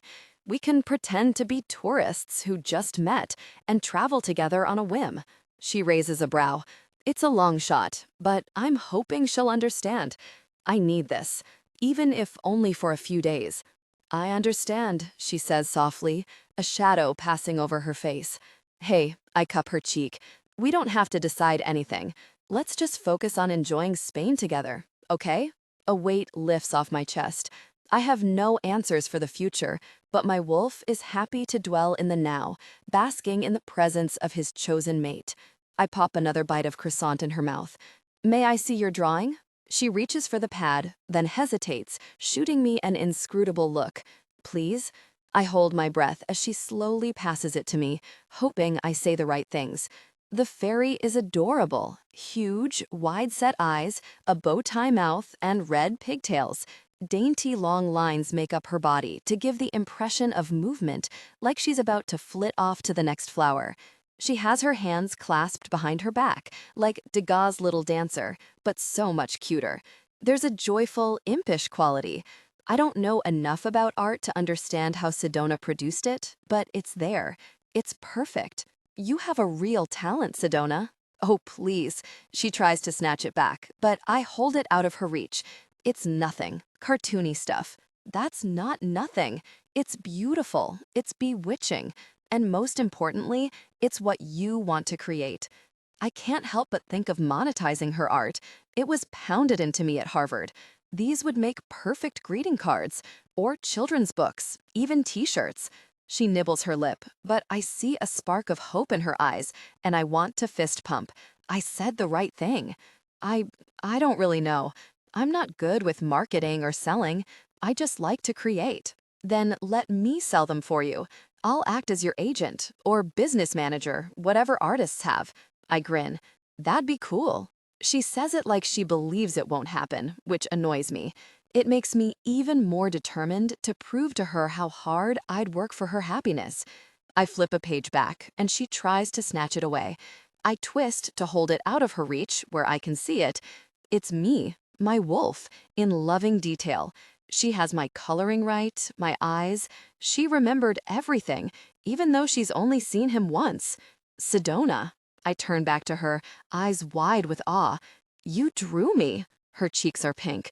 She shrugs like it's nothing. Why wouldn't I? May I have it? No. She reaches for it, and this time I reluctantly let her have it. Disappointment lances through me. Why not? I want to keep it, she mumbles. My nose-diving confidence takes a sharp turn. She wants to keep it, the drawing of me. I want to read so much into this, but I know that's not wise. She hasn't admitted any feelings for me yet. I want one of you then, I demand. She gives a snort. I don't draw myself. Her cheeks turn an enchanting shade of pink. Try. She rolls her eyes, but a smile plays around her mouth. I'll think about it. I settle back in my seat and sip the coffee, laying one hand on her leg. Touching her grounds me, eases my anxiety even as it revs the engines of lust always burning in her presence. It feels easy and comfortable with her, and I hardly dare think it, but I'm starting to believe we can find a way to make things work. I don't know how yet, but I know I want to try. Counsel. Elder. I settle into my first-class seat on the plane to Europe and pull out my laptop. I have a great many lab results to review from the tests run in Mexico City. Fortunately, they were at a lab, not the warehouse. I didn't chance stopping there in case it's being watched. Not by federalistas, they can be paid off, but by shifters.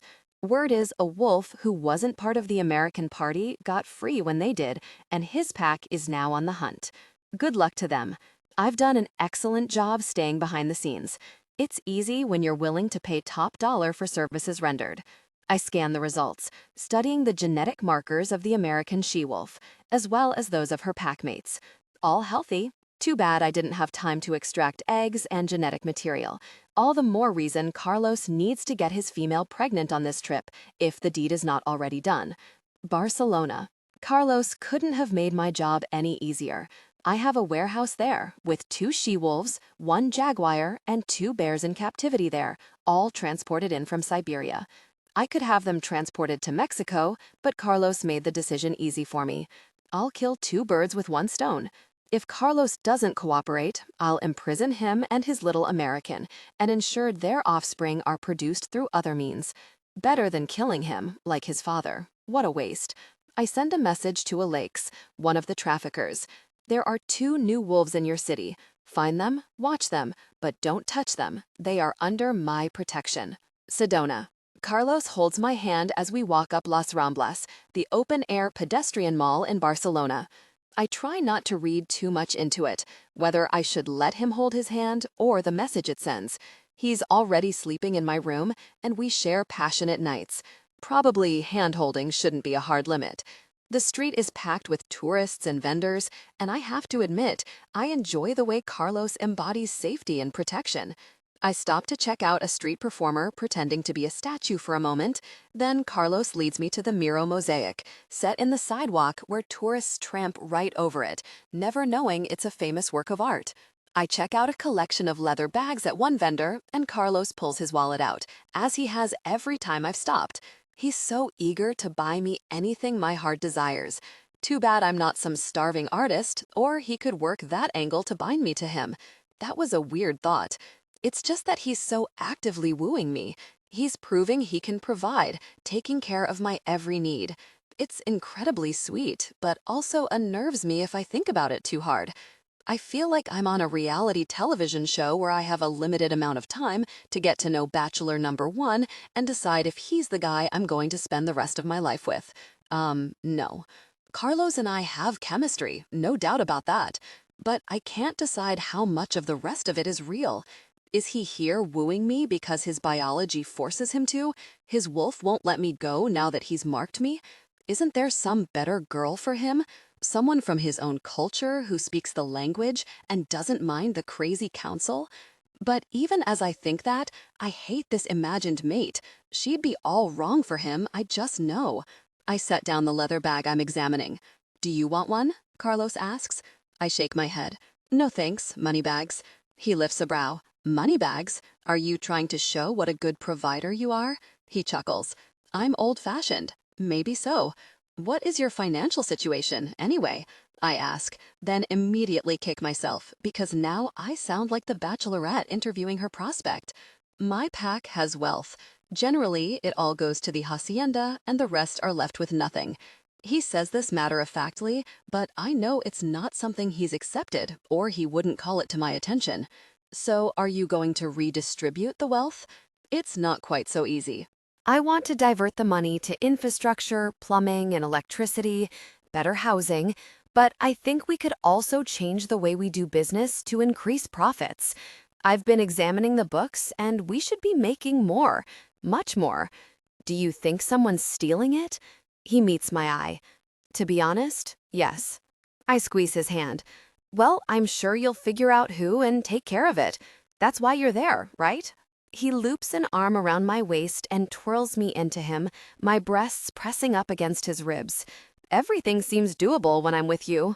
My heart stutters, and I melt into him, lifting my face for a kiss. He ghosts his lips over mine. You give me reason, he murmurs. Part of me wants to draw away, to deny him me as his reason. I'm not ready for that commitment, but fireworks are going off in my chest, and I'm smiling up at him like a goofball. His kiss is warm and tender, infused with something deeper than passion. It scares the crap out of me. Carlos. I step out of the shower after a day spent touring the Gaudí House Museum with Sedona. I swear she makes everything magical. Gaudí's architecture is impressive, no doubt, but seeing it through her eyes made it all the more glorious. With a towel wrapped around my waist, I walk out of the bathroom into our hotel room and find Sedona. In the red dress. Oh no, muñeca, you're not wearing that out, I say with complete authority. I have to prevent this catastrophe, or I will be ripping out the eyes of every male who sees her tonight. Not to mention the additional problem of us not making it to dinner because I now want to throw her up against the wall and give in to intense desire. Dress off. You can't wear that. Bad move on my part, but I can't stop the dictate from flying out of my mouth. She throws her hands on her hips. Really? You? I'll wear whatever I very well please. Okay, yeah, I totally messed up on that one. I stalk toward her, a hunter after his prey. I shove my wolf down before speaking this time. Forgive me, mi amor, I didn't mean it like that. My hands reach for her hips and I slide the fabric up to reveal more thigh. I just meant, if you wear that, the only thing I'll be focused on tonight will be you. One of those beautiful smiles lights up her face. I'm counting on that. I groan. But you're starving. You already said so twice before we got back here to shower and change. You'll have to contain yourself until after dinner. She covers my palms with hers to stay them. Impossible, she shrugs. Then I'll go alone. The hell you will, I growl. This time I can't help but crowd her back against the wall and trap her between my arms. Take off. The dress. Her eyes dilate. The corners of her lips kick up. No. I hear the challenge in her voice. It's the same one that tells me to chase when she runs. But somewhere, somehow, I also remember that she's hungry. It's my duty to provide for my female, so I'll have to make this quick. I spin her around to face the wall and fist the fabric of her skirt in back to pull it up.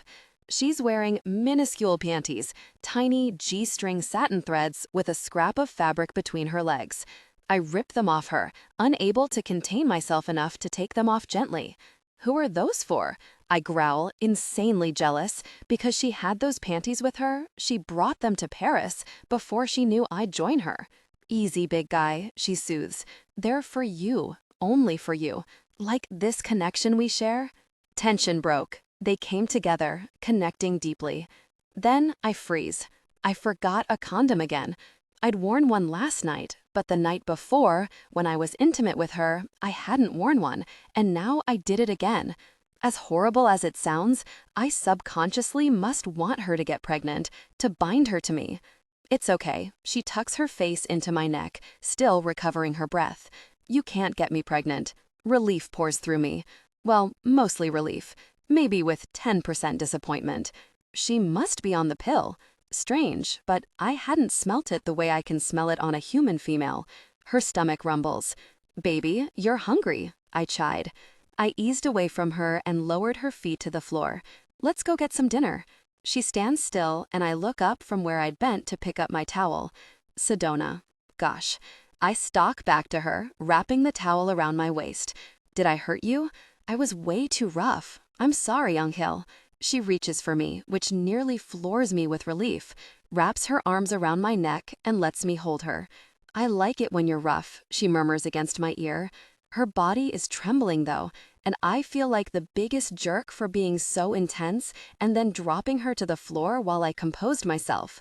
I hold her, stroking her back, burying my face in her thick, glossy hair. I'm replaying singing, trying to figure out if something went wrong or if she just needs a moment of aftercare when she says, "You owe me a pair of panties, though." I bark a laugh. "And I'm still wearing this dress out." I groan. "Okay, muñeca, wear the dress. But you'll be held responsible for all the men whose faces meet my knuckles when they ogle you." She lets go of me, and I reluctantly step back. "You'll behave." She sounds like she believes it, which makes me vow to meet her expectations, even if it really kills me. Sedona. I didn't lie. Not exactly. He can't get me pregnant, because I already am. My insides swim around with the misdirection, and all the issues I've avoided examining come slamming back into me. It won't be long before he sensed the change in hormones on me, before my body starts to change to accommodate the new life within me. Our pup. What will it mean to him? I don't even know what it means to me. Fates, this entire trip to Europe wasn't to heal. It was a last-ditch effort to spread my wings before I'm saddled with a child. I've been pretending that child doesn't exist, pretending none of my problems exist, while I get my rah-rahs out seeing famous art and sharing an intense connection against the wall by a libidinous werewolf. But I'm going to have to face the music soon. Either I lose Carlos soon and try to keep this pregnancy from him, or we stick together and he'll find out on his own in the next week or two. Then what? If he's already gone overboard to protect me on this trip, what do I think he'll do when he knows I'm carrying his pup? Do I really believe he'll ever leave my side? What did Garrett say? It would take an entire pack to keep him away. I slip on a new pair of panties and smooth the skirt of the dress back down as Carlos gets dressed. He's looking over at me like he knows something's going on in my head, and it worries him. He pays attention, I'll give him that. Moments like these, I wish he'd pay a little less attention. No, that's not true. Carlos escorts me out, and we walk down to Las Ramblas again and find an open-air restaurant where we can watch all the activity on the tree-lined street. I feel the lingering effects of our intimacy, but I know it will fade within the next hour, so I savor every twinge and pulse. Carlos orders a bottle of wine after consulting me on my preferences. When it comes, I take a sip, but even if I'd wanted to drink alcohol, I can't. My body totally refuses it. I can barely choke down one sip. After we order our food, Carlos asks, "What's going on in that beautiful mind of yours, Sedona? You're too quiet." I shake my head. Nothing. Just trying not to think about what comes next with us. His expression turns grave. He stares a hole through me, and I can't breathe. Now, I'm trying not to ask you what you're trying not to think about. I give a short laugh, grateful for his ability to be so real with me, for it to be this easy to talk about something so hard. The waiter brings our food, and I tuck in, devouring my meal like I haven't eaten in a week. I hope this isn't the start of pregnancy cravings, because I don't want to spend the next 9 months eating everything in sight. Ugh, and now I'm thinking about the pregnancy again. Not that I ever stopped. I look out onto the pedestrian thoroughfare at a pair of musicians who just started up, and Carlos follows my line of sight. He chokes on his wine, and I look over, amused. "Everything okay over there?" He dabs his lips with his napkin. "Yes. I'm going to use the restroom, muñeca. I'll be back in just a moment." It takes about 30 seconds for it to sink into my brain that he didn't head in the direction of the restrooms. He headed toward the exit. My instincts roar to life, hairs standing up at the back of my neck, vision tunneling, like I need to shift and run. But what is the danger? I look around and catch sight of Carlos out on La Rambla, talking with, really, no, it's one of the council members. I'd remember that old, difficult person anywhere. He's one of the 2 males who met the traffickers at the gate. I throw some euros on the table and get up, marching out of the restaurant. I'm so focused on Carlos and the council member, I don't see a group of young men coming until they bump into me. Something pricks my arm, and I nearly lose my balance, but one of them catches me. They are laughing and talking in Spanish. No, not Spanish. Catalan, the first language in Barcelona. One of them holds my elbow and says something friendly to me, but I shake them off, still barreling toward Carlos. When I go to wipe away the stinging on my arm, my hand comes away bloody. It's nothing, but it adds fuel to my fury and sense of violation, a fury which Carlos is about to get the full brunt of. Carlos, Don Santiago, is here in Barcelona. I'm ready to pound him into the ground. I don't know what his game is, but I intend to find out. Now. If we weren't in a public place, I would already have his throat in my hand. Relax, mijo. Don Carlos. I'm not spying on you, as you say. I had business to attend to here, and I thought it would be a good time for a visit. Gosh, Don Santiago hasn't wiped his indulgently amused expression off his face yet, and I'm about ready to do so with my fist. Bueno, you're right. The council has a stake in how you're doing here with your female. I came to see if I could be of service. Of service? It takes all my effort not to shout the words. What, are you going to send a mango and wine to our hotel room? Help get us in the mood? Don Santiago folds his arms over his chest. Do I need to? I clench my fists so hard, my nails dig into my palms. Is she pregnant yet? Don Santiago looks over my shoulder at the same moment I catch Sedona's scent. Carajo! I whirl, but it's too late. She heard. Her face is pale as snow, but fury blazes in her eyes. Sedona, this isn't what you think. She's already turned away from me, walking with purposeful strides in the direction of our hotel. Sedona, wait, let me explain. I chase after her. I stop myself just before I reach for her because I'm sure she will deck me if I lay a hand on her. I opt for matching her stride instead. I don't know why he's here. I didn't know he was coming. Listen to me. No. She stops and throws a hand out against my chest, halting me too. I don't have to listen to you. In fact, I can't. I won't. I heard what he wants. Whether you claim to be innocent in your council's dirty little plan or not, you're a part of it. And that means I'm out. She starts walking again. Really? I can't help cursing out loud before I pick up my pace beside her. That's not what... Except it is. She nailed it. I can't argue with her take on what's going down. Sedona, I'm not here to get you pregnant. I don't see you as a prize. I came because I couldn't stay away. I wanted to honor your request for space, but I just couldn't. Well, you're going to have to, she snaps, because I'm done. She's done with me. Her words drive a spike straight through my gut. I slow my steps, let her advance without me. I'm not going to convince her to be with me by continuing to disrespect her wishes. She doesn't even glance back, still marching on toward the hotel. My chest feels like it's been crushed by 100-pound weight. I sag against the side of a building, hardly able to drag breath into my lungs.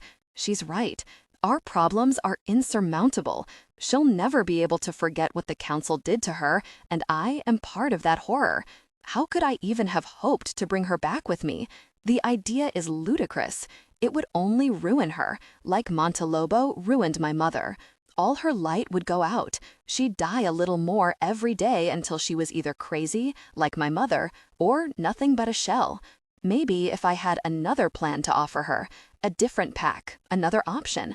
Maybe if I was willing to leave my pack, live with hers. But I can't abandon mine.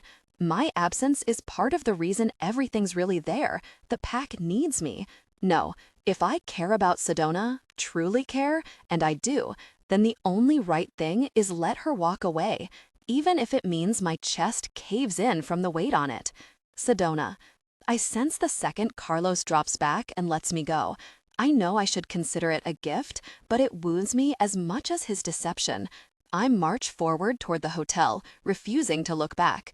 I don't want to see his expression, don't want to think about what he's feeling now. Is she pregnant yet? I can't freaking believe his counsel is here monitoring us still. Have they been watching everything?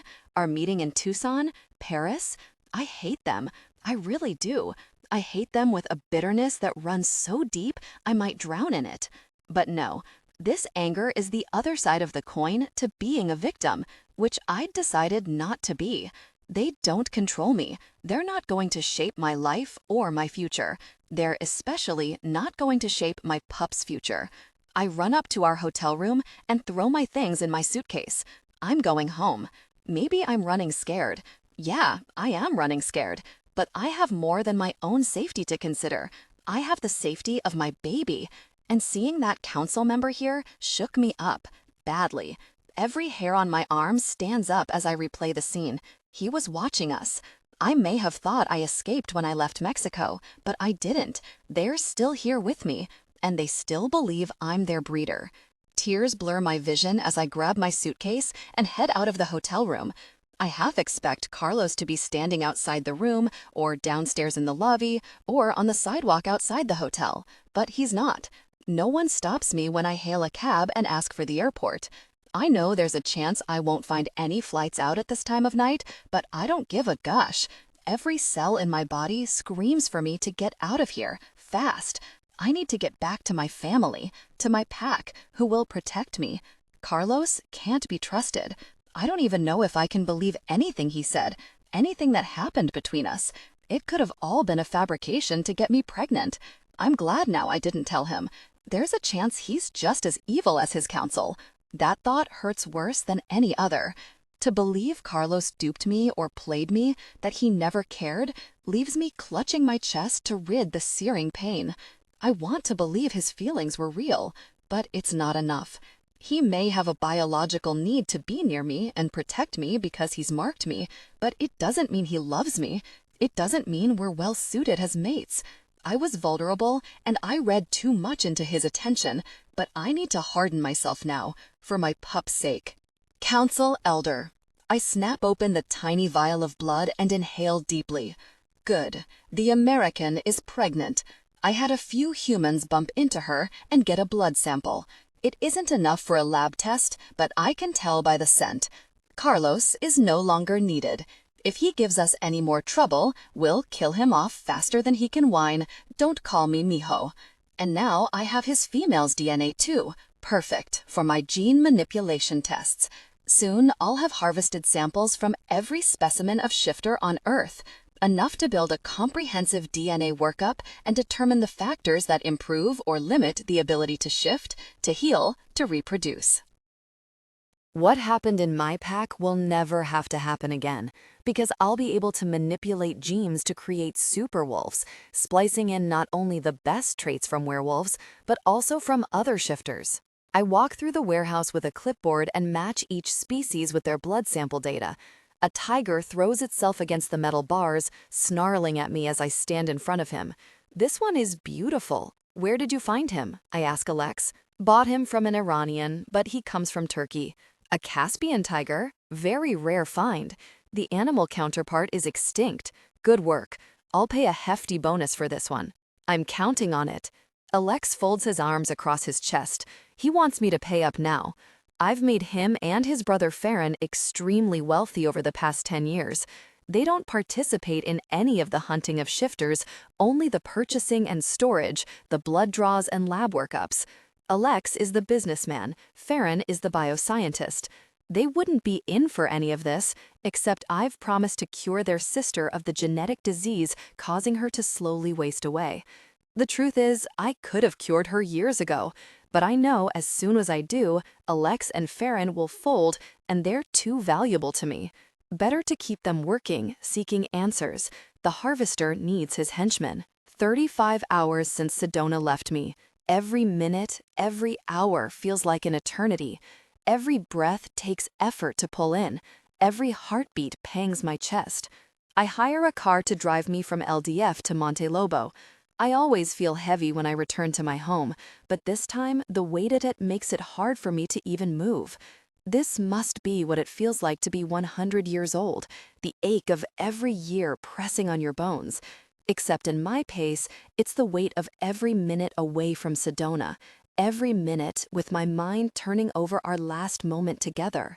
I hate that she thinks I might be a part of the council's idiotic obsession with my future offspring. I hate knowing Don Santiago triggered the trauma of her ordeal again. But now I know with complete certainty it's impossible for us to be together. I could never bring her back here. All she would remember is the evil done to her. A growl starts up in my throat. I should have killed every member of the council the moment they set us free.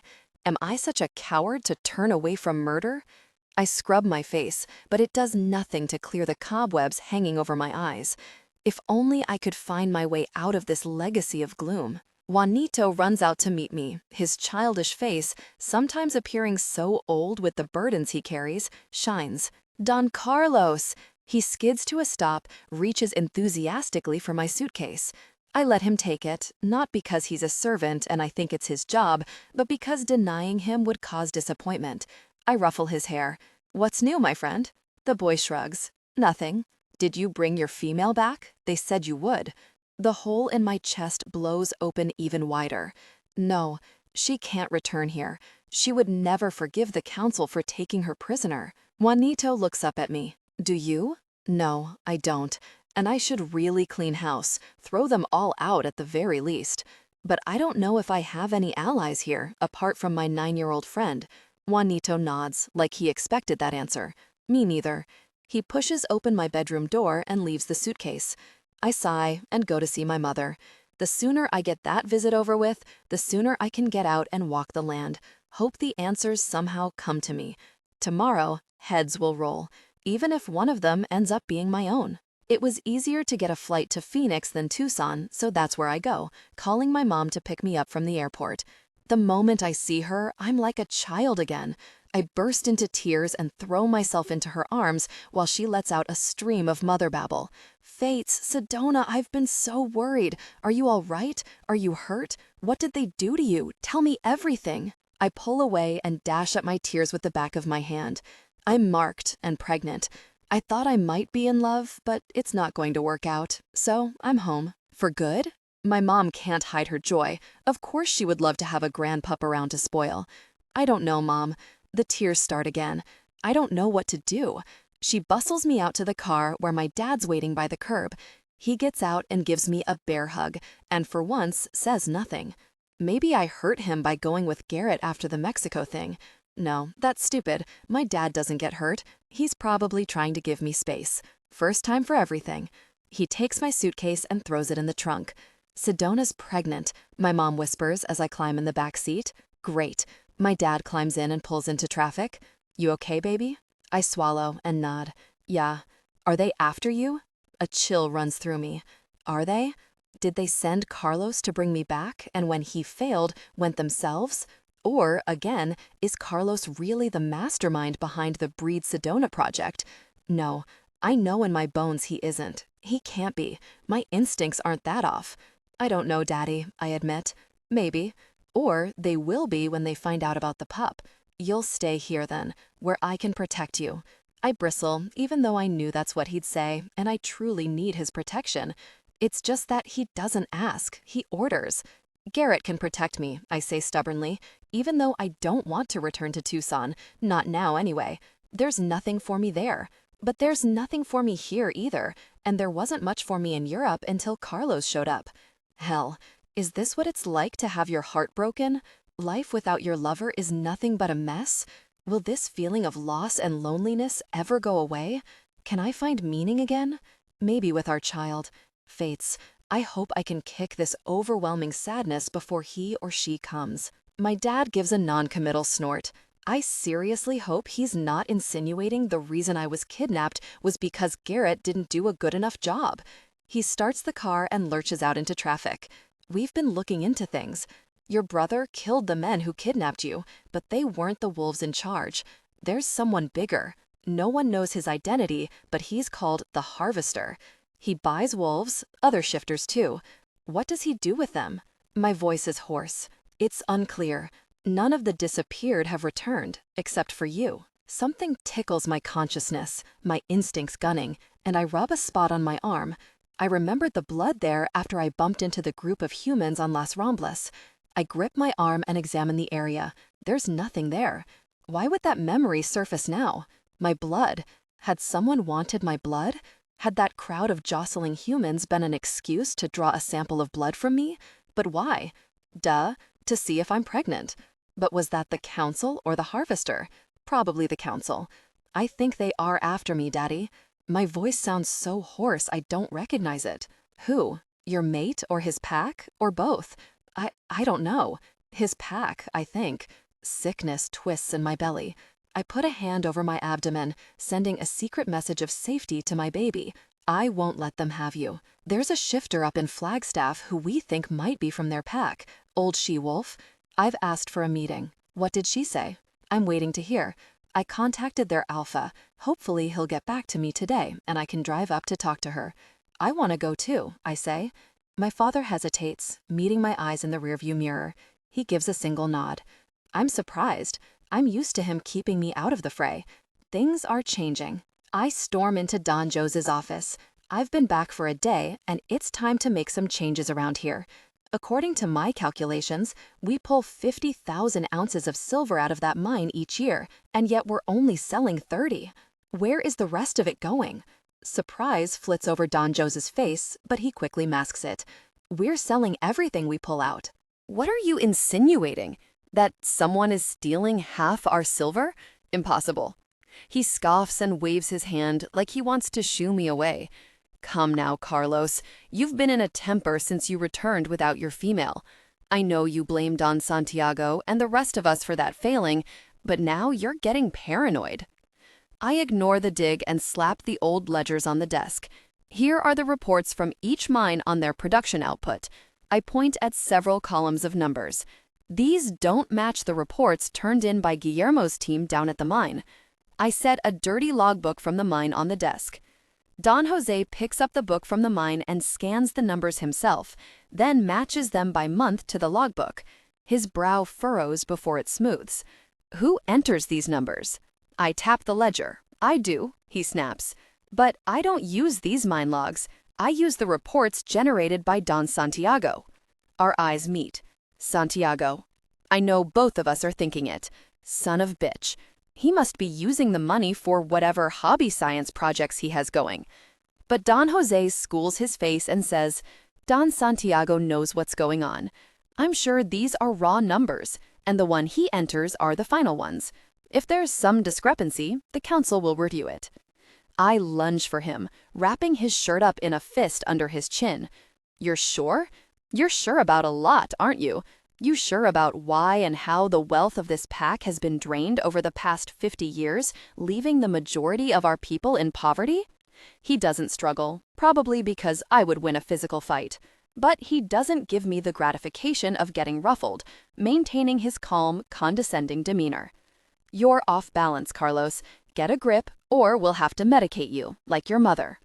I slam his head down on the desk, cracking his nose. When I lift him, blood pours over his lips and down his chin. I bring my face right up to his. Try it, I growl. Try it, and I'll kill every last one of you jerks. Don Jose gives a forced laugh as he gropes for a handkerchief in his pocket. You are deranged, Carlos. Am I, Jose? I drop the Don because he doesn't deserve the respect it implies. I'm going to keep turning over rocks until I uncover where half the wealth of our mountain has gone, and you'd better pray I don't link its disappearance to the council.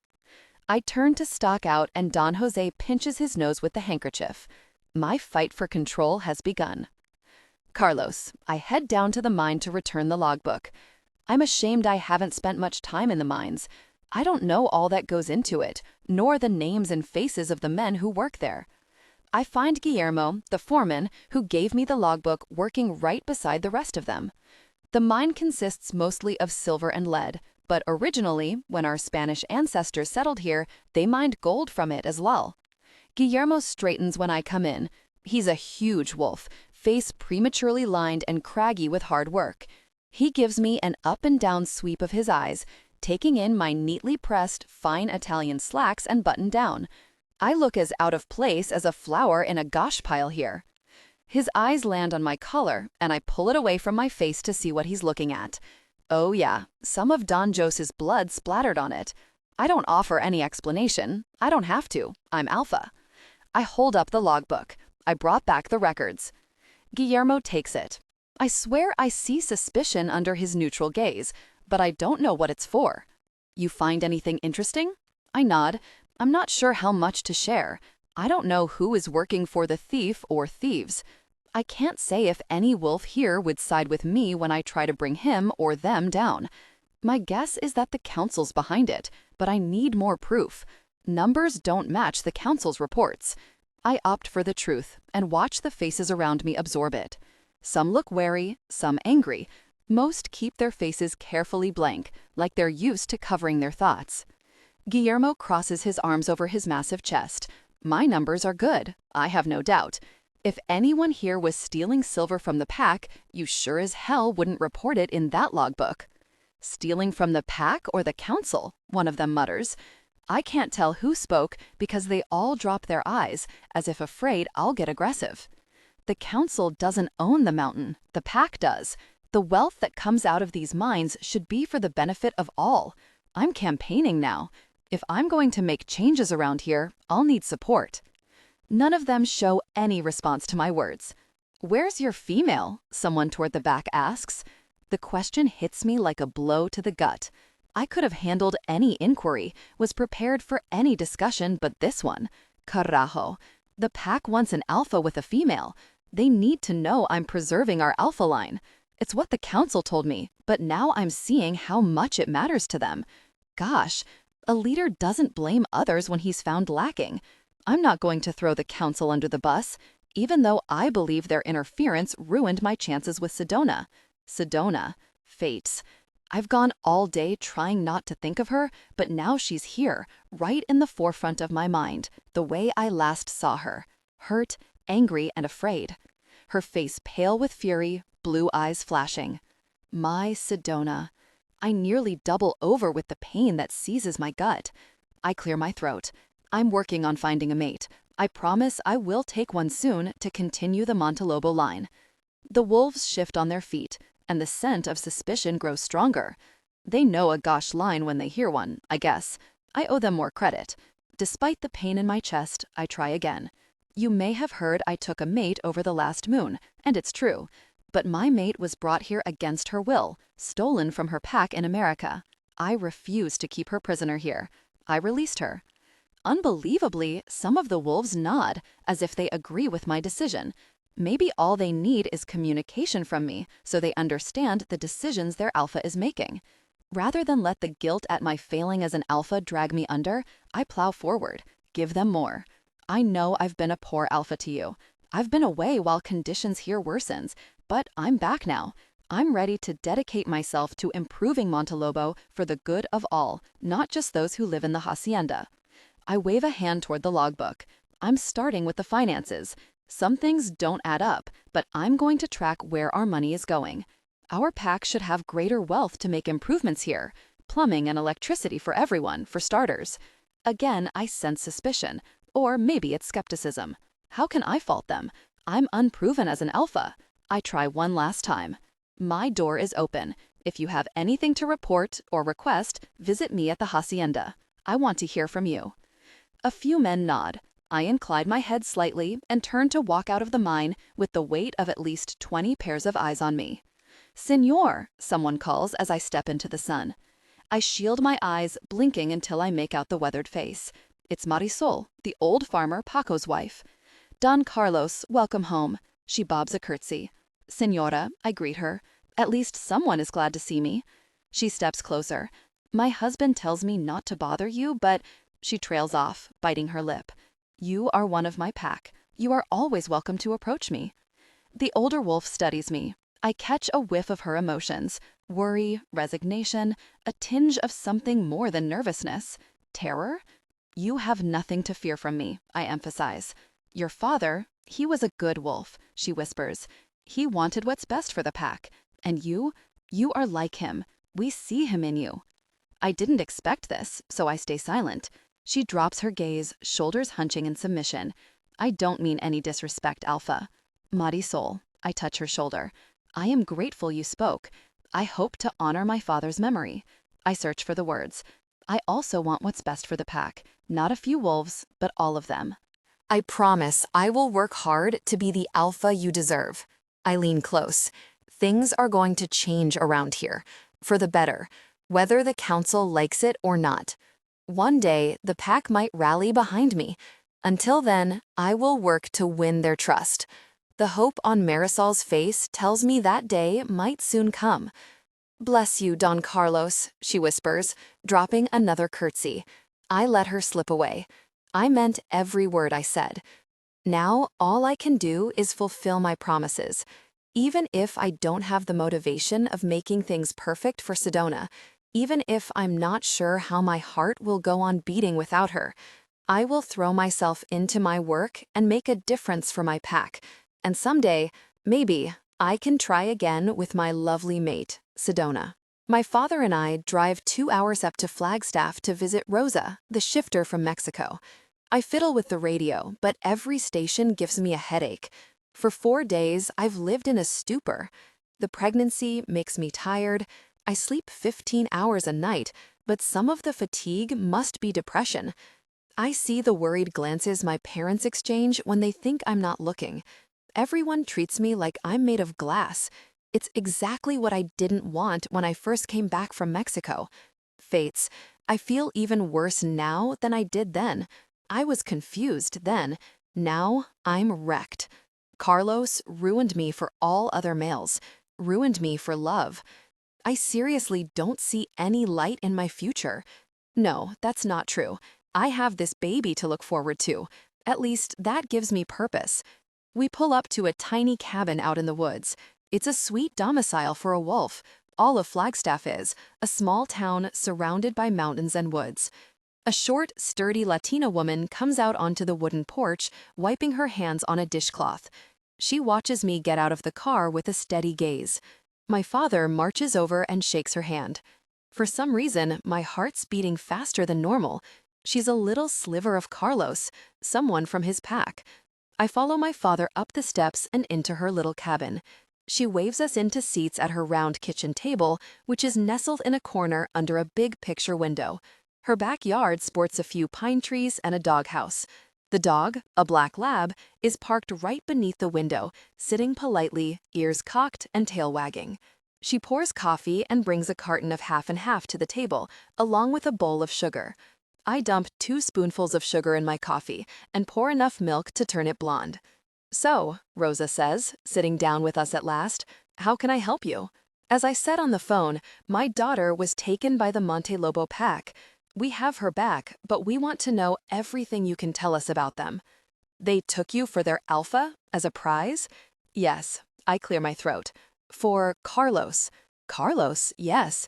I remember him, of course. She doesn't go on, but my father and I both wait, leaving the space as an invitation. I'll start by telling you why I left. You must have seen the disparity between the rich and poor. I nod. I was one of the poor. My father worked in the mines, my mother worked agriculture. It was a good enough life, I didn't know any differently. I mated young, followed in my parents' footsteps. I had a hard time keeping a pregnancy. I only carried 1 pup to full term, and even though he was perfect, to me, when he hit puberty, we found out he couldn't shift. Happened to a lot of pups in that generation. Too much inbreeding, I know now. We were all related in that pack. Don Santiago, one of the council members, took him from me, said he could make him better. He drove him down to Mexico City, but he never brought him back. Her eyes fill with tears. He said he didn't survive the procedure. When my husband raised a fuss, he was crushed in a mining accident. My father leans forward. Are you implying it wasn't an accident? She shrugs. Any pack member who made waves disappeared in the mines. It's an easy way to get rid of troublemakers. A growl sounds in the room. At first, I think it must be my dad. Then I realize it's coming from me. There are alphas who rule their packs with an iron fist, who punish their pack members, even mete out death as a consequence. As wolves, we follow, we obey. It's in our nature. But nothing about that council is natural. The hairs stand up on my arms. I growl again. Sneaky deaths, silent deaths, it keeps the pack afraid and quiet. The council's spies are everywhere. No one speaks up for fear they might be next. But after my husband died, I knew I had to leave. My sister, Marisol, helped me escape. She wouldn't leave her husband, but she told me to get out while I still could. What about the alpha? My father asks. Couldn't you go to him for help? They killed him. My mouth drops open. Carlos hadn't told me that. Did he know? If they can't control an alpha, he dies. All they care about is keeping the alpha bloodline pure. They don't care about actually having an alpha to rule. Your Carlos, he's in danger now. Now, she nods, her eyes haunted. Now that you're pregnant, they'll have no need for him. My legs are weak when we get back in the car. I knew Carlos's pack was troubled, but I never considered he might be in danger. But I should have. They had so little respect for him, they caged him in a cell with me, their own alpha. My mate is in danger, the father of my pup. My hands shake as I pull out my phone. Who are you calling? My dad's watching me with concern. Garrett. Why? I shake my head impatiently and dialed a number. Hey sis, everything okay? Yeah, no, not really. Hey, could you text me Amber's phone number? I can practically hear my brother grind his teeth. You gonna tell me what this is about? I just want to check out some information Dad and I got from a shifter up in Flag. She's from Carlos' pack. Okay, but just know that Amber's not entirely comfortable with her gifts yet, and she doesn't like to be put on the spot. Isn't that what you did with her to find me? Yeah, smartass, it is. Never mind. You're both adults, you can work it out between the two of you. Thanks. Let me know how I can help, okay sis? Yeah, I will. You coming back to your apartment here? We've got you all moved in. I glance over at my dad, who scowls at the road. Of course, he's heard every word. Maybe. I don't know. I have a lot to figure out. I know. His voice is soft with sympathy, which I don't want, so I hit the end button quickly. When he texts me the number, I hit dial right away.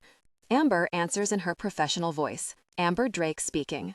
Hi Amber, it's Sedona. Hi Sedona, what's up? Can I ask you a question? A yes or no one?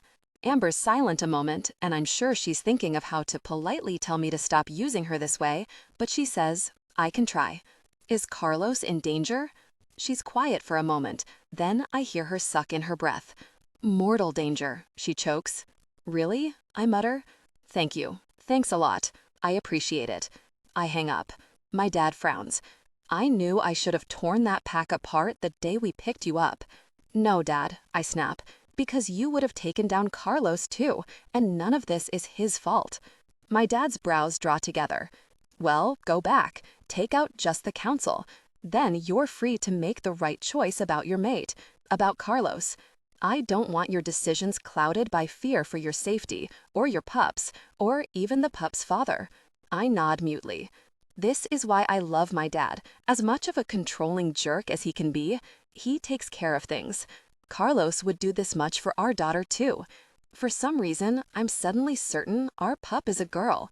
His vision of the pack has been obscured by lies from the council. If he knew they killed his father, I can't imagine he wouldn't take swift action. He's not a coward, not my Carlos. He's just concerned with doing the right thing for his pack. And for me. I realize with utter clarity the reason he let me go. It's not for lack of caring. It's because he cares enough. Both times I've left, he let me walk, because he would never hold me against my will. Tears leak out of my eyes, but unlike the ones I've cried over the past several days, these aren't full of self-pity. My chest is filled with love. Love for my mate, for Carlos. And he's in danger now. Yes, I believe my dad can take care of the council, but I want to be there first, to tell Carlos what I know and help him sort things out before my dad comes in with the big guns. I can't tell my dad, though. He'd never allow it. Tonight, as soon as I get back to Phoenix, I'll find a flight out. Carlos, they took him from me, my mother wails. In her room, and she's pacing up and down in front of the window, stopping every now and then to look out. No, I'm right here, Mama. I put my hands on her shoulders and try to catch her gaze. Your father, she whispers. They took your father. Poppy's dead, remember? An accident in the mine. She shakes her head rapidly. No, no accident. They took him. I sigh and look over at Maria Jose, wringing her hands in the corner. Should we sedate her?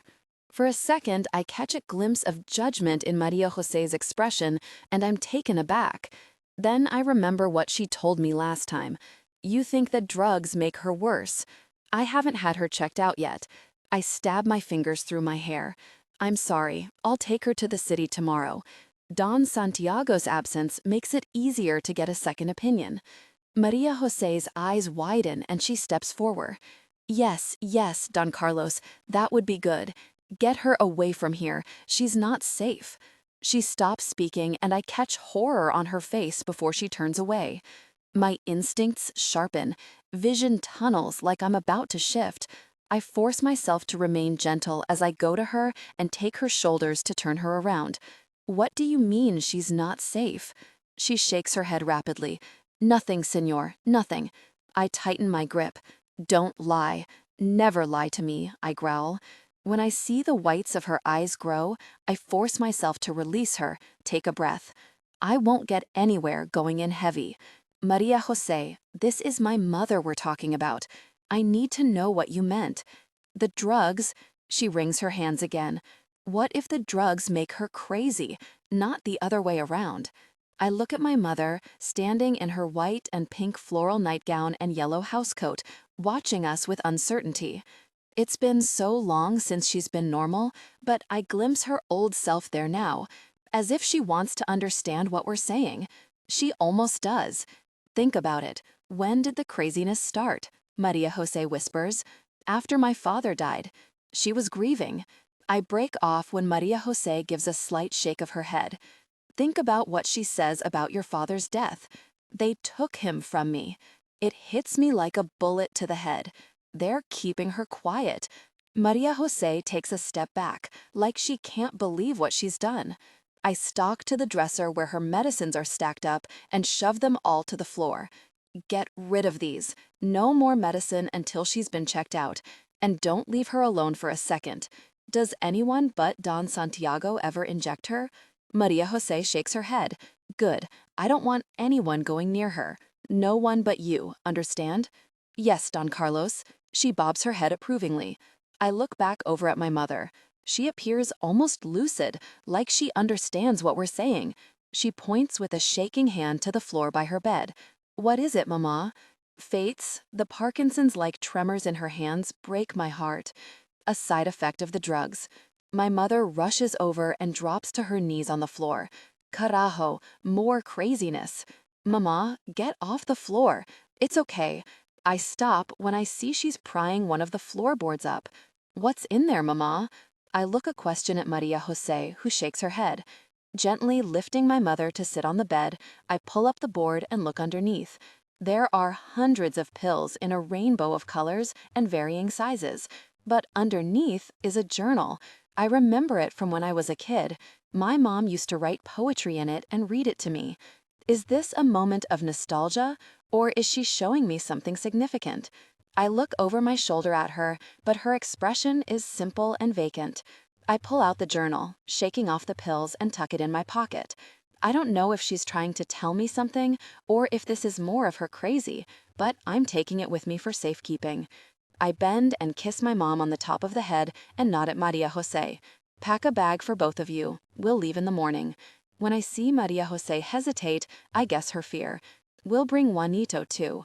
I will keep you both safe, I promise. She relaxes and dips into a curtsy. Thank you, senor.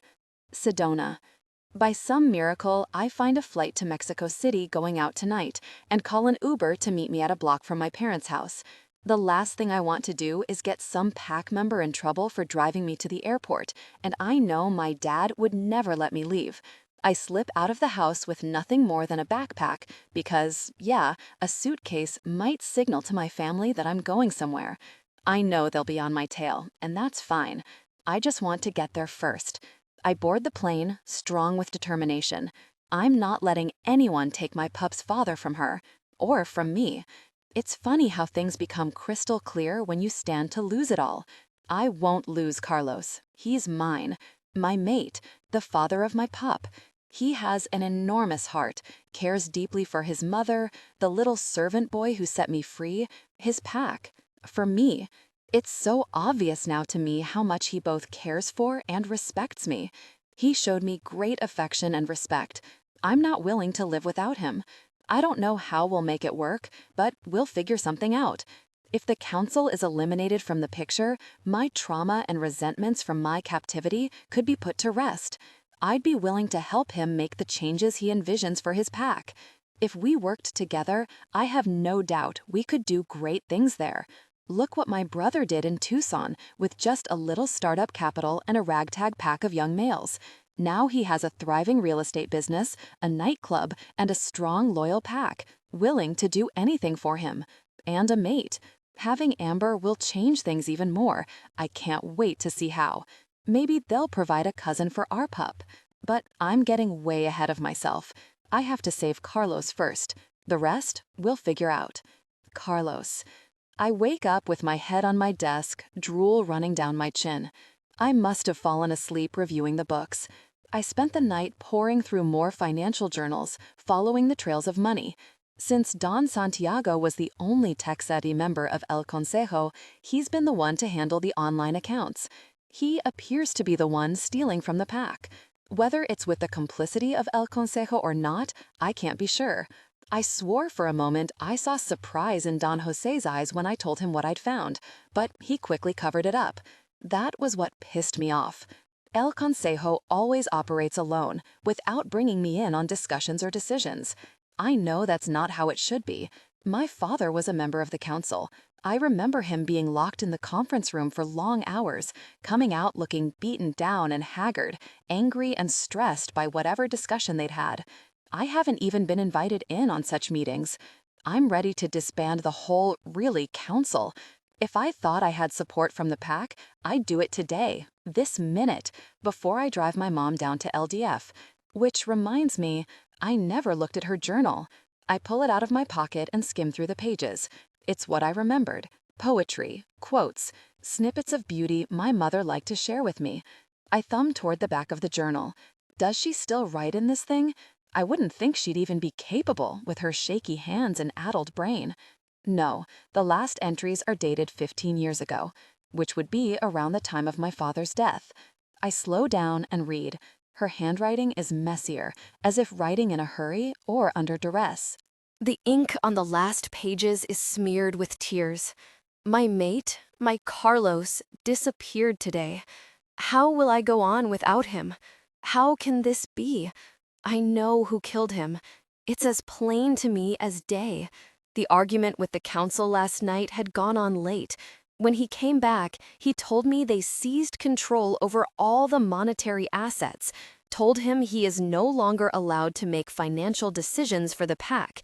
He was furious. He paced in the bedroom all night and left early this morning, but he never returned. Don Jose says there was an accident in the mine, but I know it's a lie. They killed him, just like they kill everyone who goes up against them. Everyone knows there's a pile of bodies in that mine. Every young shifter who might be a physical threat, every wolf who dissents on any point, any male or female who doesn't toe the line. Everyone lives in fear here. I only have one choice, to get Carlitos out of here before he becomes their next victim. If only I knew who I could trust. Ice sluices through my veins as I read. The council killed my father. I always thought it was an accident in the mine, like so many others. But my mother suspected none of them were accidents. Are these simply the ravings of a madwoman? They don't seem it. Paranoid, perhaps, but fully coherent, logical. They must have offered the first drugs to her as something to calm her down, ease her grieving. Then they kept her silent all these years. But why not just kill her? Wouldn't that be easier than keeping her around? Perhaps they feared it would arouse too much suspicion. I jump to my feet and go to my mother's room first, fear for her safety suddenly spiking through me. I find Maria Jose has her dressed, bag packed, and ready. She's eaten breakfast, we're ready anytime. They started drugging her when? Immediately after my father's dead? Recognition sparks in Maria Jose's eyes. She knows what I know. She nods. And my mother suspected them of killing my father? Did you know that? Again, she nods. So they've silenced her with drugs that made her mad? I fear it's so, Don Carlos. Wait here, lock the door. Don't allow anyone in but me, understand? She bobs her head. Si, senor. I pound down the white marble steps and find Don Jose eating breakfast with Don Mateo on the upper terrace. His broken nose has already healed, which makes me want to break it again. I grab Mateo this time. What happened to my father? The truth. A mineshaft collapsed, you know that. Mateo keeps his eyes lowered, doesn't pull the condescending nonsense Jose always tries. My wolf is close to the surface, ready to tear out and kill all threats. I shake him. Nonsense. You had him killed. How did you arrange it? Servants gather in the doorway to watch. Out of the corner of my eye, I see Juanito in the shadows. My need to protect him makes me rougher with Mateo. My mother knew, and you started drugging her. The drugs make her crazy, not the other way around. Calm yourself, Carlos, Jose placates. Your mother isn't well, and neither are you. His cell phone buzzes and he pulls it out and looks at the screen. We have a security issue at the gate. That's probably a lie, but I pull back because I realize I'm playing right into Don Jose's game of making me the crazy one. I have no proof but a raving woman's diary. What I do have proof of is financial misdeeds. I release Mateo and straighten my jacket. Servants have gathered to watch the proceedings, along with a few pack members. I see Marisol out of the corner of my eye, and she appears to be sending her husband Paco out, possibly to gather others. I have an audience now. It's time to make a declaration.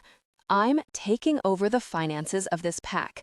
Someone has siphoned off half the profits of the mine, going back at least 10 years, and I'm going to find out who. Anyone, everyone who played a role in the theft or covering it up will be punished, severely. That causes a stir amongst the servants. Mateo's gone pale. Now for the coup de grace. I'm also disbanding the council. My raised voice carries across the expanse of the terrace, out into the land beyond. The audible gasps and murmurs circulate. Wolves have appeared all around, listening out windows, drawing near from the gardens and fields. I see Paco hustling back, followed by Guillermo and his men from the mine. They are the strongest wolves. If there is a fight, they will be the ones to win it. I wish I knew which way they'd swing. This happened under your watch. Our pack grows poorer, sicker, weaker. You cannot be trusted to protect the best interest of the wolves here. As alpha, that's my job, and it's one I accept. Your assistance in leading the pack is no longer wanted nor accepted. The sound of a vehicle climbing the road to the Citadel rumbles. Jose gives a loud fake laugh. Boy, you think this pack would ever give control over to you, an untried, unpracticed youth, to lead? You're as deranged as your mother. You may have alpha blood, but you don't have what it takes to make the hard decisions. The other two council members arrive, walking swiftly, straightening their ties and jackets. What is all this? Don Julio asks. The council has been disbanded. Anyone who questions my authority will be banished. Is that clear enough? I shout, making sure everyone can hear. Who's first? I make a beckoning motion with my hand and sweep my gaze to encompass every wolf around. I'm ready to fight, in human or wolf form.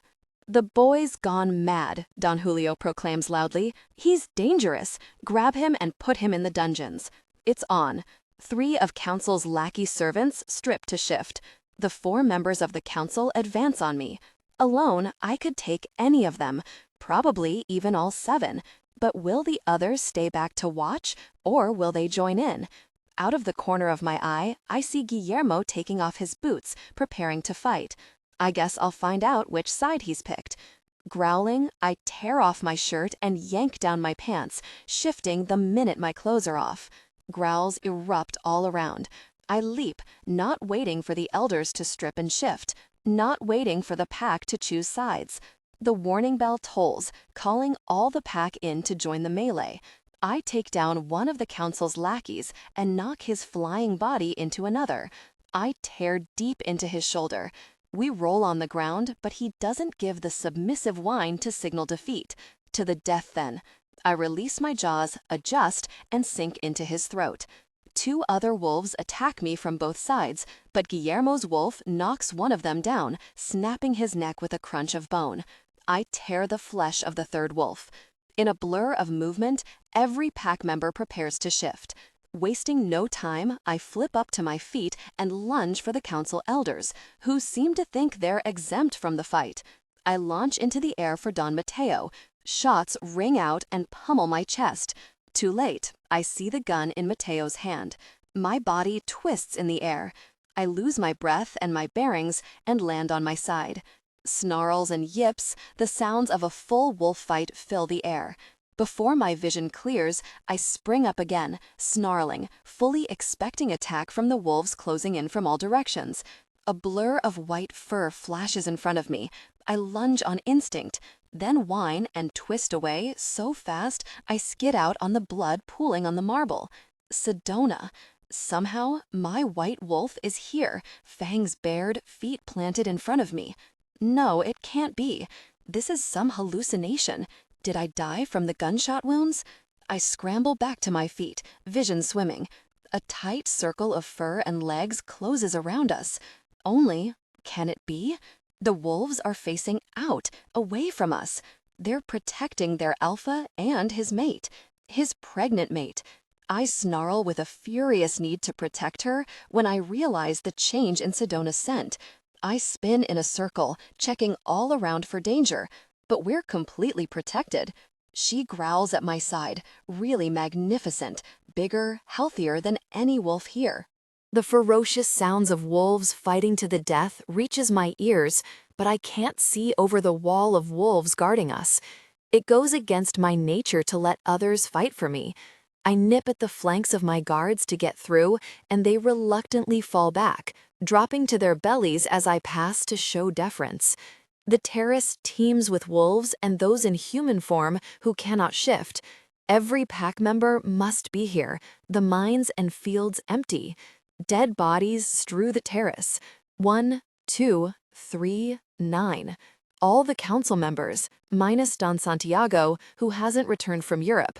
Some of their closest lackeys and guards. Others are being chased away by small packs, the whine and yip of the hunt carrying away from us now. My body is weak, but I'm careful not to show it. I sit on my haunches and howl. Voices lift all around me, mating with mine, answering my call. Gratitude pours from my being as the sense of oneness, of pack, of family joins us all. I wheel around and limp back to Sedona, who's still trying to nip her way out of the protective ring of wolves.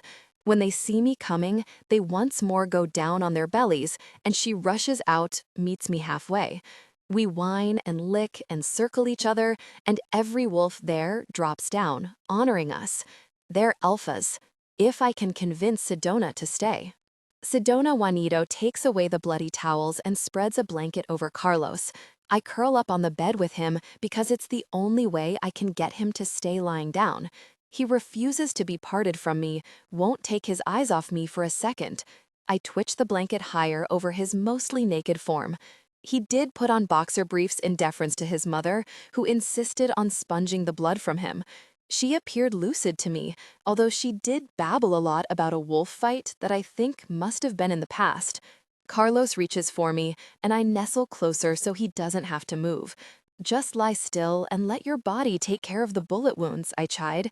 Shifters have incredible healing capabilities, but in such a serious case like Carlos, with major blood loss, it takes a few days of rest, or at the very least a night.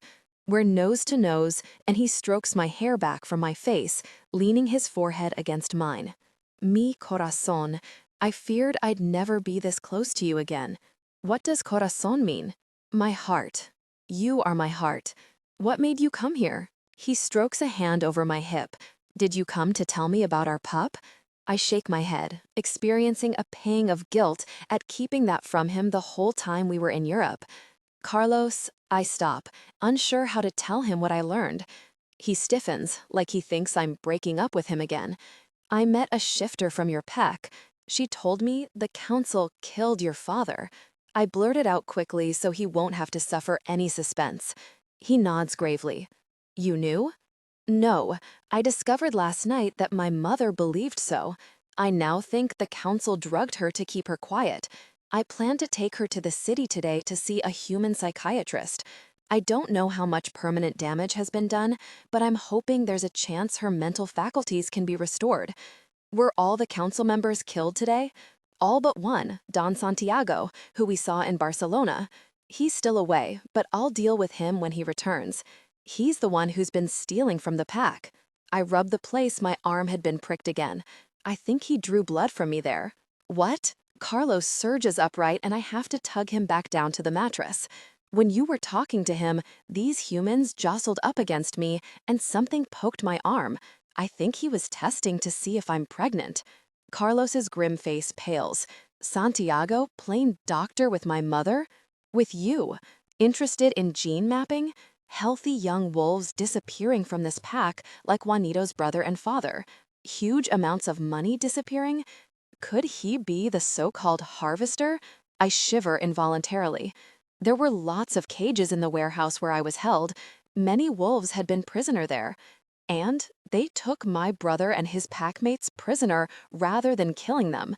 You think he's experimenting on shifters? I do. Carlos surges off the bed and onto his feet. Gosh, he's pushing himself too hard. Carlos, wait. He's not here now. It can wait.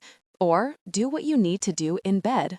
With me, I add the last part on and waggle my eyebrows, and his expression softens into a smile. He sinks back down onto the bed. Well, if you put it that way. His palm landed on her hip, a tender squeeze. But his smile falls away again and he pins me with his gaze. Tell me, Sedona, can you ever forgive me? Forgive my pack? Yes, I know you had nothing to do with it, and the council is now gone. I should tell you, my father and brother and bear packs will be here soon. I texted my dad when I landed last night. He let me know they were right behind me on a flight this morning. I pull out my phone to text again and let him know I'm safe. After we talked to the shifter from your pack, he believed me to be in danger from the council, so he's coming to help you clean house. I'll let him know it's already done. Then he will be here for our mating ceremony. Carlos' tone is light, but he watches me closely, and I don't think he's breathing. I throw a leg up over his. I believe we're already mated. His smile flashes, sexy and winsome. Does that mean yes? You'll have me as your mate? My nod wobbles a bit. We'll figure it out. Of course. Carlos sobers. I would never keep you here if you cannot find joy, but I promise I will work very hard to keep you happy, mi amor. And if you wish to split your time with the States, I understand that too. You'll be like Persephone, taking a break from hell. No, I answer immediately. My place is with you. I mean, yes, I want to visit home, but there's nothing there for me, not without you. And this place isn't hell. It's beautiful, a paradise, Carlos. He blinks rapidly. Thank you, he chokes, and takes my face in both hands, stamping his lips over mine, stealing my breath. I think it can be a paradise. It's a fixer-upper, but if I'm working for you, there's nothing I can't do. Gosh, I can't believe it. I feared I wouldn't manage to keep you. I'm here, I whisper. He kisses me again. I see you, preciosa. Gracias. I gaze into his warm chocolate brown eyes, feel the love pouring from him. When I thought you were in danger, all the walls I'd erected, all the fears and insecurities about whether you really loved me, or if it was just your biology insisting you follow because you'd marked me, fell away. I knew I wouldn't want to know a future without you in it, that I'd be willing to die to protect you. So, I'm here. Muñeca, yes, there's biology. Gosh, so much. But my love for you goes way beyond the physical. You are everything that's beautiful in the world, and I know I don't know everything about you yet, I don't know your favorite song or movie or television show. I haven't met your family yet. I don't know your childhood stories. But I do know that I crave every part of you, even the parts you keep hidden. His hand curves around my nape and pulls my face to his. He kisses me with a soft, exploratory movement of his lips over mine. Heat surged through my body, but I did my best to ignore it. Carlos needed to heal. There would be time for intimacy tomorrow. He must pick up my vibe, because his eyes smolder when he pulls away. Don't think you won't be punished for putting yourself in danger out there, Angel. It's not your job to protect me. I would much rather die than ever see you hurt. Tension broke. She gave in to desire, connecting deeply. Her eyes dropped to half-mast. Her tongue ran over her lips. They came together in passion. He growled, his voice low. I push against his chest, but he doesn't give me any freedom. Not that I wanted it. Easy, big wolf. You still have 5 holes in your gut. He held her close. Tomorrow, muñeca. Tomorrow we will explore our connection more deeply, she whispered. Carlos, I wake with Sedona in my arms. I bury my nose in her thick hair and breathe in her scent. Somehow, I managed to actually sleep with her beside me, despite the intense desire. It must have been the bullet wounds and my body's need to heal. Although deeply aroused, I don't move, content to simply watch my mate sleep. I've already marked her, but today she'll become mine in front of my pack and hers. Her mother and Garrett's mate are even flying out this morning to witness it. Yesterday's mess ended up better than I could have wished for. Sedona's father and brother spent a good 90 minutes giving me the 3rd degree, but I think they finally conceded that I love Sedona and would give my life to protect her and make her happy. We spent last night initiating a worldwide search for Santiago, who I believe must be the harvester. According to a hacker friend of Garrett, Santiago has gone dark. The hacker friend found every bank account he's associated with and issued a fake FBI freeze on the funds. I rise to my toes and stamp my lips over his. I claim you back, Black Wolf. You're as much mine as I am yours. A boyish grin spreads across his face. Promise? Alpha's challenge Foxfire. A small pop was my only warning before my soup exploded. Very. I rip open the microwave door. Only half my tomato soup is left, and the inside of my microwave looks like a murder scene. Good thing I already ordered a pizza. With a sigh, I shut the door on the gruesome red spatter. My stomach's gurgling like I haven't eaten in a day.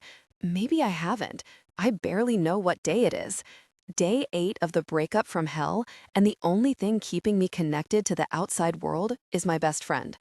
Speaking of best friends, I hit my one and only speed dial number. It goes straight to voicemail, catching me by surprise. Amber should be home, lying low after I rescued her from her own date from hell. I give up the call and shoot off a text. Just ordered a pizza, come share half? It's probably too soon to mention her dating disaster. She'd only known the guy a few days, but he was her neighbor. Awkward. And yeah, he was hot, but since when does that give a guy an excuse to abandon a woman on the side of a mountain in the middle of a first date? My ex is a jerk, and even he wouldn't do that. Bring a picture of Garrett. I've got one of Benny and a bunch of darts. I start to text and delete it. Instead, I type, I'm giving up on men forever. Let's get fat and adopt lots of cats. There, that'll make her laugh. I pace around the house, noting piles of mail and takeout detritus that appeared over the past few days. Since the breakup, I've been practically a shut-in. Benny still hasn't come by, even to pick up his stuff. Not that I want him to. Rat jerk. Amber still hasn't texted me back. Weird. It's 6 p.m. on a Saturday night, but my best friend is usually home, alone. Like me. Geez, we're pathetic. Maybe we really should adopt some cats. I text Amber again. Don't adopt any cats without me. My mom was right. Men suck. I'd be happy if I never saw another man for the rest of my life. Except the pizza delivery guy. I'll make an exception for him. When the doorbell rings, I dash out to the living room and open it, perhaps a wee bit too eager. What do I... Oh, my voice dies. I look up, and up some more. Very. This pizza delivery boy is tall and stacked, like The Rock or something. 6 foot and then some, with shoulders almost too big for the door. Military buzzcut, mirrored shades on his face, at dusk. "Hey, big boy," my attraction stirred. No, bad Foxfire. Foxfire Hines? He looks a bit disbelieving, like he can't quite believe that's my name. I get that a lot. My mother was a hippie, I say. What? His eyebrows shoot up over the shades. My name. It's because my mom. She thought it was pretty. Your mom? Yes. So your name is really Foxfire. He sounds almost resigned, like he can't believe the turn his life has taken to deliver him to my door. I understand. I've never pledged my undying lust to a pizza guy. Both of us are having a night of firsts. "Were you waiting for me?" he asks. Yeah. Then it hits me, though the cloud of longing, what my brain was screaming over my libido. Wait, where's the pizza? Tank, Foxfire. Really ridiculous. The chick looks as crazy as her name. On paper, she's okay. Graphic designer, good client list, pays her bills on time, lives in a respectable adobe brick house near the university. So far, so good. In person, she's a walking, talking freak show. Hair dyed in like a rainbow, something out of a cartoon. She's also tiny, a petite pixie in short shorts and strappy tank. I could pick her up and hold her in my hand. Oh, and she's stunning, even with the clown hair. This job's either gonna be easy or huge pain in my neck. "Where's the pizza?" she asks, peering around me. Before she can protest, I push inside, noting the explosion of papers on every surface, beanbag chairs on the floor, a few dream catchers in the windows, and a lava lamp in the corner. The cartoon pixie lives in La La Land. "What are you doing?" She blinks at me, her starry eyes wide, totally unafraid. A man twice her size just pushed into her house, and she's asking about pizza. Most women would be freaked. Not this one. Like I said, La La Land. "I need to talk to you," I say. "Okay," she says, and adds in a hopeful tone, "Did you leave the pizza in the car?" "No pizza. This is about Amber." "Amber?" Her head snaps back and she sucks in a breath. "Miss Hines, you better sit down," I say. To my surprise, she drops onto the only decent seat in the place, a battered couch. Responded to authority right away. If she was Pack, I'd say she was a feisty but submissive wolf. Maybe this is going to easy. Is something wrong? Is Amber in trouble? Not yet. Not if you cooperate. "What?" she whispers, the blood draining from her face. The scent of her fear fills the room, and my wolf raises his head. Because he really hates it. It's my turn to suck in a breath. My wolf never pays any attention to humans, not even pretty females with freaky hair. I'm not here to hurt you. Now why did I promise that? I'm supposed to be intimidating her. My job was to get in, see what this female knew, get her under control, keep my pack safe. Easy. But now my wolf is all in a tizzy that we might be scaring her, which is ridiculous. Since when did he care about a human's feelings more than the safety of the pack? I'd like this to be quick and painless, but it's up to you. "Amber talked to you this afternoon. I need to know what she said." She stares at me. "This will go easier if you do as I say," I add. Immediately, her back stiffens. "Did you just threaten me? Miss, did you hurt Amber? Where is she?" She's on her feet now, voice rising to a shout. This 5'0" pixie acts like she's going to challenge me. And my wolf, he thinks she's even cuter when she's mad. "You better not have touched her, buddy," Foxfire hisses. "I told that moron Garrett, and I'm telling you, when it comes to Amber, back off. She is challenging me. She also called my alpha a moron. She either is crazy or suicidal. Miss Hines, I meant it." She pokes me in the stomach, and my dominant side surges. I catch her wrist and pull her forward, turning her at the last minute so she ends up tucked against me, back to my front, my body bent over hers and nose buried in her rainbow-colored hair.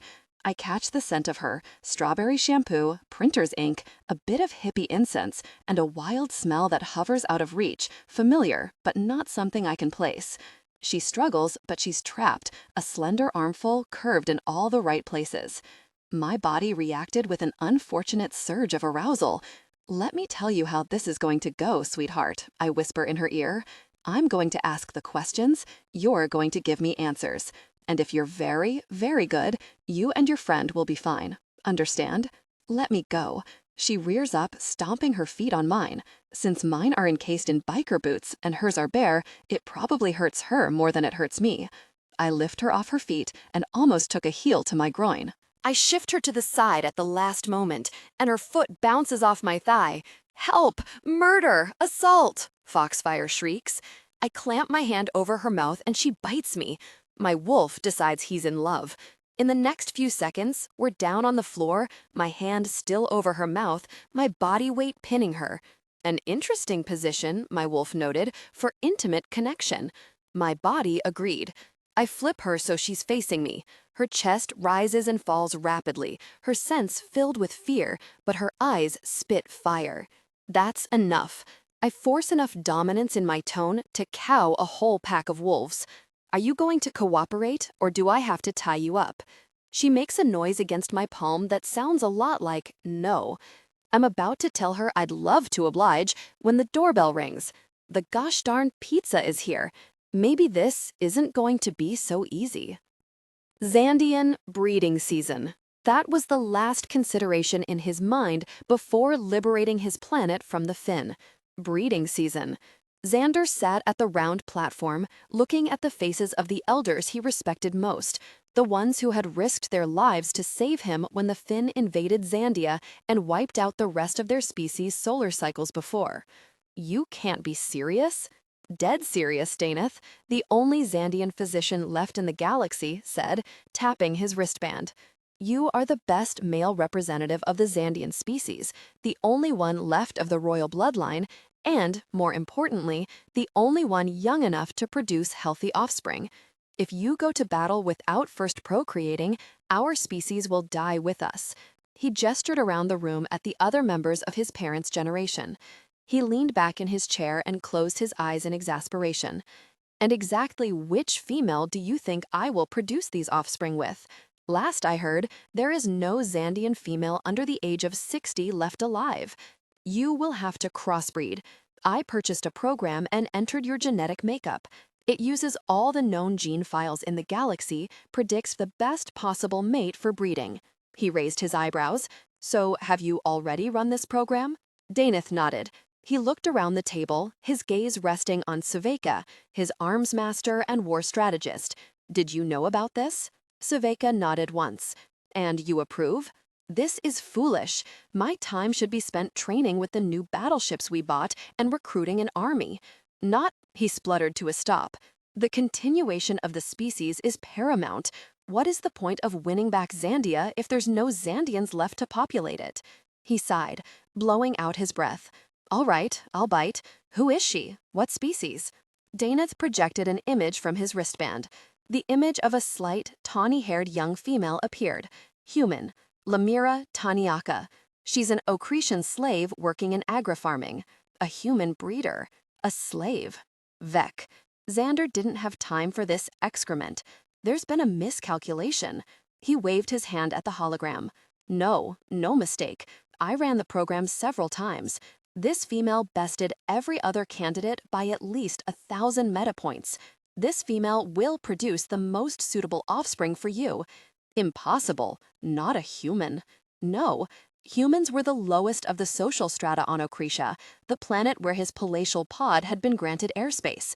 I realize it seems an unlikely match, my lord, but there must be some reason her genes mix best with yours. The program is flawless.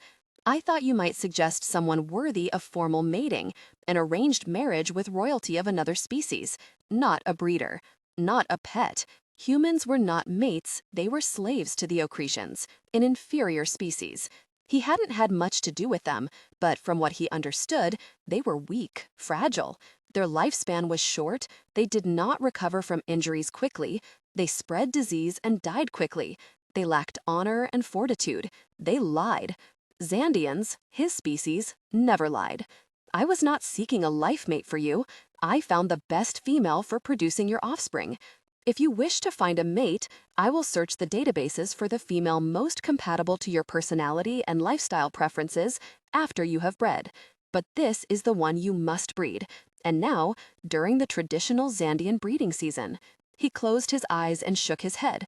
The breeding season didn't matter. For one thing, they weren't on Zandia, weren't affected by her moons or her atmosphere.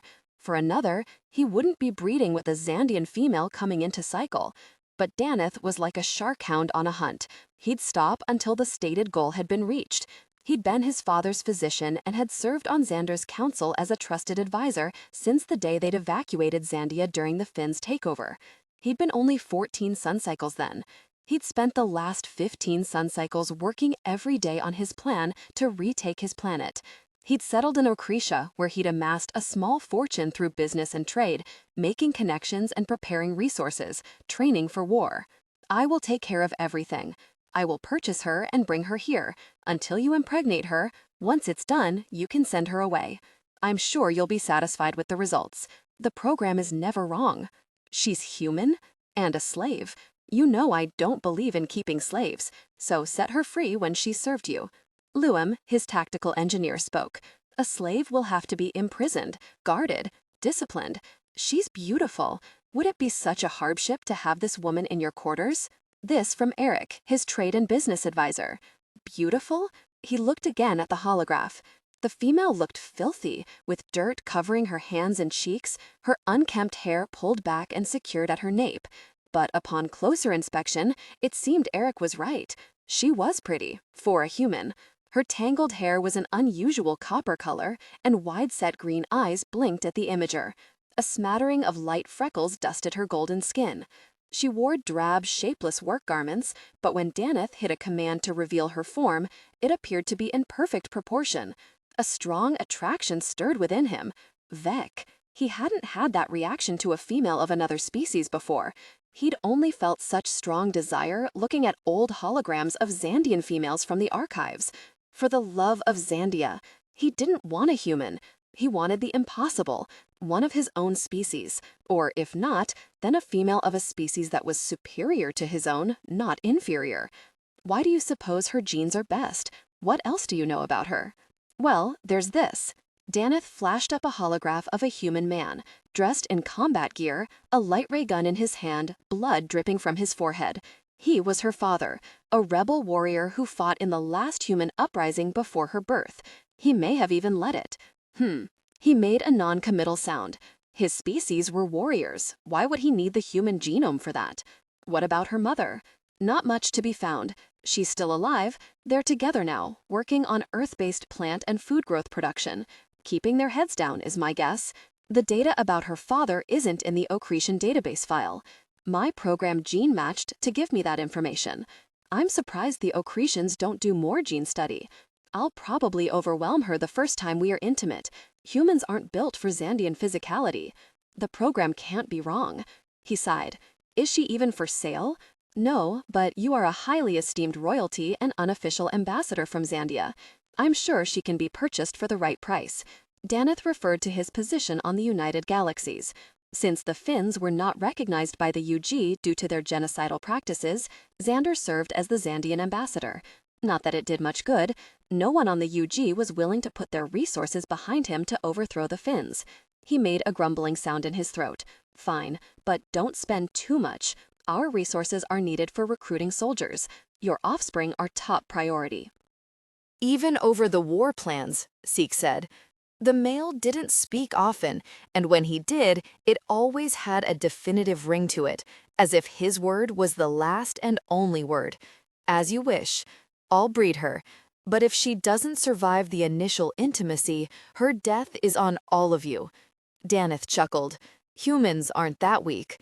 Lemira crouched beside the row of tomato plants and flicked a bug off the leaf before anyone saw it. The Okretian foreman always wanted to spray the plants with their chemicals at the first sign of any bugs, even though it had been proven to harm the plants. Her stomach rumbled. The tomatoes looked so juicy. She longed to just pluck one and pop it into her mouth, but she'd never get away with it. She'd be publicly flogged or worse.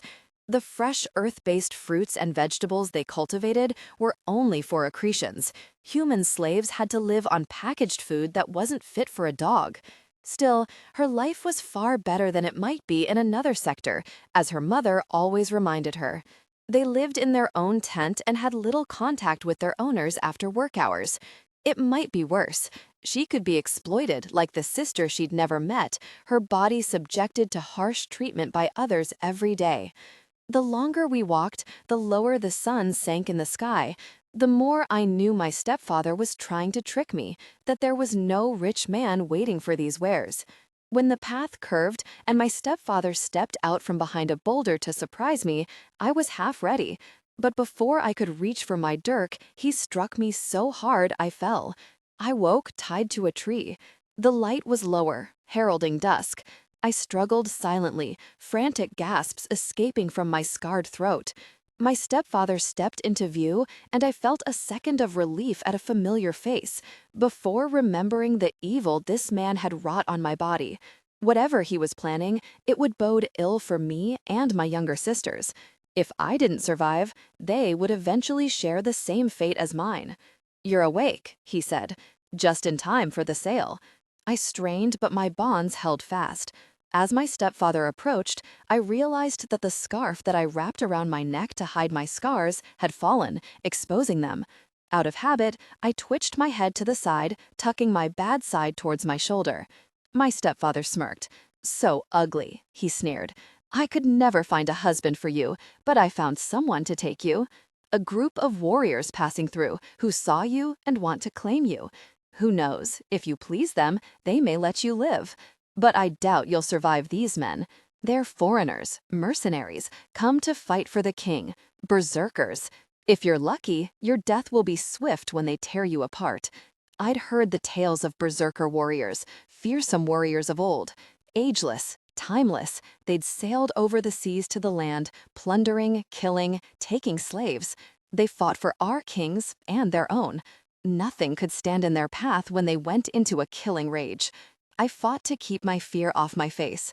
Berserkers were a myth, so my stepfather had probably sold me to a band of passing soldiers who would exploit me before leaving me for dead or selling me on. I could have sold you long ago if I had presented you differently and put a bag over your head to hide those scars. His hands pawed at me, and I shied away from his disgusting breath. He slapped me, then tore at my braid, letting my hair spill over my face and shoulders.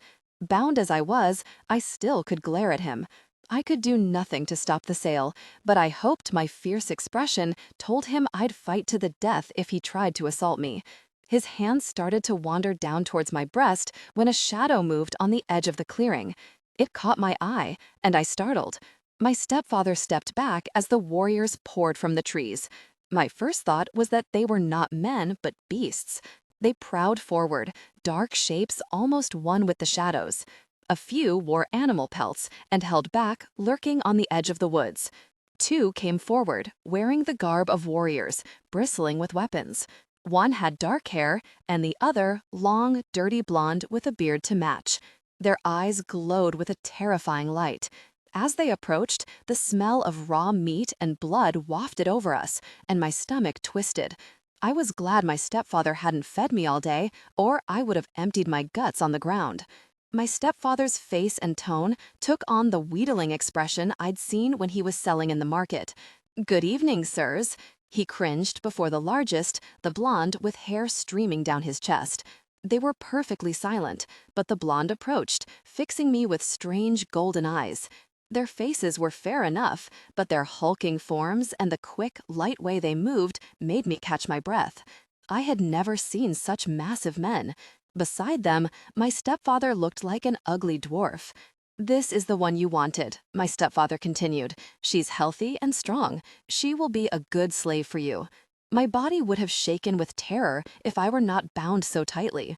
A dark-haired warrior stepped up beside the blonde, and the two exchanged a look. "You asked for the one with scars." My stepfather took my hair and jerked my head back, exposing the horrible silvery mass. I shut my eyes, tears squeezing out at the sudden pain and humiliation. The next thing I knew, my stepfather's grip loosened. A grunt, and I opened my eyes to see the dark-haired warrior standing at my side. My stepfather sprawled on the ground as if he'd been pushed. The blonde leader prodded a boot into my stepfather's side. "Get up," the blonde said, in a voice that was more a growl than a human sound. It curdled my blood. My stepfather scrambled to his feet. The black-haired man cut away the last of my bonds, and I sagged forward. I would have fallen, but he caught me easily and set me on my feet, keeping his arms around me. I was not the smallest woman, but he was a giant. Muscles bulged in his arms and chest, but he held me carefully. I stared at him, taking in his raven dark hair and strange gold eyes. He tucked me closer to his muscled body. Meanwhile, my stepfather whined, "I just wanted to show you the scars." Again, that frightening growl from the blonde. "You don't touch what is ours." I don't want to touch her, my stepfather spat. Despite myself, I cowered against the man who held me.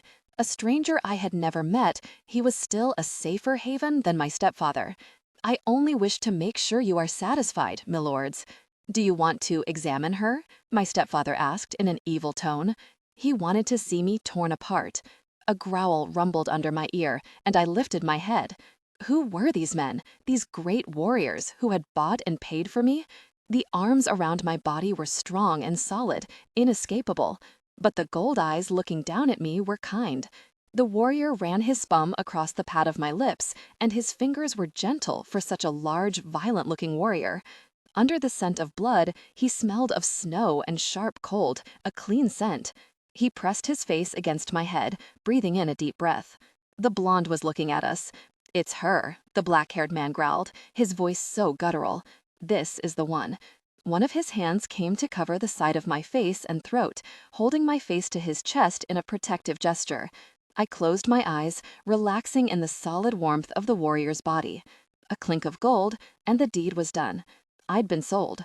Almost immediately, the warrior started pulling me away. I fought my rising panic, wishing that my stepfather's was not the last familiar face I saw. "Goodbye, Brenna," my stepfather smirked as the warriors streamed past him, following their blonde leader into the forest. "Wait," the blonde stopped. Immediately, the warriors grabbed my stepfather. "Her name is Brenna?" "Yes, but you bought her. Call her what you like." The dark-haired warrior tugged me on. I half followed, half staggered along beside him. My nails bit into my palms, so I could keep myself from panicking. Fighting the giant beside me wasn't an option. Neither was trying to outrun him. The blonde joined us, and the two warriors pulled me into the dark grove. Terrible thoughts poured into my mind. I belonged to these men, and now they would exploit me, then cut my throat and leave me for the wolves. My eyes filled with tears, both angry and frightened. They stopped as one and drew me between them.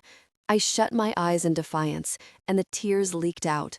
As I healed from the attack, I could make some noises, horrible animal things, but they were so ugly I stopped making any sounds at all.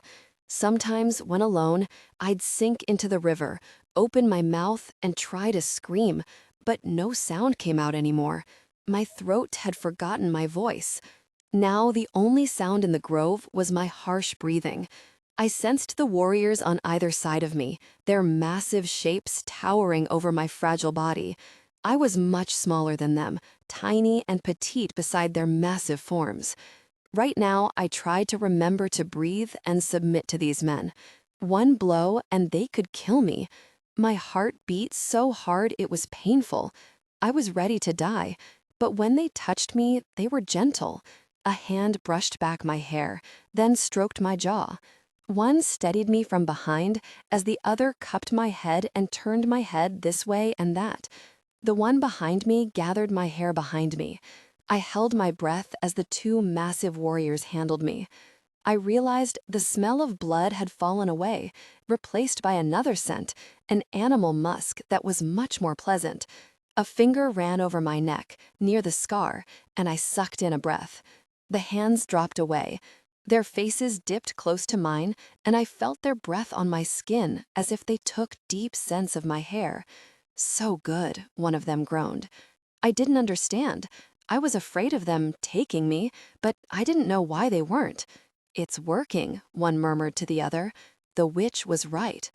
As they dipped their heads and scented me, my heart beat faster in response to their proximity. Something stirred deep inside me. Desire. A few minutes alone with these men, and I'd been more intimate with them than any other. As one, they bent their heads to mine, nuzzling close to my neck, a tingling spread over my skin. I felt it then, unbidden, a deep stirring within me. Ever since I had come into womanhood, my desires were strong. Every month I fought the pull to find a companion. I was hideous and destined to be an outcast and alone. But each full moon, my body came alive, beset by waves of intense longing, until I felt desperate enough to grab the nearest man and beg him for a future. The heat poured over me until I heard a gasp of the warriors jerked back and stepped away. "She's ready," one growled. Instead of frightening, the sound excited me. What was happening? "Not here, brother," the blonde rasped. Without answering, the dark-haired one pulled me on. For a while we walked, pushing through the forest and forded a stream. The heat in me faded as I followed, weak with hunger and fear, eventually stumbling on exhaustion-numbed feet. The dark-haired warrior stopped, and I flinched, expecting him to bully me into continuing on. Instead, he guided me to face him. Again, his hands came to me, stroking back my hair. I winced when I realized what he was doing, looking at my scar. Involuntarily, my head jerked, and he let my chin go, offering me water instead. He held the skin while I drank, and when I'd had my fill, he offered me dried meat, feeding me from his hand. I stared into the strange golden eyes, unable to keep the questions off my face. "Who are you? What are you going to do with me?" When I was done, he laid a hand on his chest and uttered a guttural sound I didn't understand. He repeated it twice, then lay his hand on my chest. "Brenna." I could barely make out my name, but I nodded. A shadow of a smile curved his full lips. Shrugging off the gray pelt he wore, he wrapped it around my shoulders before pulling me back into the circle of his strong arms. My heart beat faster. The pelt's warmth seeped into my tired body, and the big man held me steady. I still felt frightened, but waited obediently in the dark-haired warrior's embrace. I dared not struggle. The brush around us rippled, and the warriors surrounded us. I shrank towards my black-haired captor, but he held me fast, turning me so I faced the warrior who seemed to be their leader. The blonde was so huge, my neck had to tip back to see him. He moved forward, and I couldn't help trembling so hard I would have fallen if the dark-haired warrior let me go. Every instinct in me screamed that this was a wild man, a beast, a dangerous monster, and I needed to run. He reached out, and I flinched. His hand halted. He swallowed, as if trying to remember how to use his voice. "Brenna." My name was no more than a soft growl. "We mean you no harm." I studied him. As big as the warriors were, the blonde was one of the largest. He walked lightly, muscles bulging. Long locks of blonde hair brushed his broad shoulders. His face was raw-boned and half covered in a beard, the defining feature his great gold eyebrows over those amazing eyes. When his gaze caught mine, his eyes glowed. His hands touched my face, a thumb stroking my lips. He tilted it to and fro. He pushed my hair away from my neck. I shut my eyes, knowing what he saw. The white wheals and gnarled tissue healed into a disfiguring scar that had taken my voice and nearly taken my life. I barely remembered the attack, a large dark shape rushing at me from the shadows, then pain, lots of pain. My mother told me I lay near death for days. No one thought I would survive, but I did. Some believed it would be better if I hadn't. Even though I healed from the attack, the scars marked my face and my life. The boys used to chase me down the street, throwing things. I grew up learning to blend into the shadows, to move silently so I wouldn't draw attention to myself. Later, when my mother married my stepfather, I learned to cower and hide. "Her body is pretty enough," my stepfather had said. "Just put a bag over her head so you can stand it." Now, my new owner tipped my head this way and that, studying the scar. He nodded, looking satisfied. "The mark of the wolf," he rasped. A ripple went around the assembled men, and the other warriors pressed closer. The black-haired man held me still, hefty arms around my body. I wished I could ask what the blonde warrior meant. The men surrounded me, staring at my hideous scars. My blonde captor released my jaw, and I ducked my head down again in shame. His large, rough hands caught my head again and raised it, but this time he cupped my face. I shut my eyes. I couldn't even cry out. This man now owned me. I'd resigned myself to living life with a disfigured face, unwanted and unloved, but I'd never thought I'd become a slave. Brenna. The command came in that rasping growl. Look at me. Somehow I obeyed and met the leader's steady gaze. Something in that golden glow mesmerized me, and I felt calmer. Do not be afraid. His throat worked for a moment as if he was trying to remember how to speak. Is it true you cannot speak? I nodded. Can you read or write? I shook my head. This was the strangest conversation I'd had in my 19 years. He looked frustrated, exchanging glances with the warrior who held me. A voice spoke at my ear, still rough and guttural, but a bit more clearly than before. We would like to find a way to talk to ye. The speaker turned me to face him, and I flinched as he brought his hand up, but he only examined the scars as the blonde had. By the time he was done, all warriors but the blonde had melted away. Dark hair touched my cheek, and I winced, realizing there was a bruise on my face from when my stepfather struck me. The blonde crowded closer, a sound rumbling in his great chest, not unlike a growl. Brenna, he said, we will not hurt you, I swear it. No one will ever hurt you again.